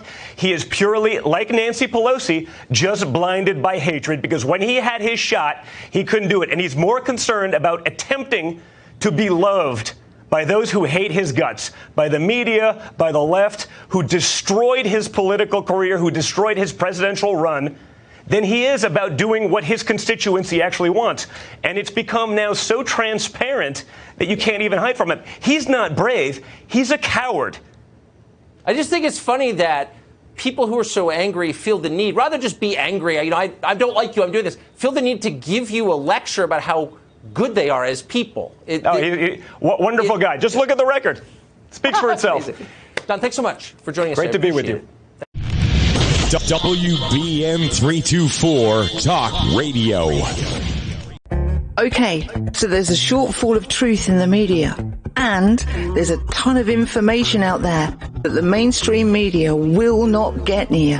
9/11. banker occupation, the Clintons, safe and natural health information. The list just goes on and on. Enter the World Broadcasting Network.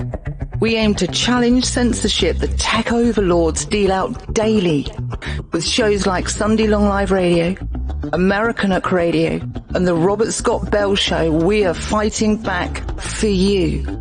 Why? Because this is going to take all the truth tellers to push back.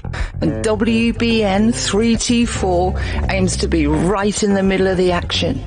So just type in your browser WBN 324 and join the fight for truth. WBN 324 Talk Radio.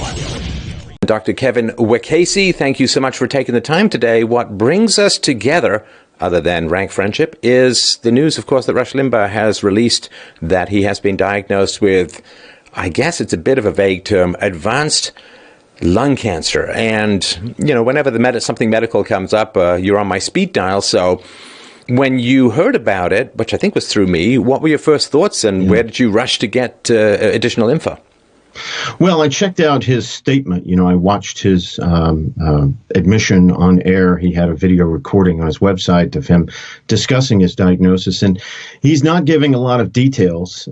So we're really shooting in the dark here, as we seem to always do when it comes to celebrities and famous folks having these bad diagnoses. So I'm not really sure what kind of cancer he has, and we'll discuss those as we go through. But it seems to me that it's pretty bad, to be honest. I hate to say that, but because I've been a Rush fan for a long time. But I will tell you that I went back and looked at some video of him just from a few months ago, and it's really apparent to me that he's lost a lot of weight. Now, whether that was intentional or not, who knows? He's always been a bit of a portly fellow, so, this is the slimmest I've ever seen him. And in making his announcement yesterday, if you look at him, his shirt just seems to be hanging off of him. In fact, he grew a beard, which I've never seen him grow as well. And I'm not sure if he's trying to hide some facial gauntness or not. I'm taking a total shot in the dark on that. I could be wrong. I hope I am. But it looks to me like he's lost a significant amount of weight. And with the news that it is an advanced lung cancer, to me, that means that it's pretty devastating news. So the prognosis, of course, for lung cancer as a whole, as far as I understand it, and listen, just to note, this is just us speculating. There's no medical advice, no facts here. We don't have any inside scoop on anything. We're just jawboning about possibilities. But diagnosis for lung cancer as a whole, it's never particularly good. There's not a lot of recovery, and particularly, of course, if you're older and the damage has been done by many years, perhaps of bad living or just bad luck. So what is the general diagnosis and what might be going on with Rush? Well, do you mean prognosis? The general prognosis, or how things are going to turn out, is it's universally bad. Over 70% of people in the United States die from lung cancer within a year of diagnosis. The survival rate is very, very abysmal. And mostly that's due to a number of factors, but mostly that's due to the late stage at which the lung cancer is caught, in which case it seems to be that way with Rush. I mean, he caught it after having respiratory symptoms. And anytime you develop pulmonary symptoms, respiratory symptoms, he said in his statement that he thought he had the onset of asthma. And at 67 years old, it's possible for people to develop asthma, but it's very unlikely. But the fact that he went from, I suppose, breathing normally to having some significant respiratory difficulty, that means that the tumor has pretty much invaded his airway space, and it's causing him difficulty in the just breathing. We breathe thousands of times a day. Try not breathing for a few minutes and see how you like it. Well, I suppose, yeah. I mean, if it's already at the point where he's noticing it, then it's taken over significant portions of his lungs. And then, of course, you could say, well, just hack out the lung and so on. But the big danger, of course, is that it's traveled elsewhere. The body is not a sealed off system. Everything goes everywhere. And the diagnosis, when you first get any kind of cancer diagnosis, the first thing they look for is, has it gone Roma? Has it traveled? Right. It's called metastasis. And that's how we stage cancers. We stage various cancers. Like in the case of an early tumor, you can have a stage 1 where it has not spread, or stage 0, in fact, where it hasn't spread. You can have stage 1, 2, 3, or 4. And again, I don't know where Rush's tumor is on that spectrum. I would suspect that if he said it's advanced and he's having respiratory symptoms, I would suspect that it has spread. We can't really say that it spread throughout his lungs. It could just be invading a major bronchus, one of the two main tubes that feeds a lung. If it is a tumor that's localized to, let's say, the right or the left bronchus, which is the main, think about the thickness or the diameter of a water hose. The bronchus isn't that big around, but it's pretty big around. It's where the trachea, the main windpipe, splits into two bronchi, they're called, but we call them bronchus. There's a right and a left one. If he had a tumor that had grown next to one of those and was impinging upon the bronchus, then it certainly could cause him respiratory symptoms and still be pretty localized. So it might be pretty treatable. I will say this, he kind of gave a mixed bag as to what's going on, because he said he hopes to be back in the studio this week after some treatment. Now, lung cancer treatment can be pretty brutal, and there's surgical options which are largely reserved for a certain type of cancer called non-small cell carcinoma. And then there are non-surgical options, chemotherapy and radiation therapy, that are also used in non-small cell carcinoma, but those are reserved for a smaller cell carcinoma, or called oat cell carcinoma is how it used to be termed. And these are pretty aggressive tumors, but they only occur in about 15% of lung cancers, from what I understand.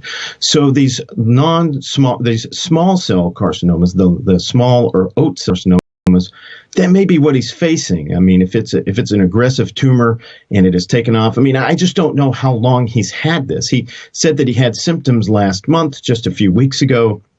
Went and got it checked out and basically found this tumor that's already causing him symptoms. So the fact that it's advanced means that it's either been there for a long time and it's slow growing, or that it could have just been there a very short time and it's very aggressive, very fast growing. Let me give you a personal story about this. Back in 2004, I was working in the emergency department at a pretty big hospital, and a woman came in with a headache. Now, I did a CT scan on her because it sounded very suspicious, and her brain, Steph, it was awful. Her brain looked like Swiss cheese. She had tumors, those oval-shaped tumors of all different sizes scattered throughout her brain. It was really sad. But she had been to that emergency department, the same emergency department, less than a month before. In fact, 27 days prior to that, she had come in with a similar headache, had a CAT scan then, and guess what? It was completely normal.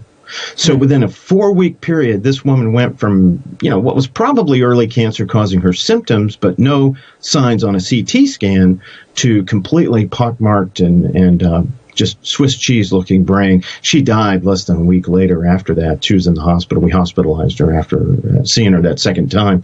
But cancers come in all different forms, as you well know, and they come in all different types of aggressive behavior. So there are slow-growing cancers. There are fast-growing cancers. We don't know what kind Rush has. Now, with regards to how famous he is, how much money he generates, how popular he is, it always strikes me as a little odd. I'll go for my annual checkups, and I'm very proactive when it comes to these kinds of things. You should be. Yeah, it does seem odd that, would he, again, it could be something that started quite rapidly, but there are ways of, especially he's a cigar smoker, or at least he was. I don't know if he was ever a cigarette smoker, but you can, of course, get these proactive scans done that hopefully can find something early. Yeah, there's controversy about that because, the CT scans that are used nowadays to screen for lung cancer, they do administer radiation, but the scanners that we have nowadays, the technology is so great on them that the radiation dose is minimal. For my own personal patients, I absolutely recommend, if they are smokers or ex-smokers with a significant history, I absolutely recommend that they get yearly or annual lung cancer screenings via CT scan. There's no better test to determine this. There's some blood tests that look at cancer markers, but those aren't really used to detect cancer as much as to follow its progress. And those are not very applicable as far as lung cancer goes. Lung cancer is the number one cause of death, cancer-wise, amongst men and women. When you combine men and women, it attacks a couple 100,000 Americans a year. It kills almost 2 million people around the world every year. Obviously, in the developing countries, it's a much worse prognosis because of the detection and the treatment that they have. But nowadays in the U.S., we have pretty good detection measures. It's just that, once again, as we discussed with Ruth Bader Ginsburg, we discussed at some point somebody who failed. Yeah, I think it was Bernie Sanders. We were discussing Bernie Sanders, who has access to the best healthcare on the planet. Now, just to be clear for your audience, I'm not a Bernie Sanders fan. I am a Rush Limbaugh fan, but I'm not a Bernie Sanders fan. But the fact that he didn't get screened for heart disease and had a heart attack out there on the campaign trail was really a misstep. I mean, this guy should have been getting screened every year. His physician should be saying, okay, Mr. Sanders, or Senator Sanders, we've got to get you screened. And the same thing with Rush. I'd be very surprised if he had not gotten these screenings annually, because they can and they do detect lung tumors before they become problematic. The problem with these screenings is you can find false positives on them. And if I may share another story about a patient of mine. This just happened recently. In November, he contacted me. Him and his wife, he's a 62-year-old non-smoker. In fact, I've been meaning to do a video about this. Never smoked in his life, but he's at the State Fair of Texas, and he and his wife are out there, and they ran across this booth, and he called me, and he said, hey, listen, we're seeing this deal out here. It's a full body Actually, it's a torso. It's a chest and abdomen CT screening. It's $99 for the both of us to do it. Do you recommend it? And I asked him some questions. I said, look, ask them what type of CT scanner this is. If it's some fly-by-night operation that's bought a 30-year-old CT scanner and is running, 3 Mile Island levels of radiation through you, I wouldn't do that. But if it's a relatively new scanner, if it's a 64 slice or what's called a 128 slice scanner, think about megabytes, how everything doubles. The more slices you have in a CT scanner, the less radiation you get, the faster the study goes, and the more detailed the pictures are. So he said, okay, hold on, let me ask him. He's a very Texas accent. He said, okay, let me ask him.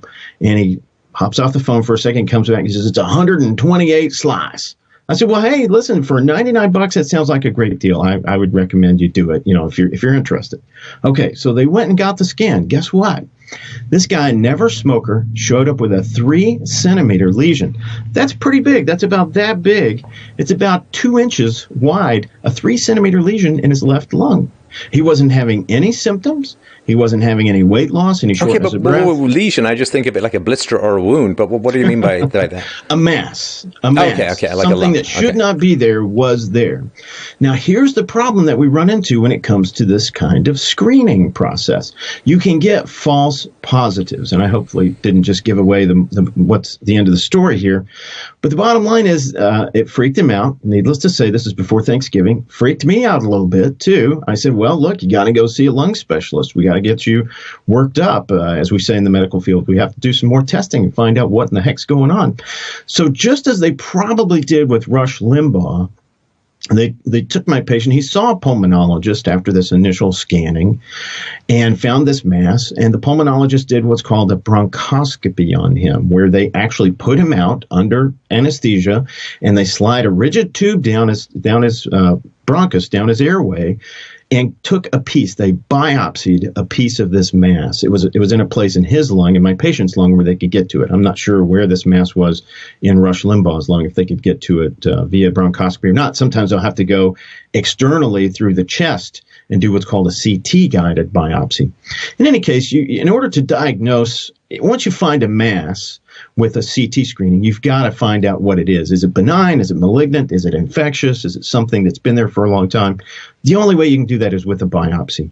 So my patient underwent a biopsy. Now you do this famous series of videos, what pisses me off about whatever. And what pisses me off about the American healthcare system, one of the things is the lack of customer service, okay? So my patient went on December 16th, I believe it was the 16th, it was a Friday, and had this biopsy done. The results were back on the Monday. It was December 19th, if I remember correctly. I could get my dates wrong there. But nice it was a to Friday get that before Christmas. Guess what? They didn't let him know until January the 3rd. They didn't fax me the results until January the 3rd because of some mix-up in the deal. Now, I called over there a couple of times at his behest. They didn't have the results. They faxed them to us on January 3rd. Now, what pisses me off about that is this guy's Christmas and New Year's would have been a lot better had he had those benign, no worry about it results. This is just a mass. It's been there for a long time. It's not cancer. That's what the result was. The biopsy result showed that it was nothing dangerous. So huge sigh of relief, huge hassle factor to go through. But hey, this guy knows now that he's got a 3-centimeter mass in his, I believe it was his left lung. And it's something that we're going to watch. We're going to make sure that it doesn't grow over the next year or so. But once we get past that, once he's back to normal, I mean, he's 62 years old. He's got a while, hopefully, before he's a goner. And I hate to sound trite when I say that, but, you know, my objective in this is to help people live healthier. And the only way we do it is through screening, through taking advantage of the technology that exists out there already to find disease before it becomes problematic. In Rush's case, I don't know. I hope he did. Perhaps he did. Maybe he got a CT scan a few months ago and it just popped up, this tumor. One more story, if I may. A local news personality about 6 years ago. Yeah, it was November of 2014. She was an investigative reporter for the ABC affiliate in Dallas here. And her name is Janet St. James, if anybody wants to look her up. She put all this on the internet, her trials and tribulations about her cancer. She went and had a mammogram done in November of 2014. On Good Friday of 2015, less than 6 months later, she was having a breast exam at her physician's office. They found a lump. It not only was a lump in her breast, but it had spread to her lymph nodes as well in her armpit. So right away, they took her. She had to have a double mastectomy. She had to have radiation and chemotherapy, and that's what she chronicled on Facebook. She put a big story out there about how she went through it. Nowadays, she's cancer-free, but she is one of the lucky ones because she had what was called an interval cancer, which is in-between screening tests. She had her mammograms religiously every year, but she had an interval cancer pop up that was quite aggressive. It was reminiscent of that lady that I saw in 2004, where the cancer spread like crazy over a month period. So we have to be diligent about checking for cancer, and a big part of that is screening for it. So. Well, I think it's also all the more important if you're not living a particularly active or healthy lifestyle to begin with. Right. So one of the things that, I mean, one of the reasons I do a lot of cardio is if you do a lot of cardio and you lift a lot of weights, if there's a change in your general health, man, you'll notice it pretty quickly. That's right. And that's one of the things when I was going through the treatment for lymphoma and so on, they said, well, listen, your body is strong and healthy enough that it's really going to help you in this whole process and help you with recovery, which is why I think it wasn't particularly brutal for me. But if you look at Rush Limbaugh, you know, for all of his talents as a broadcaster, you know, not the healthiest living guy on the planet. We talked about the cigar smoking. He was, of course, addicted to painkillers, which he procured in significant quantities over quite some period of time, and ended up being arrested for all of this. And he had his hearing issues and so on, and he had back pain. Maybe that came from something chronic. Maybe I never know with back pain where it's like, okay, well, are people not exercising because of the back pain, or do they have a lot of back pain because they're not exercising and sitting in a chair for 3 hours a day and driving back and forth and just never really moving and turning into one of those Weebles Wobble but they don't fall down characters from late stage Wall-E movies and so on. So it's but you know, particularly if you make the choice to maybe overeat, if you make the choice to not exercise, man, that screening just becomes pretty essential in my humble opinion. Absolutely. And one of the big risk factors that's often overlooked for many different types of cancer, I'm not sure about lung cancer in this instance, but obesity. Obesity puts you at risk for definitely puts you at an increased risk for having cancer, various cancers. And, I don't know how much that contributed to Rush's diagnosis. One more thing I'll mention is that it's possible that lung cancer is not a primary cancer. In other words, you can have different kinds of cancer like breast cancer, kidney cancer, prostate cancer, bladder cancer, which is very common in smokers. You can have that spread to the lungs. So that might be the case we're talking about here, but I kind of doubt it because Rush did say he had advanced lung cancer. And when people say lung cancer, when we call it lung cancer, what we're referring to is a primary tumor of the lungs. It is possible, though, that it's spread from someplace else, and they would have found that by this point in time. They've done an extensive workup on him, I'm sure, whole body PET scan to check for various problems, see if anything is lurking elsewhere that might be a cancer. And I'm certain that since he's not mentioning it, my best guess, I'm not certain, but my best guess is that this was a primary tumor that originated in the lungs. Go ahead. Well, one thing about, as you and I talked about last night, is you said, well, he didn't smoke cigarettes. He smoked cigars, right?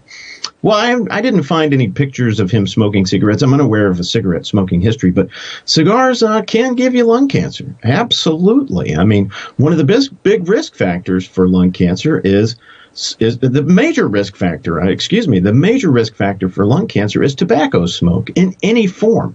It can be inhaled, not inhaled. It can be swallowed. It can be secondhand smoke. And if you don't think that cigar smoke, which let me differentiate cigars and cigarettes. Cigarettes are a small amount, about a gram of tobacco leaf encased in a paper container with a filter on it. Now, the filter filters out some of the particulate matter in smoke, not all of it, but certainly it still causes harm to your lungs. Well, a cigar is an unfiltered wad of tobacco wrapped in a leaf of tobacco. So it's pure tobacco. In fact, it's estimated that the bigger cigars, like the ones that Rush tended to smoke, those big cigars can contain anywhere from 5. Sometimes a big cigar can contain up to 5 cigarettes or even a whole pack of cigarettes in one cigar that you're putting in your mouth. And if you don't think that cigar smoke, there are those who say, well, cigar smokers don't inhale, right? They're all like Bill Clinton. They don't inhale. Well, if you think that cigar smoke, you're not inhaling it, even though you're not inhaling it, try being around a cigar smoker, especially with one of those stinky ones, and tell me you're not inhaling that smoke. Of course you are, especially if you've got it in your mouth there. You're putting it right there in your mouth. So I like to tell my patients there is no such thing as a safe cigarette or a safe cigar. Every one of those things that you smoke or the tobacco that you get exposed to, it's just a sorry fact. I'm sorry for this, folks, because it is such an addictive substance. And from my understanding, it's a great substance. It makes you feel wonderful. I wouldn't know. I've never smoked a thing in my life. But the bottom line is that there is no such thing as safe exposure to tobacco being burned. It's just not. Or being a little pinch between your cheek and your gum there. There's no such safe amount of that you can take. So to all the smokers and dippers out there, I would say, stop. Well, I mean, looking at someone like Freud, who was smoking not only was a cocaine addict, but also smoked like 20 cigars a day. And of course, people said, well, hang on a sec, if you're such a great psychologist, why is it that you cannot cure? He said, hey, man, sometimes a cigar is just a cigar, which kind of became this famous statement. But he had multiple run-ins with face disfiguring tumors later on in his life that I would assume would be directly linked to his cigar smoking. Who knows? Who knows? He's long dead. We don't have the biopsy results. I mean, it's highly likely. It's highly possible.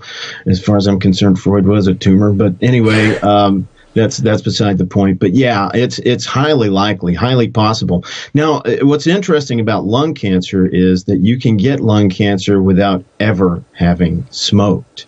I mean, that was the Andy Kaufman experience, right? He was a non-smoker and got a pretty nasty form of lung cancer, if I remember rightly. Well, if he's not still around. No, I think that Andy has gone the different way here. But think of all the comedy clubs he played in, though, with all that heavy smoke, the secondhand smoke exposure that he had for years prior to his demise. In the day, sorry to interrupt, but like back in the day, so younger people won't understand this. Like you would take in your life in your hands, go into a movie theater because, like you see those old timey documentaries and you can see the smoke in the air as the projector light makes its way slowly, like elbowing its way through the carcinogens to the screen. Airplanes, you can still fly on airplanes where they've welded shut the old ashtrays that you're getting. An airplane of all places. You've got a tube stick of death inside a tube stick of death, and air circulating around like everywhere you went. Restaurants, it's okay. We've got a non-smoking side of the restaurant, which is kind of don't worry. In the pool, we've got a non-peeing side of the pool, so that's totally fine. Nothing bad will happen, but it was really constant. And of course, for people who grew up with parents who smoked, like a friend of mine, his father died young, relatively young, I think in his late 50s, and was a cigarette smoker. And I remember when he moved into his place, the walls were white as the background here, white as my forehead.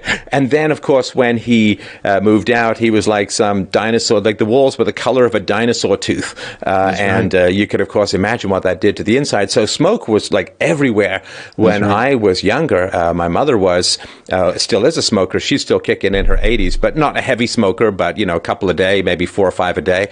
But yeah, it really was just everywhere when we were growing up. Yeah, both my parents smoked. In fact, my mom died of lung cancer. I'll get into that here in a second. But yeah, I can't imagine what I smelled like going to school. Oh, it must have been awful because they smoked inside the house. They smoked inside the car. And I have asthma. I was hospitalized several times for pneumonia with asthma history when I was a kid, before I was about 6 years old. And my parents just never, I guess they never put it together, and they were not told. The research wasn't there. The science wasn't there. Certainly the education wasn't being put out there. But the bottom line is that, lung cancer is a horrible disease. My mother was diagnosed in August of 2004 with small cell lung cancer. So she was not a surgical candidate. It had not spread, but it was in the bottom of her lung. It was invading her diaphragm. And she died in December of 2005. So she lasted a little more than a year. It was terrible. It was an awful, horrible course of chemotherapy, radiation therapy. It's not like, I'm sorry to hear that, because it's not like a straight line and that like it's a real decline. I mean, it is a brutal, debilitating, stripping you of reason and painful and exhausting. And so, I mean, it's incredibly difficult for the family as well. And it's really not, please God, just get me a bus instead of, like just cream me somehow rather than this way. Yeah, it was a bad experience. She was often sicker than she would have been just, dying. I hate to say that, but she really suffered a lot. Finally died on hospice care. And I want to take this time, if I may, to plug a specific charity that I really believe in. It's the American Cancer Society. I sent you a link to share with your audience. Yeah, I'll put that in the description for the show. Thank you. About the very good description of lung cancer, the types and the treatments, et cetera. But the American Cancer Society really came through for my mother. She was 76 when she died, and they really were very helpful as far as education. Now, I'm a physician, so I was there, of course, and trying to take care of her and stuff. But they were most helpful as far as arranging things, hospice care, et cetera. They really got involved, and I applaud them. I believe in that charity for sure, the American Cancer Society.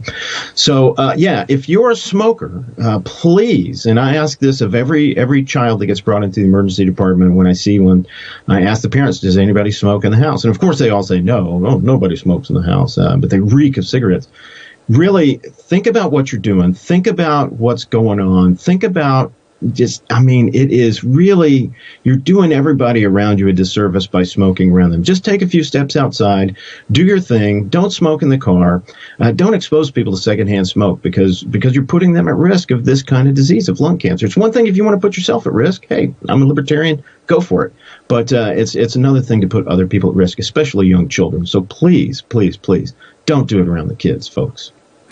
And you mentioned as well that we can dip into perhaps Christopher Reeve's story another time, which was an odd kind of heartbreak for me, because I absolutely adored that man's portrayal of Superman. I think he was the very best Superman in history. Henry Cavill is barely competent to sweep up Christopher Reeves' hair trimmings. And he, of course, had the most wretched accident horseback riding after he had spent a long time being too nervous to be an actor. Then he came back in a movie with Anthony Hopkins.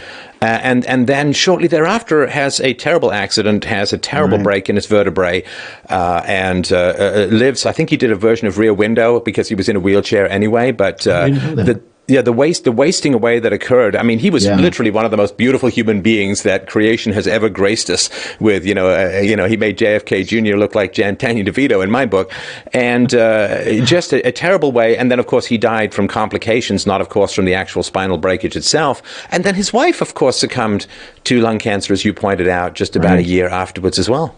Yeah, it was a really sad story. He did die of complications from his quadriplegia in that he had pneumonia, which is very common amongst folks who can't really breathe on their own. So he died in, I believe it was August of 2004, I think. I'm not certain about that. But then in June or 2006, about a year and a half later, his wife died from lung cancer. Never smoked. She was only 44 years old. Now, but the stress, this is sorry to interrupt, but this is always the big question for me, is the stress. And that's rather the problem with the false positives. I think of your poor friend or your patient who had the false positive. It's like, that's a couple of weeks of thinking you might be at death's door. That's pretty bad for your cortisol flooding and your general immune system and all that. Exactly, and I'm still pissed off about that. That radiology center, I might put their name in the video when I do it because they really ticked me off. They ticked him off too, of course. But yeah, I would say that, and if I may get into this whole vaping thing, can we talk about the vaping? Oh, please, God, help the kids stop vaping. Well, vaping, absolutely. I mean, kids don't need to vape, but the government banning flavors of vaping, like that's going to help. I mean, that's ridiculous. I think forbidden fruit never been a problem for kids. Yeah, remember when they put all those advisory lyrics on rap albums and just completely eliminated profanity in the rap industry? That was glorious. Right. Or the warnings on cigarette boxes, the Surgeon General's warning. Yeah. People going to people, right? They're going to do what they want to do. So the thing about vaping is, and I'm saying this not as an advocate of tobacco or nicotine use. I have to come across and say this, that boom,